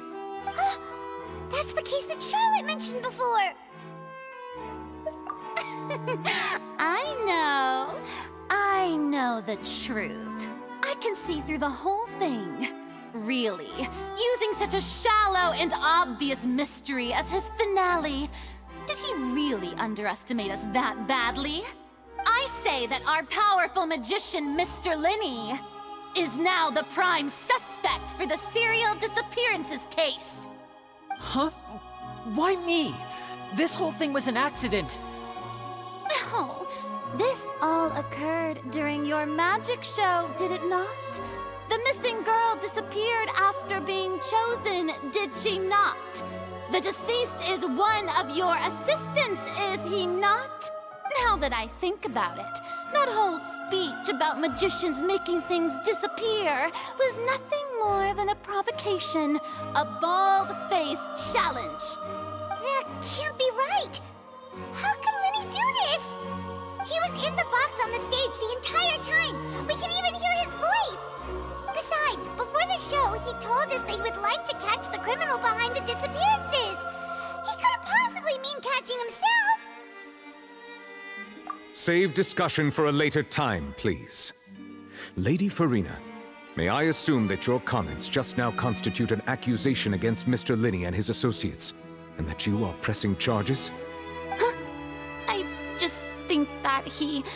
Well, I think it might be a little early to talk about formally pressing charges. But what Lady Farina said just now makes perfect sense. Looks like she's gonna personally deliver justice. A kidnapping and murder carried out under the cover of a magic show. Lady Farina said it all. I mean, of course, my dear people. But what excites me even more than the obvious truth before our eyes is the opponent I'll be facing. That's right. I mean you, Traveler. You'll support Linny, won't you? After all, he was the one who helped you the first time we met. Then there's no problem at all. You know, the Traveler and I already had a duel the first time we met. But with Linny's help, our little duel ended in a draw. But draws really are the most boring possible outcome. So, no more draws. Between the two of us, there must be a clear winner and loser. And what better place to hold such a riveting showdown and decide the true victor than here, on the grandest of stages, the Opera Epiclese. Huh? It wasn't a draw. She obviously lost last time. I understand. Charges have now been pressed, and as such, a trial is in order. Well, Traveler, seems Lady Farina has set you in her sights. But putting her dramatic rhetoric aside for a moment, I would like to ask you, Are you willing to act as Mr. Linney's attorney and defend him in this case? Very well. The trial will be held a day from now in the Opera House. Both sides may investigate the scene to build their cases and search for the truth. Linney and his troupe are all potential suspects and shall remain within the Opera House. The audience may begin to leave in an orderly fashion once they have been cleared by the guards. A day isn't that long. Let's see what kind of case this big-shot outlander can build in such a short amount of time. I'm really quite looking forward to hearing it.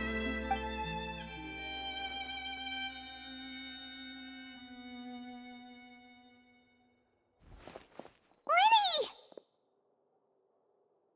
Sorry about everything that happened just now. Were you frightened? Of course! Who wouldn't be scared after witnessing an accident like that? Yeah, I'm a little shaken up myself. How could this happen? And poor Cal. I know you already claimed that you would defend me, but now it's just us talking. Tell me, do you think I could possibly be the murderer? Good to hear. Thank you so much for trusting me. I'm sure everyone sees me as the biggest suspect at this point. But if you ask me, the whole thing is mysteries layered upon mysteries, such that all that's left is confusion. I don't know whether what happened there on the stage was purely an accident or not, and I don't know why poor Cal was in the box. As for how that girl chosen from the audience could suddenly disappear, I'm afraid I don't have any answers either. If someone tampered with my performance, then we need to figure out what they did. Even a skilled and knowledgeable magician like myself couldn't pull all that off in just 1 minute. Which is precisely why we need to investigate! As this book says, the impossible could not have happened. Whatever happened must have been that which is possible. Paimon bought them when we were reading at the bookshop in the city earlier. Pretty cool, huh? Don't worry, Paimon used her own savings to buy them. It wasn't from our travel funds. I think they look cute on you, Paimon. You have good taste, Lynette! That's the right attitude. Feeling depressed isn't going to help me now. I need to get back to my normal self. But with the guards watching our every move, it's going to be especially difficult for Lynette and I to prove our own innocence. Good thing you agreed to be our attorneys. Thanks for that. We'll be counting on you. Yes, thank you so much. Yeah, just leave it to us. Oh, since we're going to start investigating, Paimon has a question first. Where did Lynette go during the performance? Ah, well, I'm afraid that would involve some of our essential trade secrets as magicians. The secrets behind our magic are past saving, Linny. I suppose you're right. The truth behind our tricks is going to be important evidence that will be weighted during the trial. 'Tis truly a pity. As a magician, our magic show is a work of art. We've poured countless hours and spared no effort in perfecting it. But if revealing our secrets will help you uncover the truth behind what happened, then it will be well worth it. We should go somewhere else if we're going to discuss our magic tricks. We'll go speak with the guards, and in the meantime, you can go investigate the stage and the seating areas. Alright, let's go have a look while the investigation teams are still here. Detective Paimon is on the case!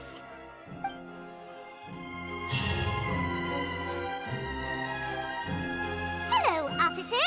How's the investigation going? I see.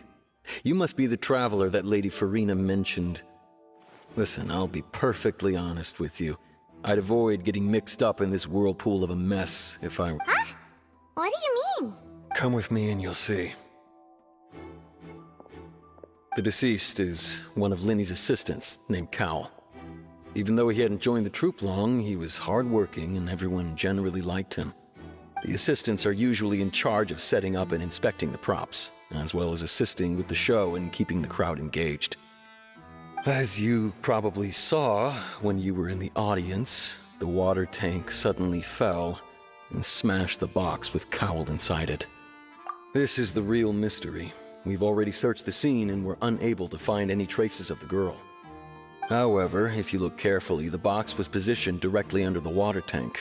The ropes holding the tank were then burned by the pyrotechnics on stage, causing them to snap. All these factors lining up so perfectly makes it hard to see this as a mere accident. If anything, the more logical explanation is that the whole incident was intentionally planned, and Linny is the most likely person to have access to all these areas. But he doesn't have a motive. Are you both good friends of his? Well, you can't say we're good friends, but we've known each other for a little while. So in just a short time, he was not only able to win your trust, but even convince you to act as his attorneys. I know there's no such thing as magic. The real trick of a magician is holding the audience in the palm of their hand.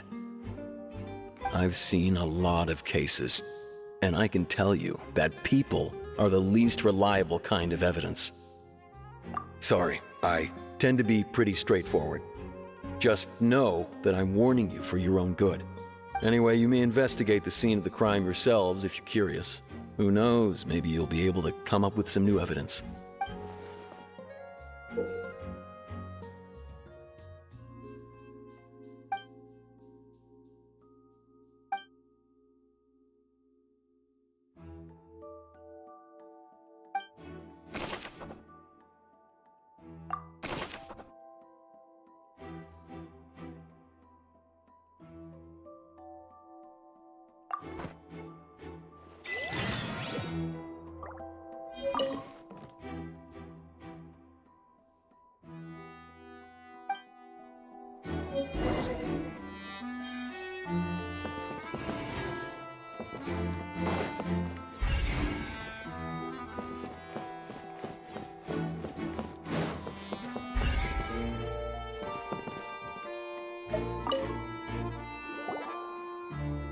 The investigation team has some new findings.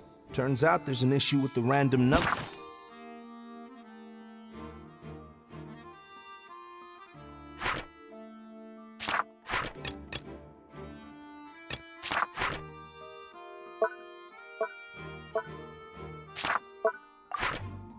Selector after all. See, I told you. What if the machine picked some big guy's seat? You think the murderer would have still made his move then? Sorry to interrupt, but we're helping Linny and Lynette with their side of the investigation. What were you saying about the number selector? There's something wrong with it? You're trying to help them? That'll be a tall order. Linny used the machine to pick a random member of the audience during his performance, right? The lucky girl that later disappeared. Well, we thought there might be a serious problem with the machine, so we had it taken away for further inspection. It turns out that the seat number it picked wasn't random at all. The machine picks that same number every time. I'm sure you already know that you have to make a reservation in advance to get a seat, regardless of whether it's a trial or some performance. In other words, Linny knew who would be sitting where from the very beginning. That much checks out. Linny reserved our seats for us, too. Bet you see why I was saying it'd be tough to make a case for Linny. Even though it's bad for Linny's case, Paimon had better write it down.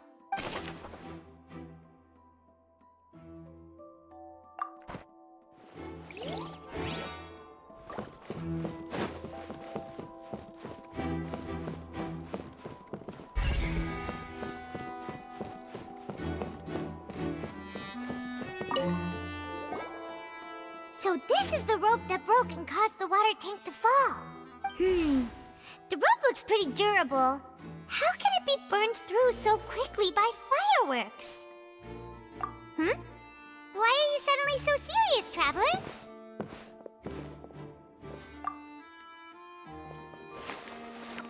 Whoa.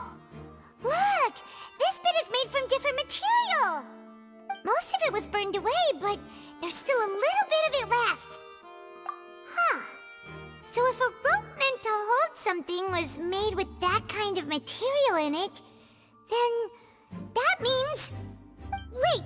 Paimon should write all this down! Let's take notes!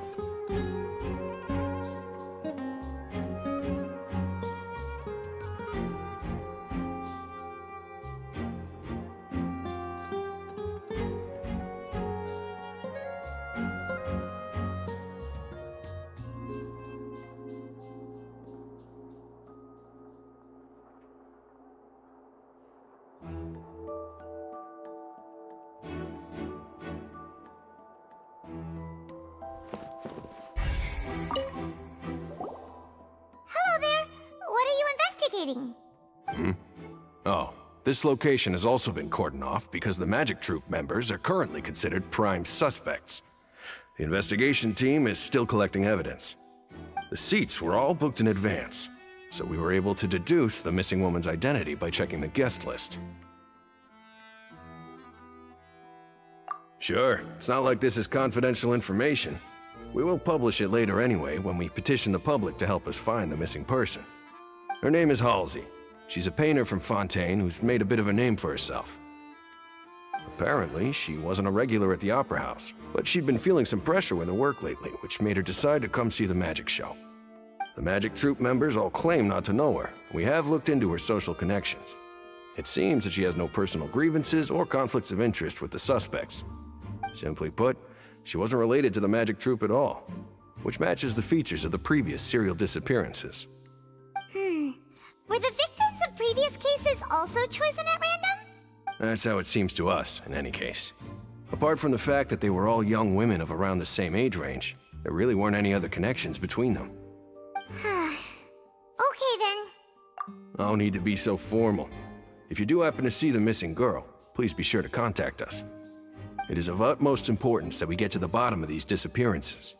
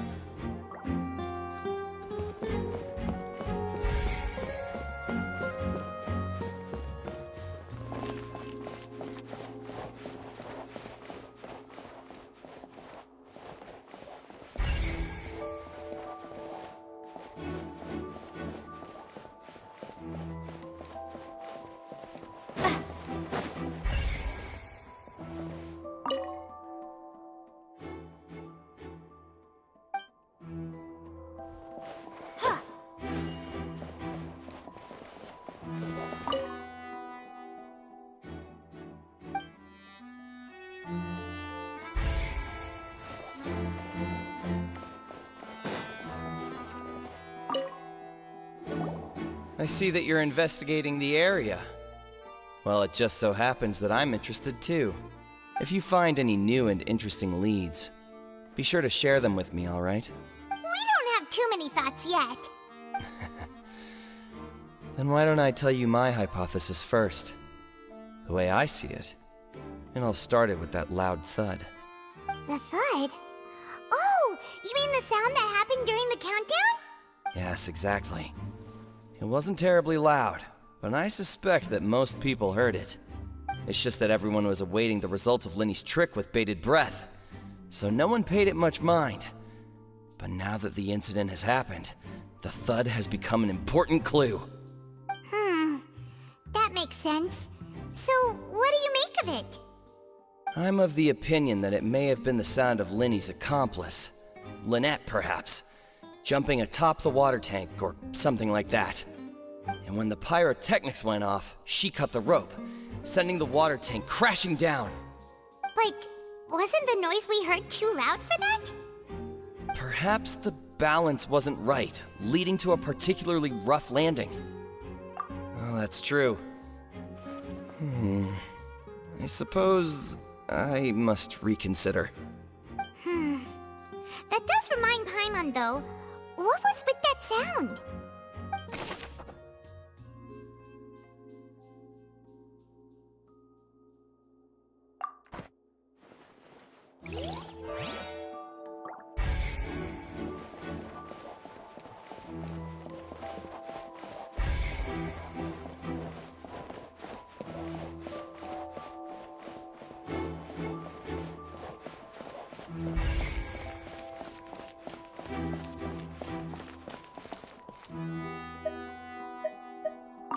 Lenny's still talking to the guards. It seems he'll have a lot of explaining to do. I think someone will be assigned to monitor us later, but that's alright.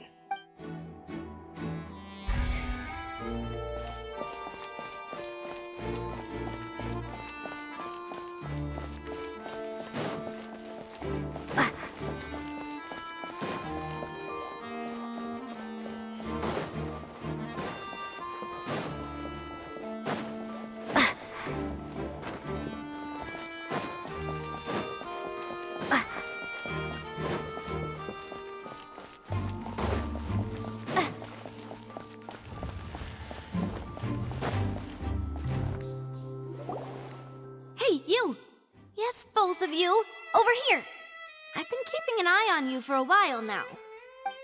Huh? You mean us? That's right. If I'm not mistaken, you're also among those who wish to cut down the thorns and pursue the truth. No?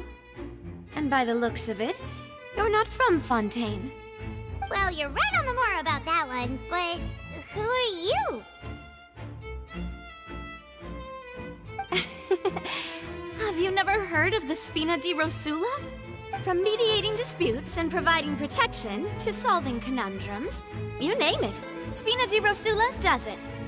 And I, Navia, have the honor of being its renowned president. Though those who play by our rules call me boss. Previous title. My apologies, demoiselle. Should you prefer boss, I will endeavor to use that instead. No need. You don't have to call me boss. Just Navia is fine. Okay, if you say so. Not that we're members of Spina di Rosula anyway. All merely trifling details. Never mind. Now, back to the situation at hand. That's right. I've always kept an eye on the serial disappearance cases.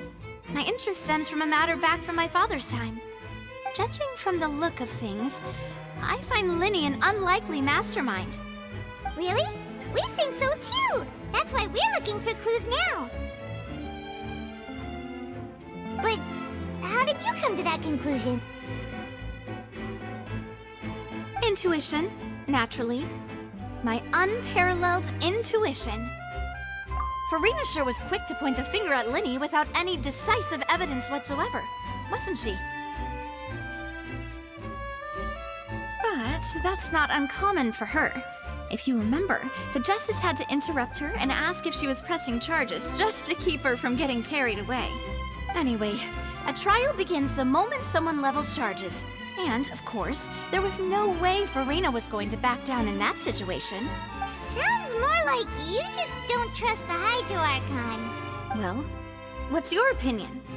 I must admit that she can be interesting at times, but liking her doesn't mean that I'll blindly agree with her.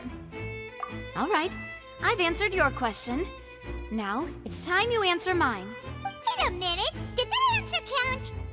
Well, I say it does. But don't worry, you won't hear any pointless questions from me. In your opinion, do you think it's right to treat a trial like it's an opera? Well? And why would that be? See, Silver and Malus? I told you they'd be different. Most astute of you, demoiselle. I too think that the traveler's response was most excellent. No matter how wonderful the script or how fervent the audience's expectations may be, the trials that go on stage here must be based in fact. And if that can be done, boss, then... All right, that's quite enough, Malus. Anyway, I like your answer. You passed with flying colors. Now, I need to make some preparations, following which our joint investigation shall commence. You two shall be my assistants. Wait! Since when did we become assistants? Oh, well, I can be the assistant, sure. Or your companion, if you like. I'm really not that fussy. That's more like it. Far be it from me to brag, but I believe that Demoiselle's intuition will be instrumental in uncovering the truth. You wish to save a friend from false accusations, and we wish to unravel the disappearances. In this sense, our goals are aligned. You have a point. You're quite the talker, aren't you, mister? And what about you over there? What do you think? You seem like you've got something on your mind. I have nothing to add. Oh, alrighty then. We'll be making some preparations first. Just be sure to let us know if they start revealing Linny's tricks. Thanks!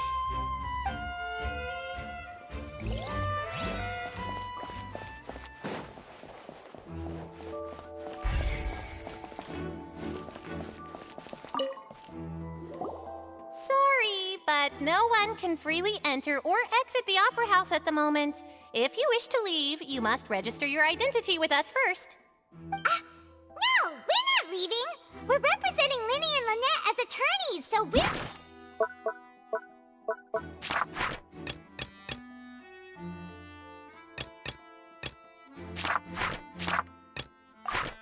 investigating the case. Were you always guarding this entrance? Yes. After the Chief Justice gave the order, everyone coming in or out must undergo a strict inspection.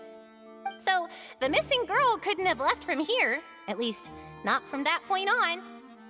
I doubt there was much opportunity then, either. How can you be so sure, Well, because I was in charge of security near the entrance at that time. I couldn't see Linny's performance from here, which was quite a shame. Just my luck. But still, I did not abandon my post, and I stayed put no matter how loud the applause was. If someone had so much as even approached the door, I would have noticed it. We Melazines are good at that sort of thing, you know. So, it's safe to say the girl couldn't have left through here. Alright, thank you for your help. This will be useful info.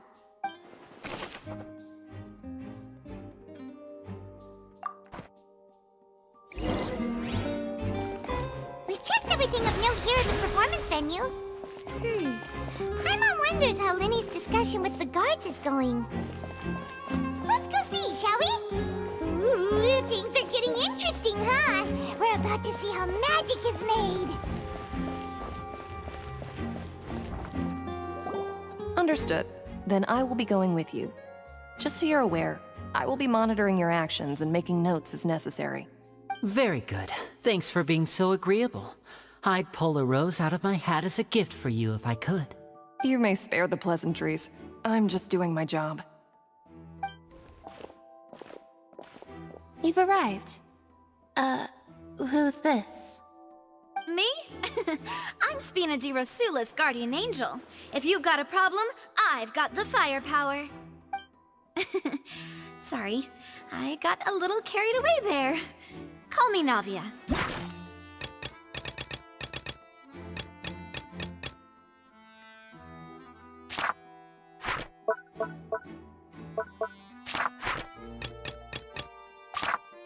I'm a partner of theirs, and will be helping investigate this whole situation. And these are my companions. Would you mind if they join as well? Fine by me. Oh, new helpers? I would be most grateful.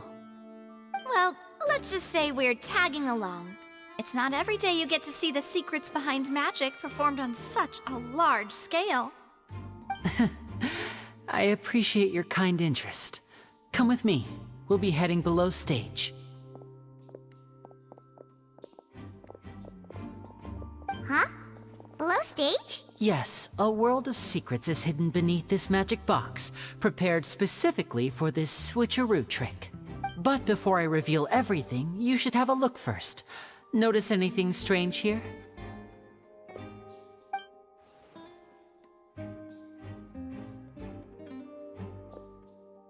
I'm not trying to be dramatic. Remembering the details of a trick will help you understand the methods used to perform it more easily. Huh. Weren't there balloons and other decorations here? Where did all that go? Ah, good eye. That said, you're still far from discovering the answer. The back? You mean the inside of the door? What's different about it, Paimon? Very good indeed. I thought you might not be able to catch that, given that you were sitting in the first row. The back of this door was patterned. Those patterns are now gone, replaced by a smooth wooden board. So, if you put 2 and 2 together, what do you get? Exactly. All right, let's go. I'll tell you how it works as we head down. Oh, so there was a passageway under the magic box! I knew you'd figure out most of it as soon as you saw this place. The 2 magic boxes are positioned right above the 2 entrances of the tunnel. See this flatbed trolley? The box with the lucky audience member in it would be shuttled over to the other side using the trolley. This trolley can raise and lower and even rotate, ensuring that the box will face in the right direction. I see. So that's the purpose of the box inside another box. Precisely. The inner box would descend after the audience member was put inside and be moved along the trolley, all while the outer box would remain on stage as if nothing had ever changed. So that's how you did it! Once the box was lowered, the trolley would store some energy through this device here, with which it would complete the rest of the steps. The audience member would only be able to feel some slight movements in the dark, and by the time she walked out, she would already be back on stage. Right! You were talking that whole time, and you even came out for a moment near the end! Ah, yes. A phonograph operated by Lynette was used to achieve that effect. My assistant and I had already scripted our conversation beforehand. When the countdown began, I had already gone to the opposite box via a tunnel using that ladder. And what about Lynette? Where was she? I was in the mezzanine space in the back of the box. Oh, interesting! That's how we were able to coordinate Linny's lines with the assistant. And, by the way, I was the one who walked out of the box at the end. I mean, we are twins. All it takes is a change of clothes and no one can tell who's who. And that's my favorite part of this trick. Only Lynette and I can perform it. So that's how it all worked! Wow! Every detail you revealed was more amazing than the last! Lynette would briefly walk out of the box and then go back in, jumping into the tunnel and escaping before the box on the trolley could finish ascending. And then I walk out of the other box in the audience area, and the trick would be complete. The operative word here being would. But as you saw, Cal was in the box, not our audience member. She, on the other hand, mysteriously vanished. We really don't know how that happened. If not for that interlude, this would have been an astonishing trick. I probably never would have figured out how you pulled it off. And yet, to think that someone was able to use this magic trick to commit a crime. Could we have a look around? I think we can come up with some more leads. This is the scene of the crime, so Linny and Lynette are not permitted to stay here. I'll escort them back up. Yes, of course. No need to be so strict now. I won't disappear into thin air, you know. Thanks, everyone. We're counting on you.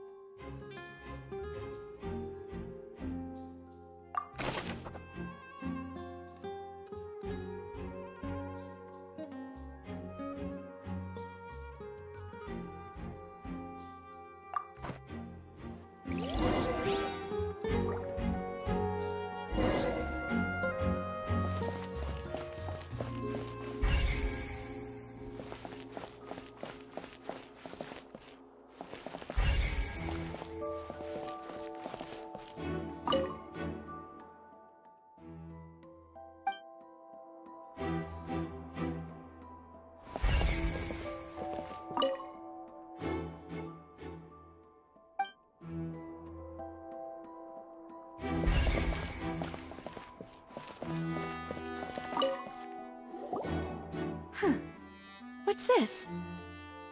Looks like a hook tied to the end of a rope. Huh? There's all kinds of odds and ends here. Perhaps it was a prop for a different trick. But why would it have...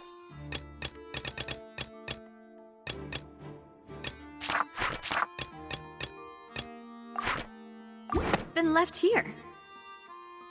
Whatever it is, let's make a note of it first.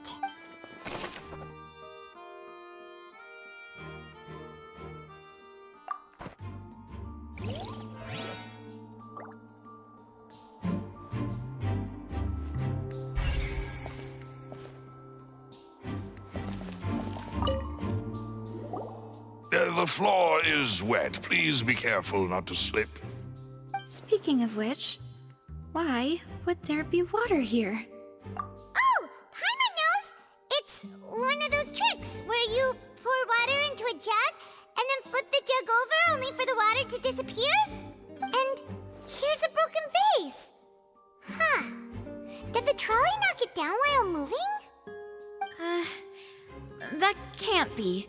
The trolley moves along tracks from start to finish. It couldn't have hit the vase at this distance. Let's note this down too and think about it later.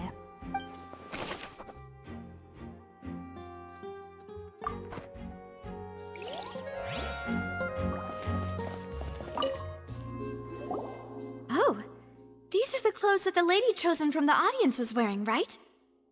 Her clothes are here, but she's nowhere to be found. Right. And do you really need to do that if you're kidnapping them? Ugh, this is so confusing. Paimon doesn't want to be a detective anymore.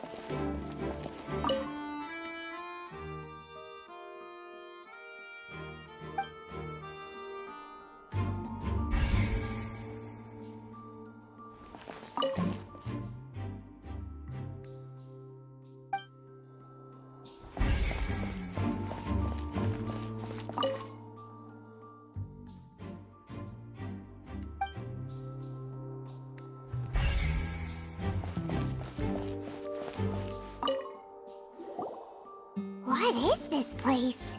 It seems someone could fit through here. Huh. Could this have been the suspect's escape route? Alone, perhaps. But if they had to pull another person with them, the space would be too narrow.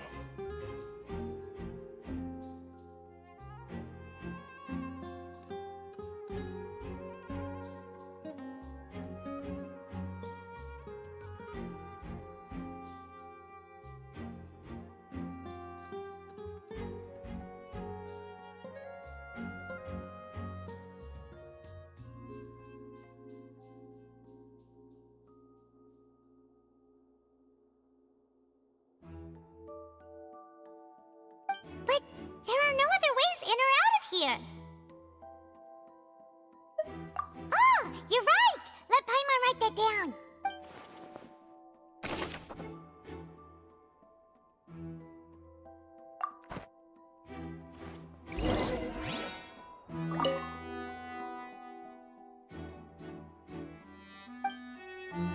Seems we're just about done investigating down here. Yes. Let's head back up.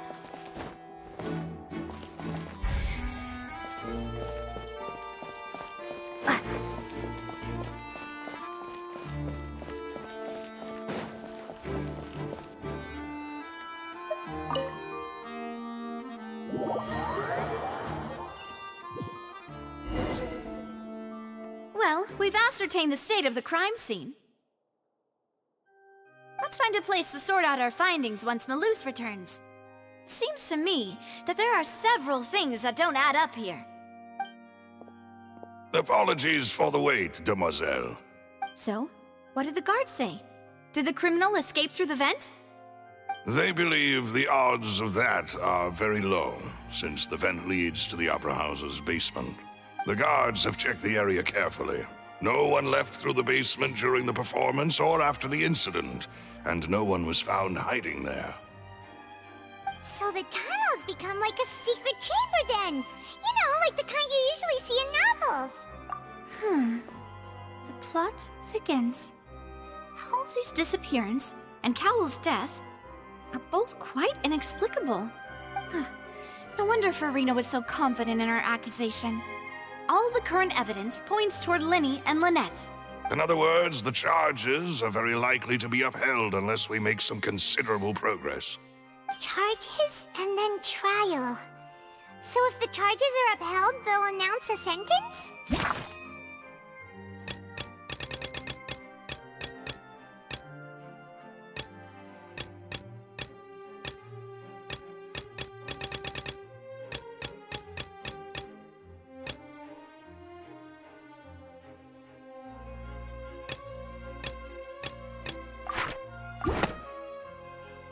That's right. This is how a trial goes in the Opera House. During the proceedings, the Chief Justice and the oratrice will hear statements from both sides. That's right. This is how indemnitium is produced. The statements from both sides, the defenses from attorneys, witness testimonies, and even the audience's emotions will all be projected on the oratrice. To put it simply, it's as if the oratrice has its own will, and is a judge in its own right. This also precludes any kind of favoritism on the part of the Chief Justice. Not that this has ever happened anyway.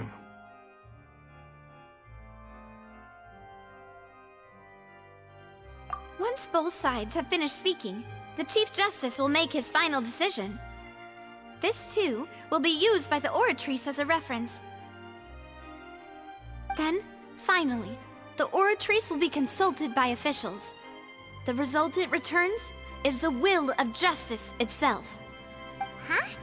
So that machine is the one that actually decides? Paimon thought Neverlet called the shots. In practice, there is very little difference. Both have always come to the same judgment, which is why people have great faith in the Chief Justice. Ah, yes, the guards also asked me to convey that none of us will be allowed to leave this place before the trial. Huh? Why? Because we've chosen to act as the twins' proxies. That makes us persons related to the case. They're concerned that we might be colluding with outside parties, or that we might find outside help to disrupt the case. And even if that were not so, it could prove problematic if we happen to spread key information about the case ahead of time. I'm ready to break out at any time. Whoa, whoa! There's no need for that! Paimon thinks they have a point. That said, are they providing food? Of course. I just hope you don't mind the lack of options. I'm afraid that catering to all tastes is not in the cards, nor is any guarantee of balanced nutrition. In that case, let's just sort out our findings together here. Pity. I was hoping to take you to try some of Fontaine's famous desserts, too. I mean, what better way to properly think through our findings than over some tea and sweets? Huh. Breaking out suddenly doesn't seem like such a bad idea after all. Just kidding! Just kidding! Paimon will still do her best, even if there are no snacks. Hmm? What do you mean, no snacks? Of course we'll have snacks. If we cannot buy some, then we'll simply make some. Huh? Here? But how? Understood, Demoiselle. Everyone, please come with me.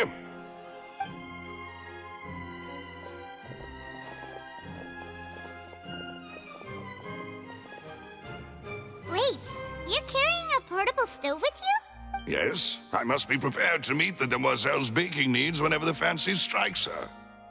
I have eggs, sugar, and almonds at the ready. Good work, you two. Then I'll get to it. Please sit tight for a moment. You'll get to taste my awesome snacks soon enough. These three are quite the interesting group.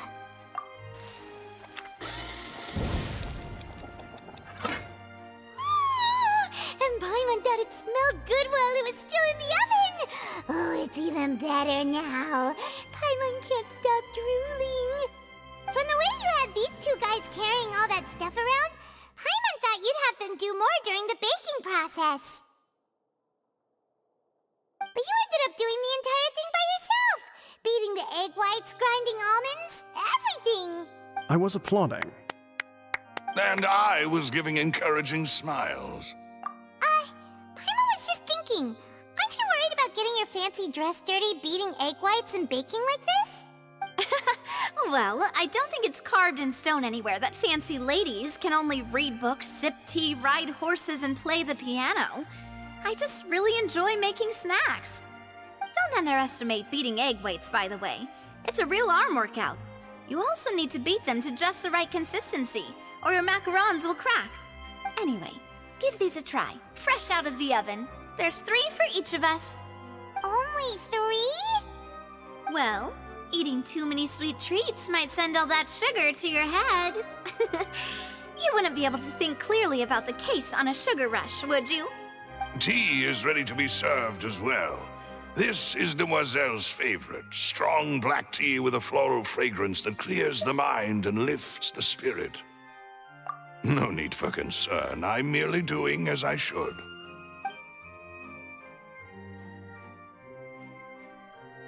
All right then. Down to business. As Paimon mentioned previously, the tunnel seems to be something of a secret chamber.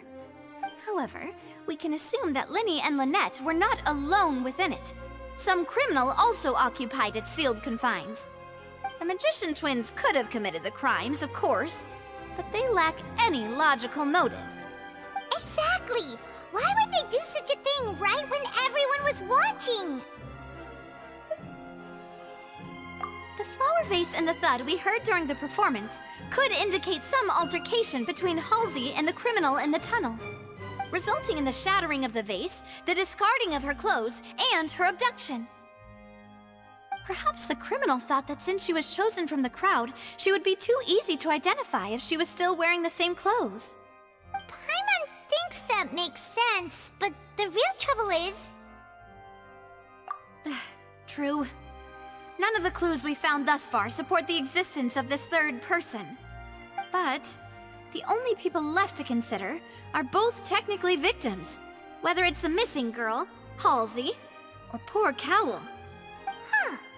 Could Halsey have secretly made modifications to the magic props in order to murder Cowl before making her escape?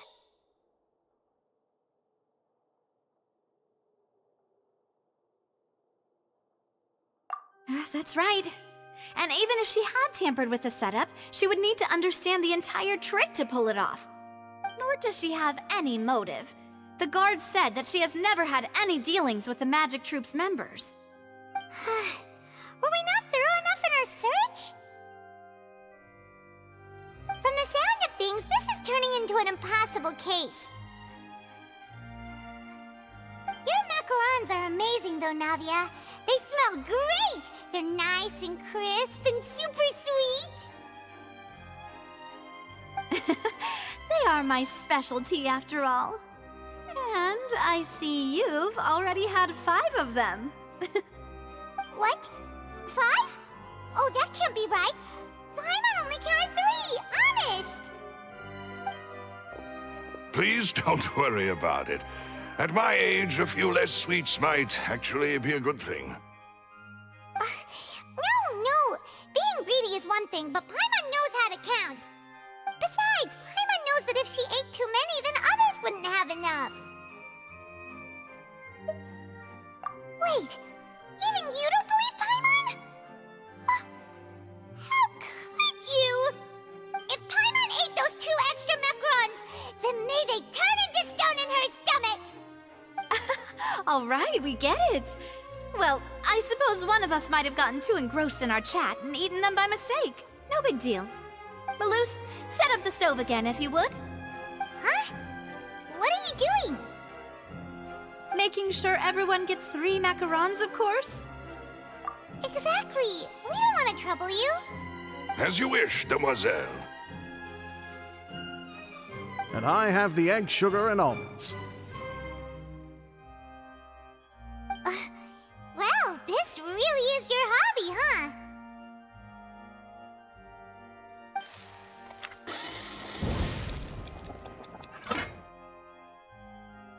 Well, that's it for snack time.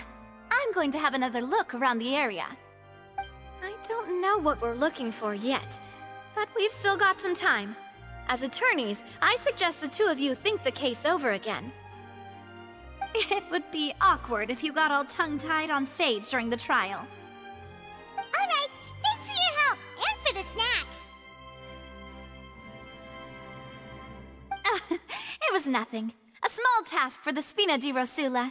Silver, Malus, it's time to go.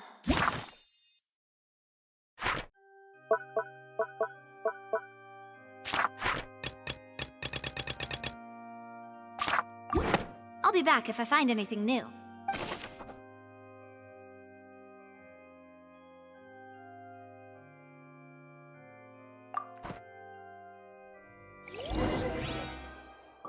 Alright, it's time to put our heads together. We've gotta get our defense ready for the trial.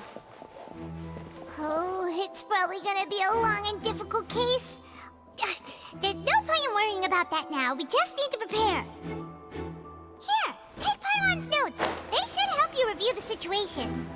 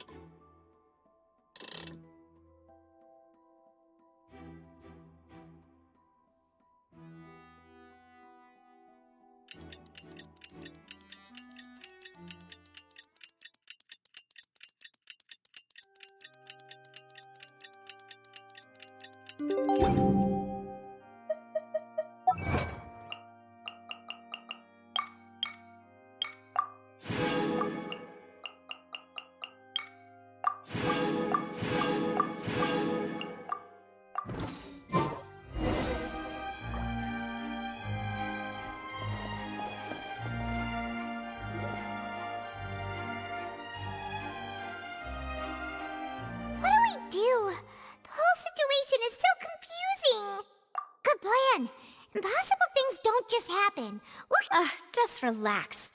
Even if everyone else suspects Lenny and Lynette, at least we will be supporting them from the stands.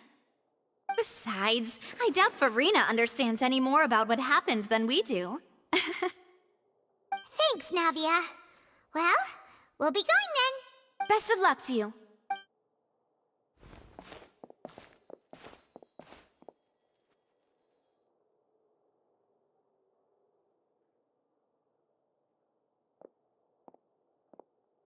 Ah, finally, you're back.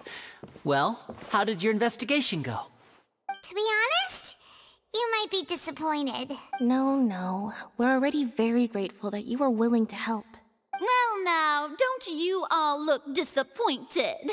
Don't tell me that your investigation came up empty-handed. That was to be expected, of course. The guilty can never produce proof of their innocence. But don't let that stop you. I shall be terribly disappointed should you, my most anticipated foe, concede so easily. Since both parties are present, I declare that the trial regarding the magic show incident is now in session.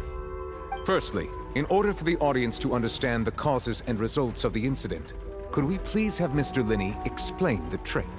Yes, of course. I will explain while Lynette demonstrates on stage. All the necessary items have been prepared.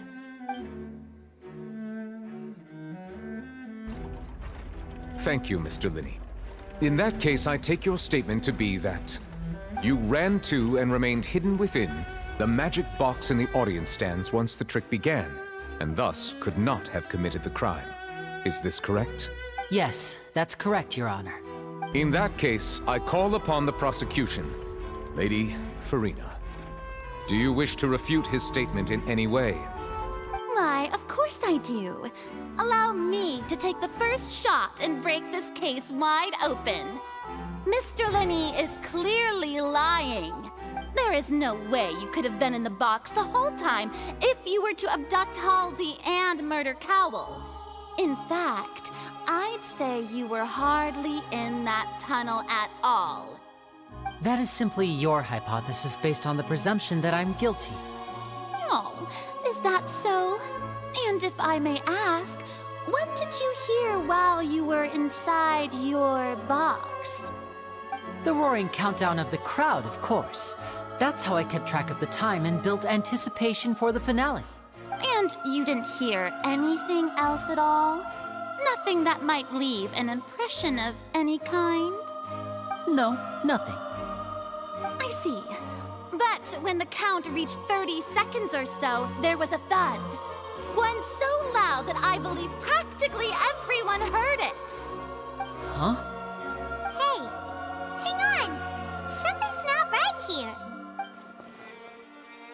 Yeah, I'm sure he could have heard a noise that loud from inside the box. I was right by the box, and I definitely heard the thud. Look at those scales. Could those mean... Well then, ladies and gentlemen, allow me to use the words of the magician himself. You never know what can happen in the blink of an eye. Indeed, it seems his alibi can also collapse in the blink of an eye. Of course, I have armed myself to do far more than smash your alibi. Confidence cannot go unfounded, and my foundations are rock solid. Tell me, aren't you and Lynette actually from the House of the Hearth? The House of the Hearth? No wonder they did something like this. So the serial disappearances were the Fatui's doing. Now it all makes sense. I've got a feeling that what happened on stage probably wasn't just an accident. That's irrelevant. Our identities have nothing to do with what happened. Indeed. Then perhaps you could tell us everything that happened during that 1 minute. Your first priority is to prove yourself innocent after all. I'm sure there is little that needs to be kept secret now. Unless your script already has holes in it. The Outlander is speechless. My, oh my, don't they look flabbergasted? Now comes the infighting and discord, I suppose. Oh, good thing I made all those preparations. Seems the all-nighter I pulled last night is really paying off. Hey, Linny! Why didn't you tell us this before? Order! Order! Mr. Linney, allow me to re-establish the facts. Lady Farina has raised 2 points. First, when the thud was heard in the Opera House, you were neither in the box nor the tunnel. Second, you and Ms. Lynette are both members of the House of the Hearth. Are these claims true?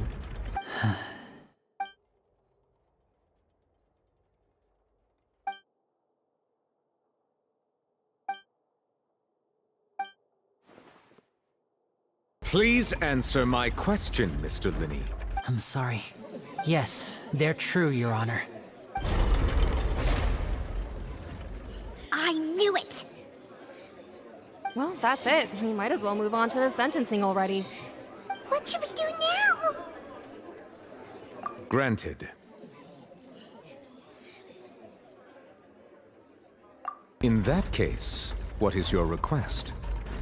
Is that really necessary? They're already as good as guilty. The defendant deceived their own attorneys. What is there left to discuss? Order! Order, I say! Your request is reasonable, and we shall adjourn. This trial will reconvene in 1 hour.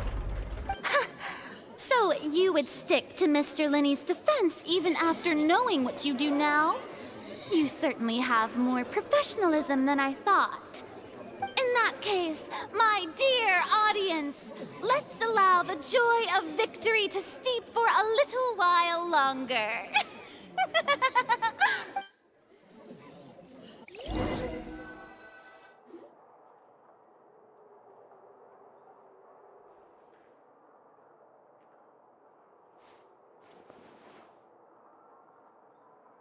Well, this is awkward.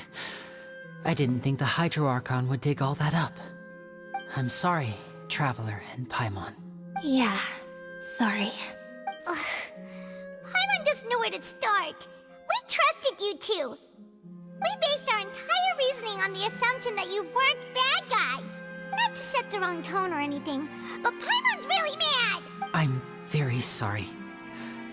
I know you're angry, and reasonably so, but please, let me explain. I know you've clashed with the Vitui several times before. I wouldn't be surprised if just hearing the word is enough to make you upset. But our organization is very, very large, and the Harbingers have very different personalities and goals. Right now, we want to save people. As many as we can. That's right. I'm sure we're on the same page when it comes to this nation and the disaster that its people might face. I knew if it weren't for our respective identities, we could become good friends. That's why I didn't wish to flat out lie to you, but chose to hide some details instead. The truth is very important, but being completely transparent about everything would see us spending more effort than we need to. Right. So, you be the judge. Heck, if I were you, I fear that I'd even struggle to trust me at this point. You met a Fatus who works as a magician, a trickster by trade. All by coincidence, too. But still, I'm asking you to trust me. I am no criminal. At least, not in this case. Sorry. Please forgive us. Well, you both say that, but... Right. Let's hear your answer first, and no lies now! Of course. I'll answer any question you ask. We've been trying to find out how the Oratrice operates. We want to know why it has a consciousness. Why can it deliver sentences accurately? During our investigations, we learned that the machine's core is beneath it. From that moment on, Lynette and I have been designing this box swap trick, with the objective of getting close to the core. Is that why you needed a whole minute? That's right. In truth, the audience would take about 75 seconds to count down from 60, while I would only need 15 to get to the opposite box. So, after jumping into the tunnel, I accessed the Opera House basement via the vent, and went to investigate the room in which the core is stored. That air vent was created during the construction of the tunnel specifically to execute this step. Well, nothing.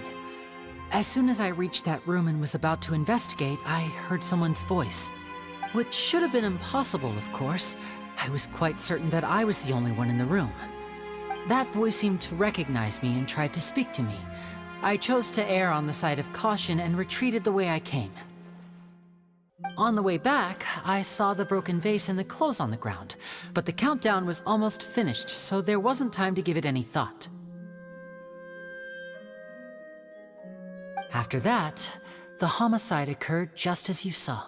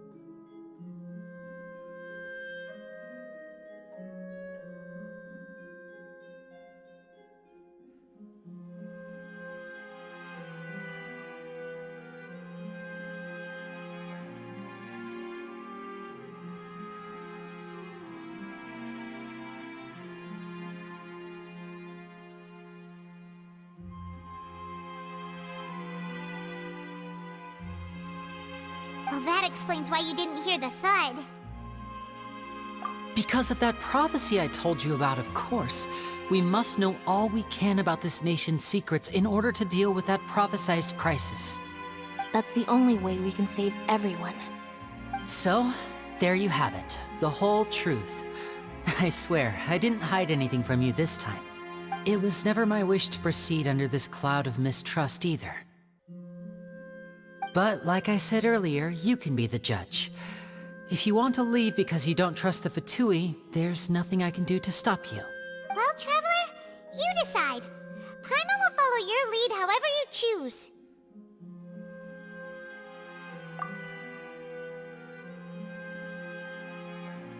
Okay, thank you. Thanks for giving us a chance. The current problem is that the scales are tipped pretty badly against you two. If we want to refute the Hydro Archon's accusations, we're gonna need a seriously watertight defense. Huh? Oh, Paimon thinks she gets what you mean.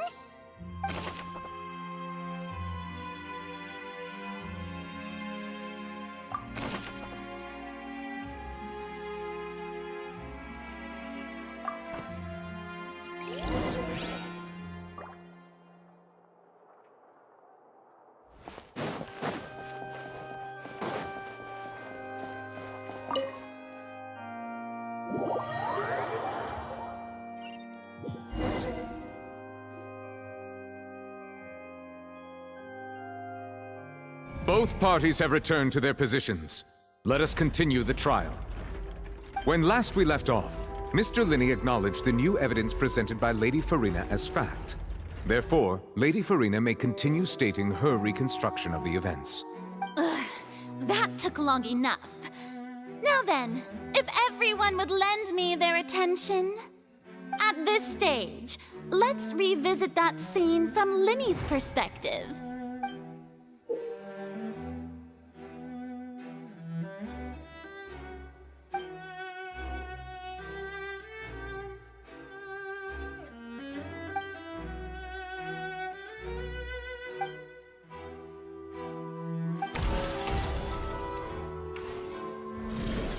Countdown began, he entered the tunnel. When the flatbed trolley passed, he opened the box and got into an altercation with Halsey, which caused the loud thud. He did not realize that the sound could be heard by everyone in the opera house, which is why he claimed earlier that he could not hear the sound. Finally, he used the vase to knock her out, before making her change clothes to prevent others from recognizing her. At this time, Cowell arrived in the tunnel, having heard that strange noise, and caught Linney red-handed. So Linney proceeded to knock him out too before stuffing him into that box. Afterward, Linney passed the unconscious Halsey to his accomplice through the magic box in the audience stands, before operating the devices such that Cowell's death would be ruled an accident. And there you have it. That's the truth behind what happened.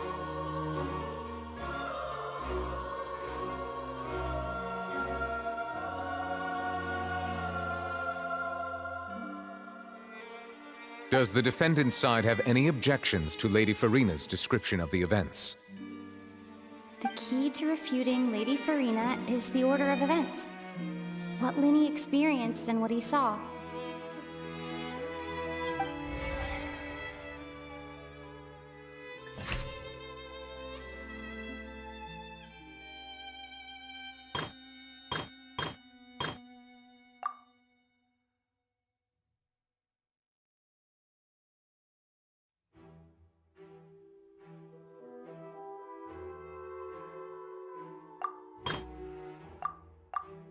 According to Linney, he left via the vent after entering the tunnel. He couldn't have had that altercation with Halsey.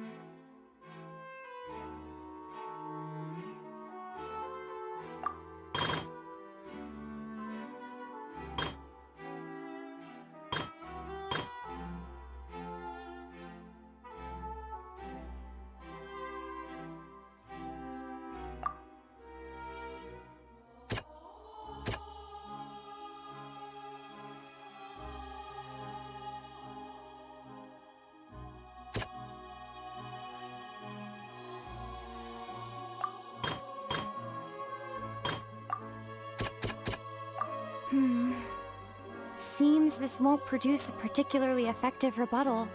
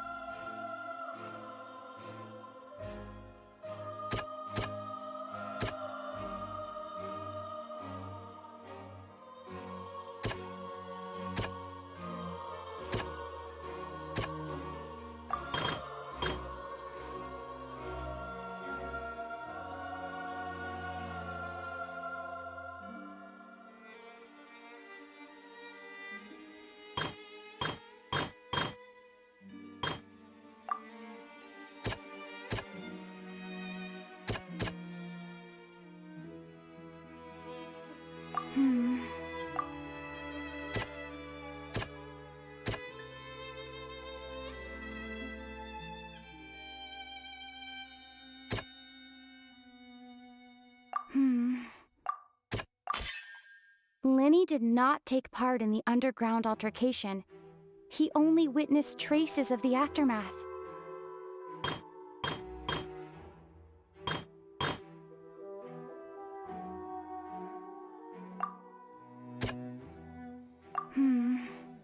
Seems this won't produce a particularly effective rebuttal.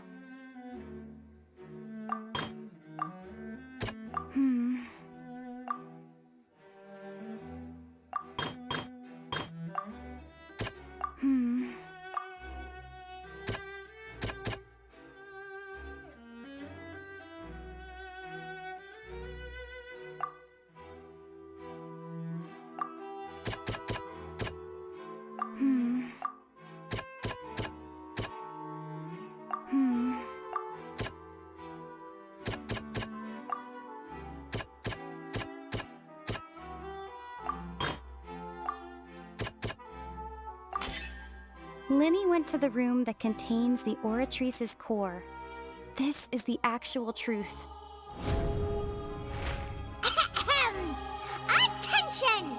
Ace Detective Paimon has something to say!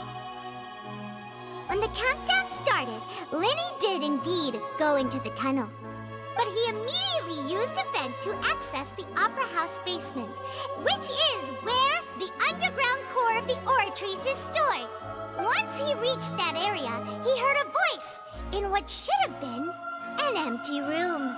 Since he felt something was amiss, he returned immediately.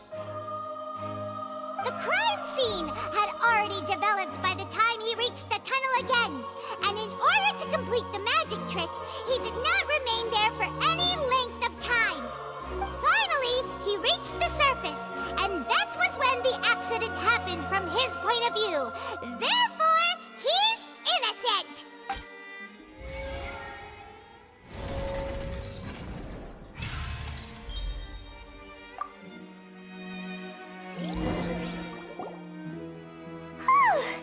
Paimon did it! Paimon actually managed to say all that! Wasn't it awesome?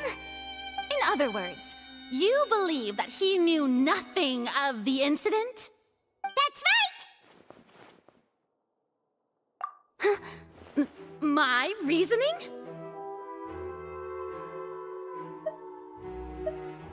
If that's the case, then if Cowell hadn't entered the tunnel, who was the entire setup meant to kill? Assuming that what you say is true, Lenny only needed to kidnap the young girl to cause a new disappearance case. What would the point of killing someone on stage be? Oh, they have a point. That's right, you tell him!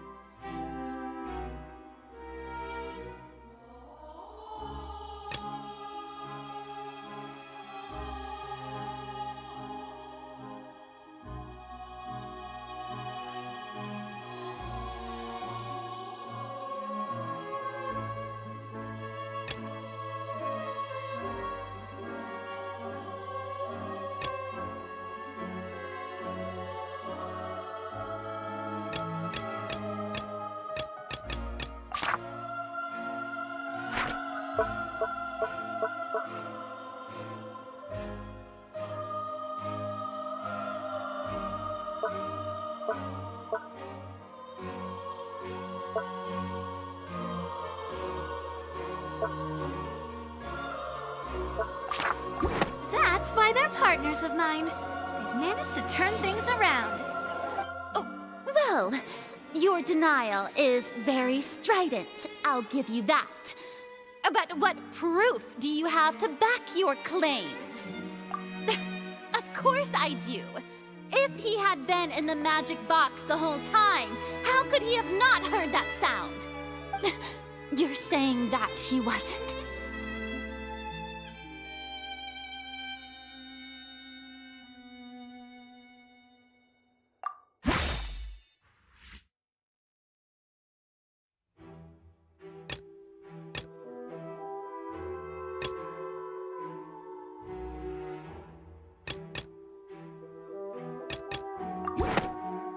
Sure we don't need to give this more Are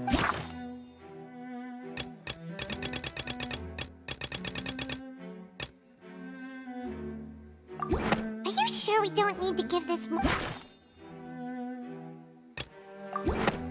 That's right! Lenny wasn't in the box or in the tunnel. That's why he didn't hear anything strange during the performance. This means that when the crime happened, Lenny had already entered the basement via the vent. The same clue you used to disprove his alibi has now become the best proof! How do you like that? Well played. To think you'd use such logic. Well then, if it wasn't Lenny who committed the crimes, then who was it?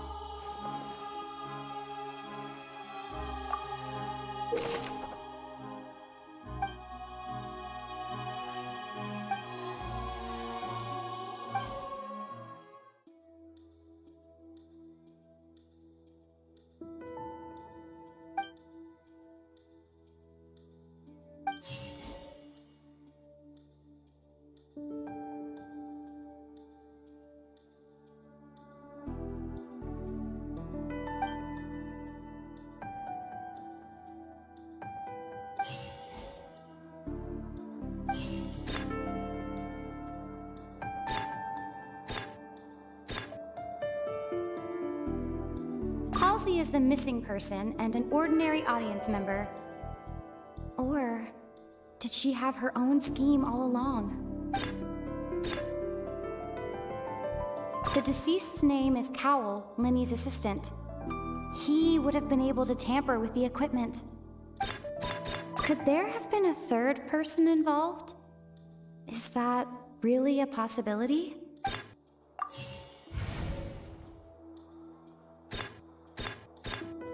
The deceased's name...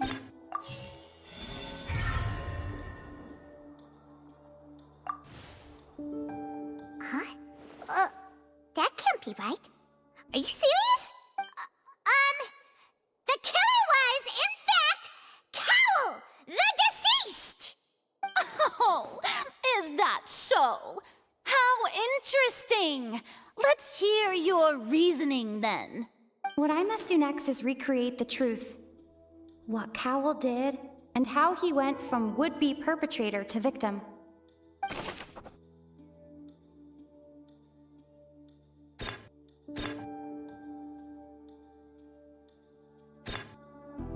No one entered or left the Opera House through its entrances. So, where would the criminal have wanted to take Halsey? The deceased's name is Cowell, Lenny's assistant. He would have been able to tamper with the equipment.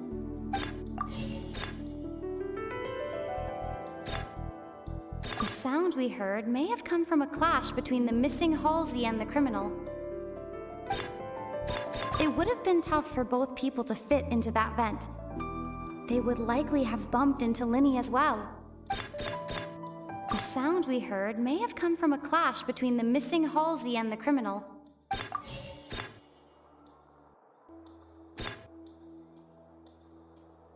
Lenny was not in the tunnel at that moment, which gave our criminal ample time.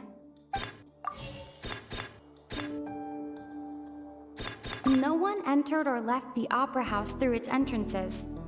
So, where would the criminal have wanted to take Halsey?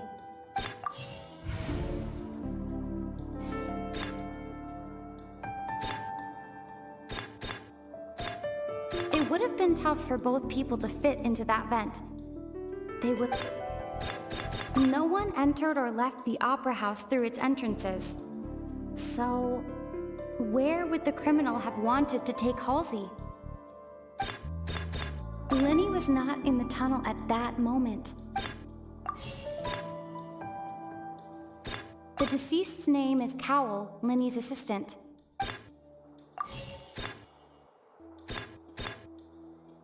Halsey's clothing was in the... It would have been tough for both... Halsey's clothing was in the tunnel. So, there must have been some fear that she would attract attention. It would have been tough for both people to fit into that vent. They would likely have bumped into Lenny as well.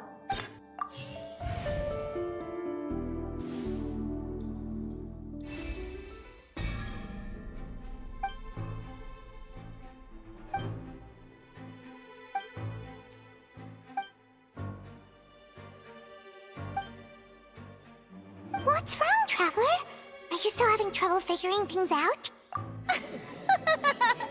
I see how it is. So this was all just a bluff. And here I thought you had something to show for it. But it seems you're still far from the... Look, since we're at a dead end, why not consider a different track? Just like the trick as it transpired, the end result must have been utterly different from the magician's initial design. If only we knew how Halsey disappeared. Well, that would be nice, but the tunnel only has 3 exits, and none of them seem very likely. And it's not like this is a magic trick where you can just make a real live person disappear. You know, like you did from that water tank, Lynette. Excuse my interruption, dear opponents. But do you not see that the crowd is growing impatient? There is no greater sin in this opera house than an awkward delay in the performance.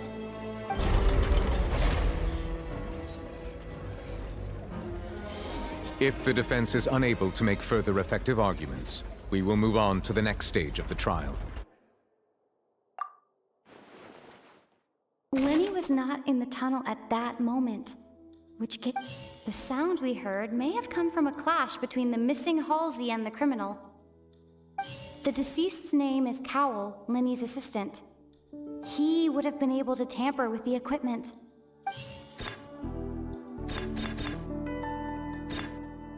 The vase was not broken by chance. It was used to cover important evidence. The water...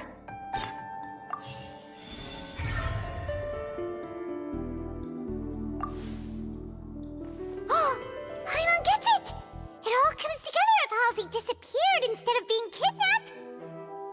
Lynette escaped from the water tank, vanishing gradually and leaving only clothes behind. If there's a similar method where a person could be transformed into water... Just a moment, please. I do hope you know how preposterous you sound at the moment. How could a person ever be transformed into water? This is reality we're talking about here, not some magic trick. Must we really? I should think that of anyone. Your friend Linny already knows this truth very well. Magic tricks are ultimately just illusions and misdirection. But Halsey's disappearance is very real. We're talking about 2 completely different things. Even so, I trust the Traveler's judgment. The truth must be out there somewhere. Perhaps some new line of reasoning may open if we try to gather all the focal points that don't make sense. Since Cal was the deceased, we haven't placed much attention on him. But given that we aren't making much progress with the case, it wouldn't hurt to have a look at his belongings, would it? People really do come up with all sorts of harebrained schemes when at the end of their rope. The way I see it, your suggestion that we broaden the scope of our investigation is nothing but a tactic for stalling the trial. Nevertheless, I believe that this is a reasonable request on the part of an attorney. Since the trial does indeed appear to be at an impasse, I believe that additional evidence may help us make more progress. Guards, please step into the lounge and examine the personal effects of the deceased Cowl. We are still examining the items, but we have already made critical progress that we feel must be shared with everyone post-haste. We discovered several test tubes of fluid within Cowl's baggage, each labeled separately. The notebook in his backpack claims that these fluids are water from the primordial sea. The primordial sea? The note's contents also indicate that Cowl belonged to an organization that sells illegal drugs and that he had an accomplice. The notebook has many entries concerning safe usage of these fluids, in which the keyword dissolve appears many times. One of these tubes was labeled Opera Epiclese, along with yesterday's date. It is empty. The notes also state that these dissolution properties work exclusively on people from Fontaine. It's likely that Halsey was chosen as some sort of test subject. As such, we believe that the defense's hypothesis is, in fact, supported by sufficient evidence. You've gotta be kidding! People dissolving into water? Could something so ridiculous actually be true? Wait a moment. This reminds me of a certain prophecy, but it's just a coincidence, isn't it? Huh. If people can become water, does that mean that the water tank's real use was as a means to hide water stains? And if Cowl was targeting that girl... Wait just a minute. Could that mean... You two, with me, quick! Demoiselle, wait! What about your partners? Let's go. Just trust me. Order! Order! It is undeniable that further examination of the deceased's personal effects has yielded some surprising results, but we cannot yet verify the veracity of these clues. Still, let us assume that these clues are indeed authentic, albeit with the understanding that Ms. Halsey has yet to be found. Guards, please continue examining the items along these lines. Mr. Linney, it appears your hypothesis is supported by the evidence, so please continue speaking. Of course. Thank you, Your Honor. If we uphold this hypothesis, I believe that many of this case's seemingly unrelated clues can be connected together. Right! Like the metal hook! That would... Let's think about this. Cowl's methods must have something to do with that water from the primordial sea.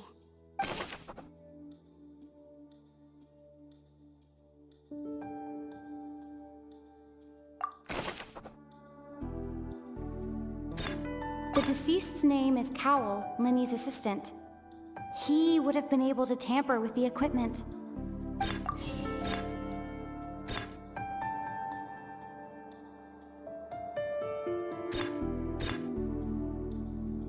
Lynette was in the magic box on stage the entire time. Did she have something to do with this? I remember there was something else within the inner layer of that box.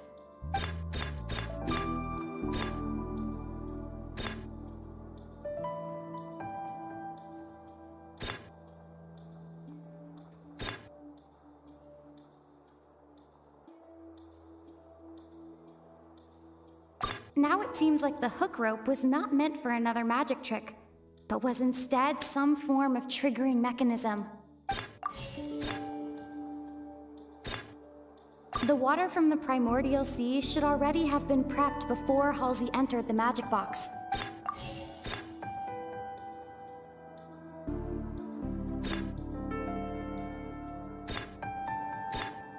The rope that strung the water tank up was lit by the fireworks and cut. As such, the focus here is on the water and not the tank.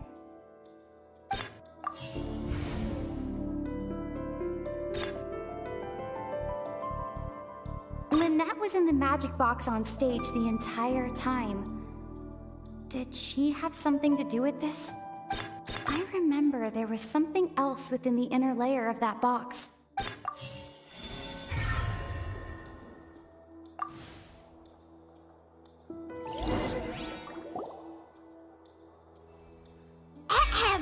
It's Ace Detective Paimon's time to shine again!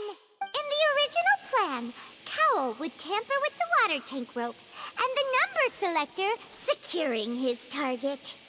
When the magic box containing Halsey was lowered, the metal hook would retract gradually and pierce the balloon at the top of the box. When the balloon attached to the box popped, the water from the primordial seed inside it would pour down and dissolve Halsey. Afterward, Cowl would enter the tunnel and break the flower vase to conceal the water inside the tunnel, with the remaining evidence being covered up by the water tank on stage. But he encountered something unexpected in the tunnel, and wound up being fatally hit by the same water tank he meant to use to cover his tracks. Huh.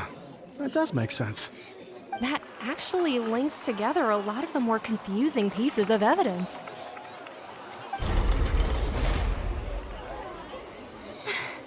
Oh dear, what do I do? Even I think they sound convincing now. Have I falsely accused an innocent person? What a humiliation. Now, it seems like the only point of contention remaining is the exact circumstances that led to Cowl's death.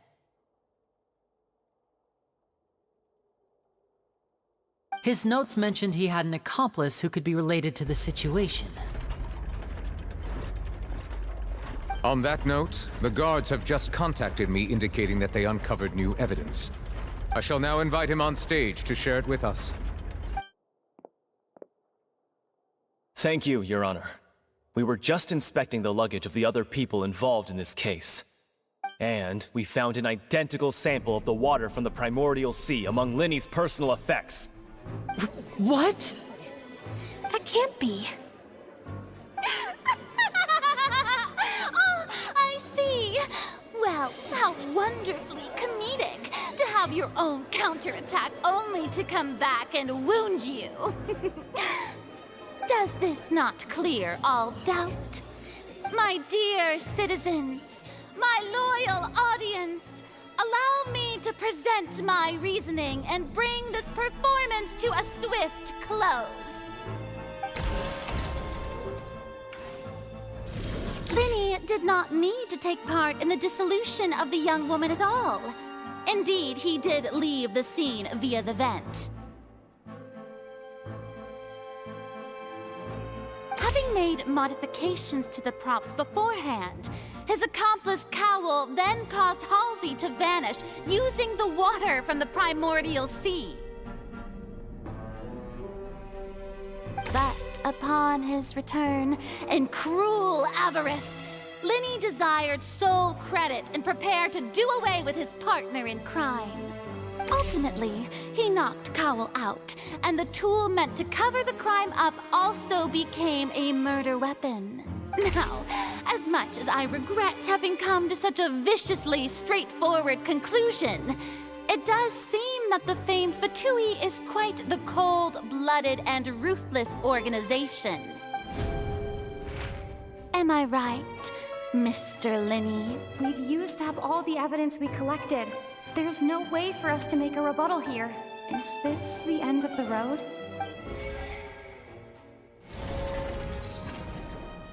Oh no! Paimon can't think of anything either. It doesn't look like there's any way around this. Seems using the water as new evidence was too good a move.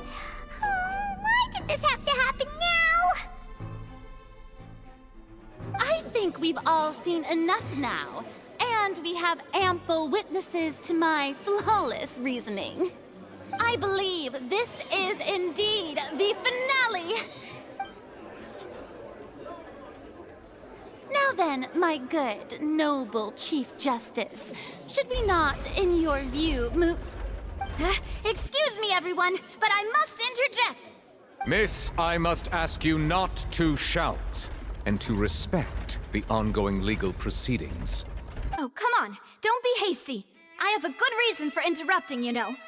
Now, would anyone here like to take a little break from all this debate and see a little magic? I'll show you an amazing trick. One that can bring a young woman who has disappeared back in the flesh, right before your very eyes.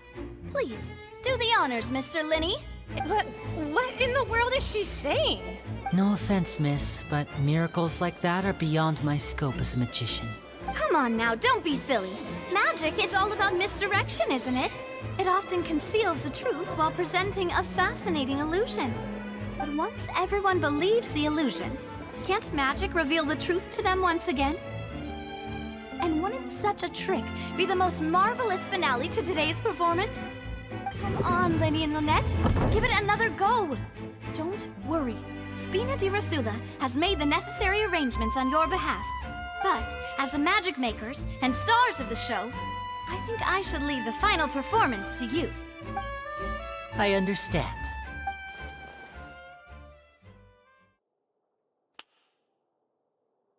And voila!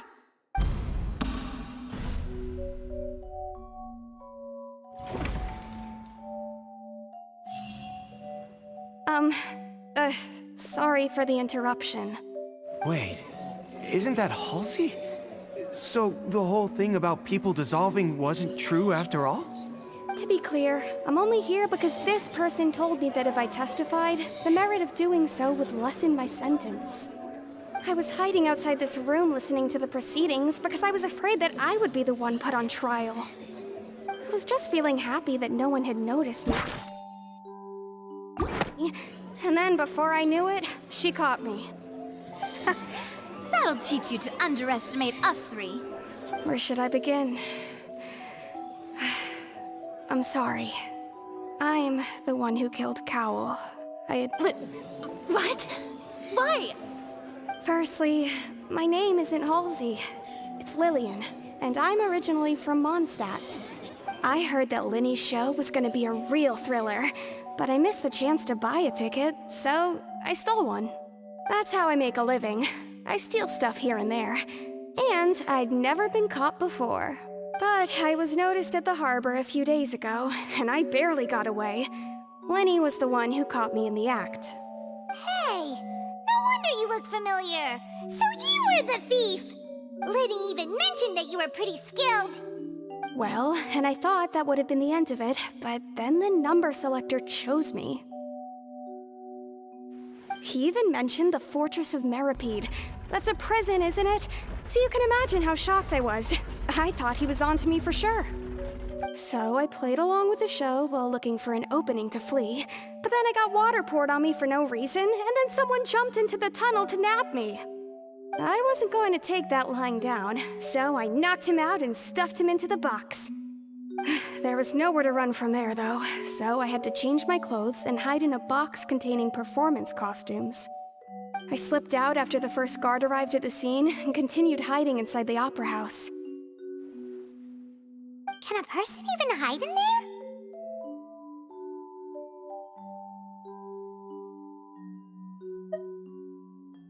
But I swear I didn't know that the water tank would fall down. Really, I swear it. Had I known that, I wouldn't have put him in the magic box. I may be a thief, but I'm no killer. Well, that makes everything pretty clear now, doesn't it? This time, we need to tell the entire story from Lillian's perspective.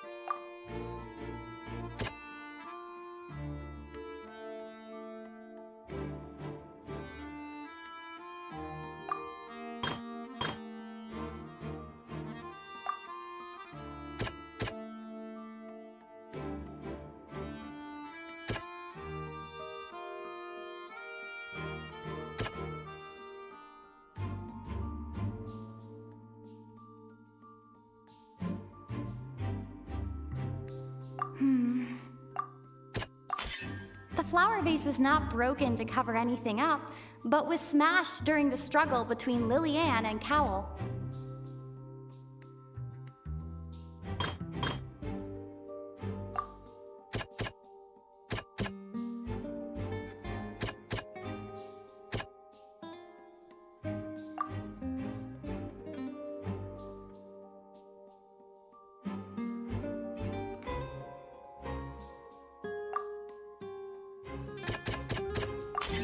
Lillian was afraid that she would be recognized if she left, so she changed clothes and hid, biding her time.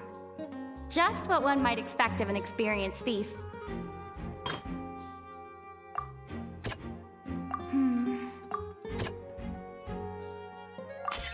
The strange sound wasn't from a fight. It was Lillian's attempt to break out when she was frightened.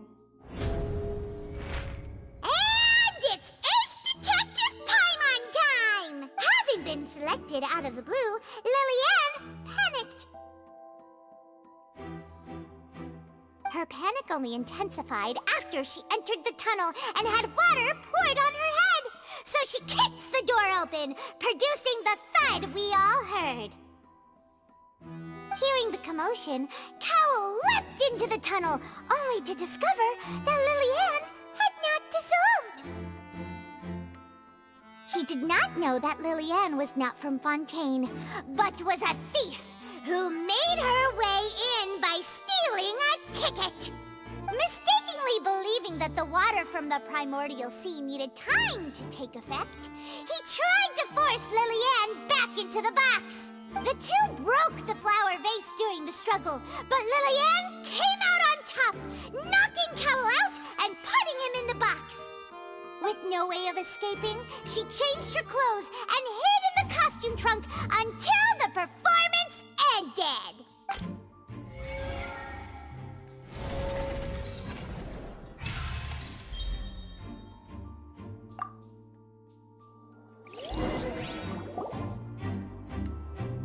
She knew that she would have to go through guard inspection if she tried to leave afterward, so she has been trapped in the Opera House these last 2 days! She had already become desperately hungry by the time we were chatting over macarons. So, she swiped 2 of them right under our noses. Talk about a sneaky thief. At this point, all the events that happened in the tunnel have now come to light! Ah, so that's the whole story. Bravo! Bravo!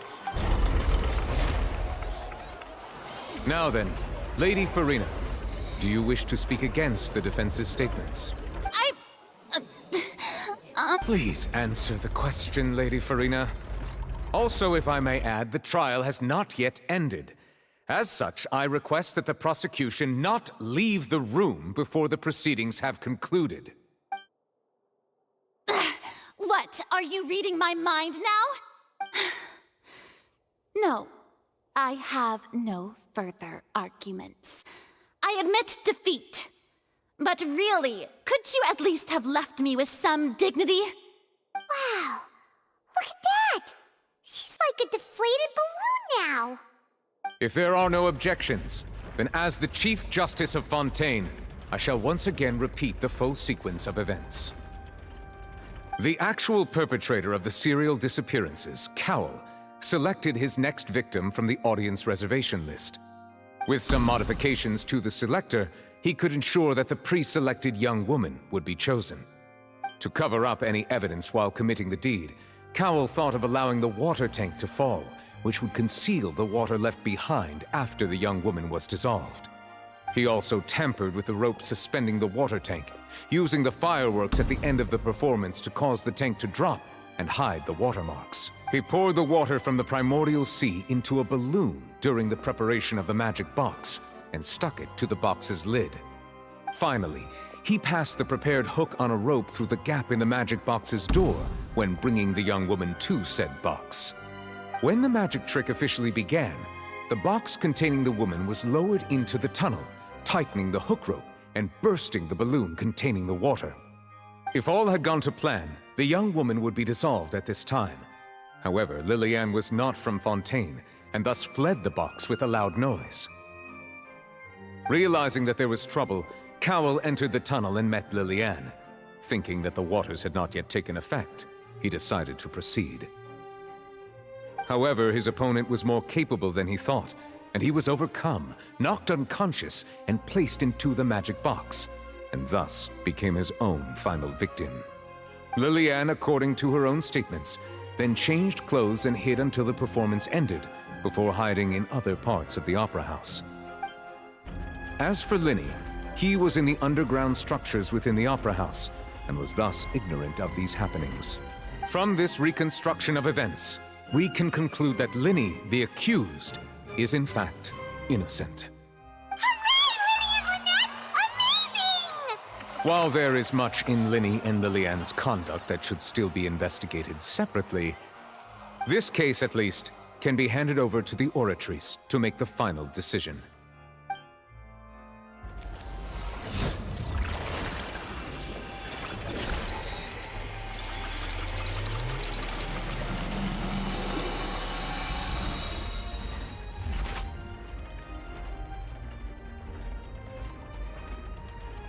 As such, Linny and Lynette are officially declared not guilty.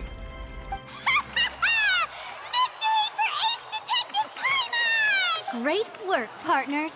Thank you all. Thank you so much. Next, I think we deserve an explanation, Guard Vaughn.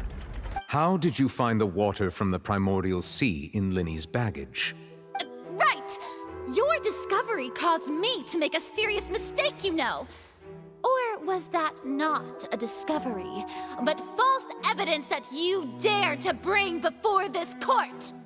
I suspect that the accomplice mentioned in Cowell's notes was not Linny, but you, yes?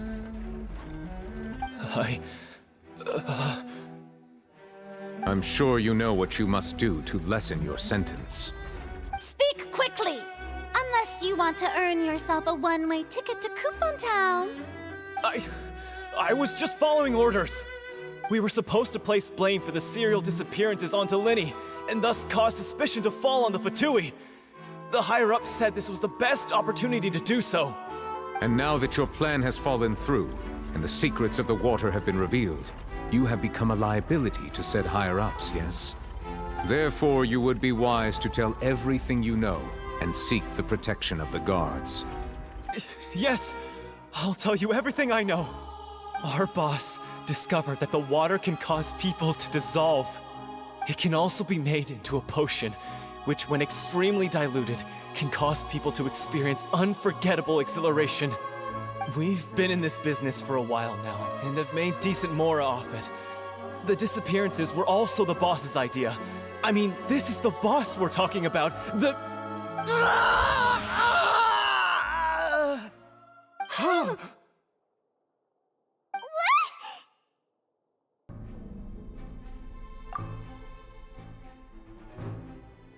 And now he can no longer talk. Such ruthlessness. I shouldn't have expected any less of them. An outrageous act. All present, please submit to inspection immediately.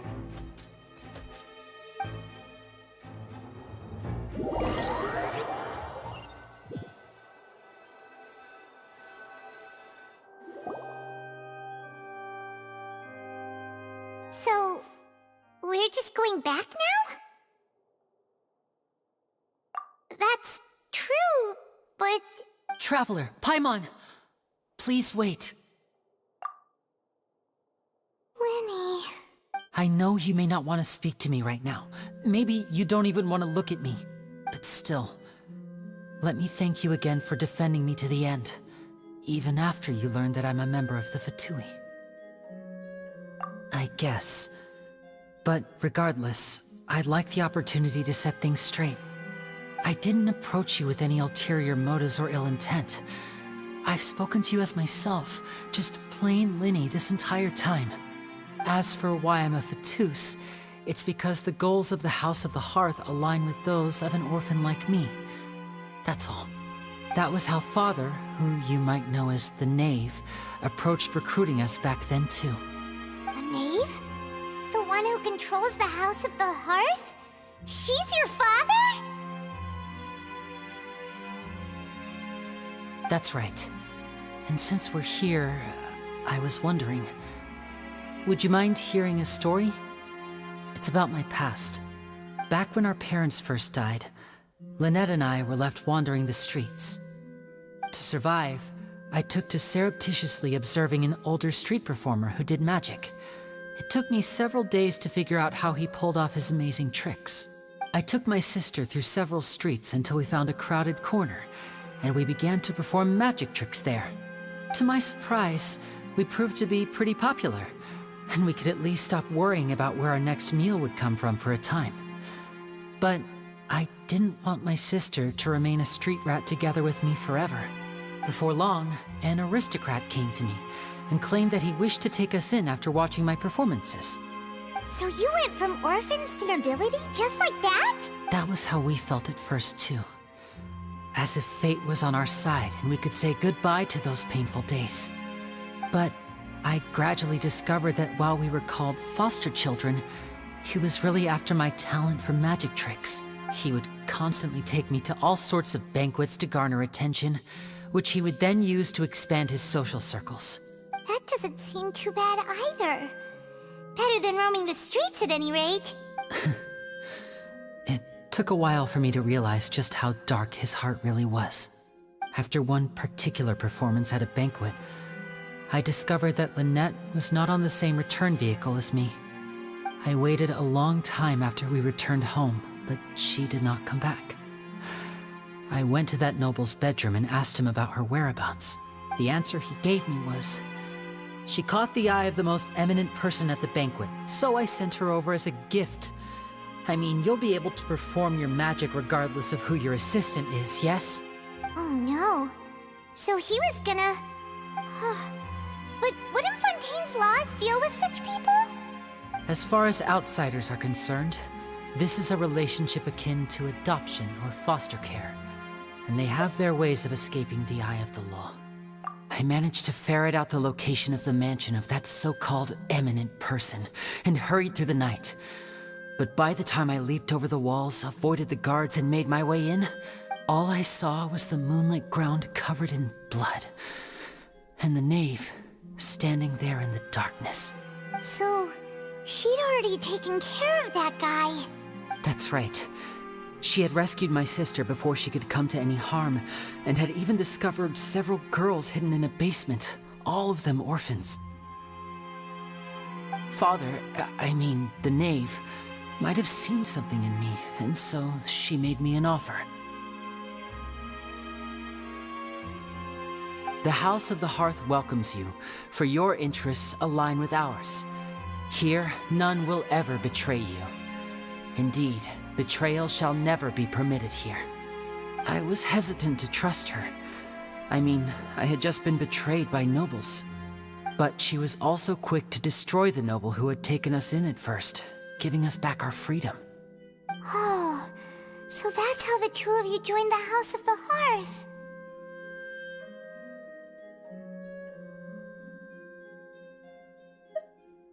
She has her own plans. She has gained permission from the Tsaritsa to first use the Gnosis' power once she obtains it.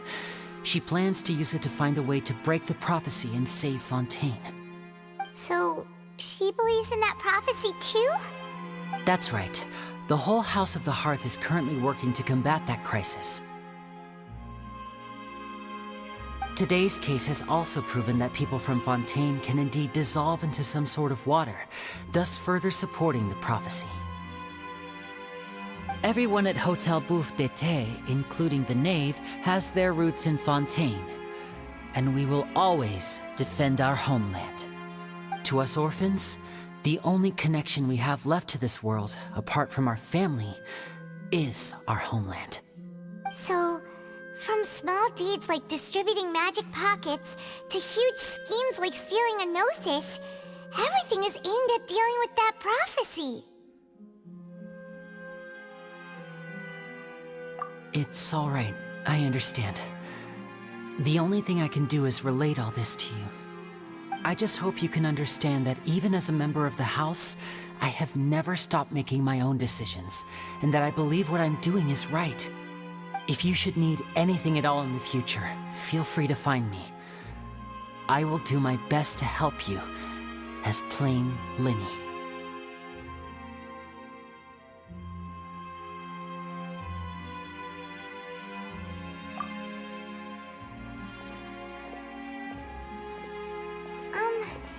Bye, Linny!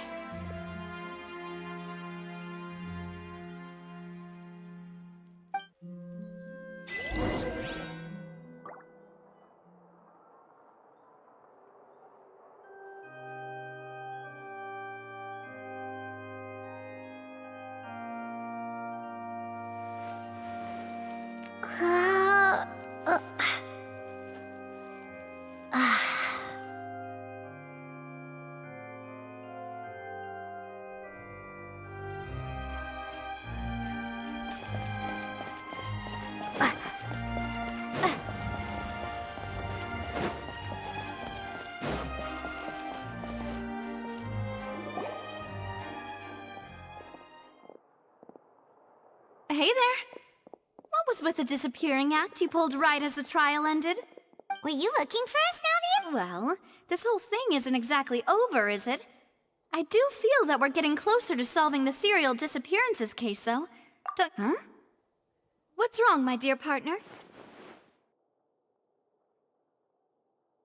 Besides, are you sure we're the ones who can crack a case that's been cold for decades now? And given that there's new evidence from the trial, there should be a trail of breadcrumbs for the Hydro Archon's people to follow now, right? Ah, I see. Well, I won't lie. I'm a little shocked to hear that from you. But I suppose you are just travelers who have only arrived in Fontaine after all. Sorry, I might have been too presumptuous. Don't say that, Navia. Ah, and we were having so much fun investigating with you, too. It was like having new waters flowing into a stagnant mire, causing new hope to spring forth, and the reflection in the murk to become clearer. Well, sorry about that. I'm a bit prone to nostalgia. Don't mind me. Wait, shall we have a farewell meal? You know, to commemorate our time as partners? Huh? Do we really need to get that formal?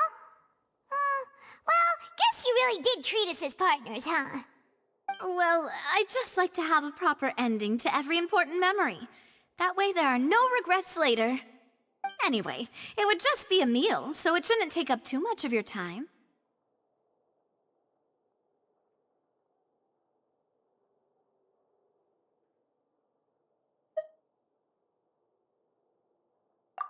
You don't have to twist Paimon's arm. If Boss Navia's treating, count Paimon in!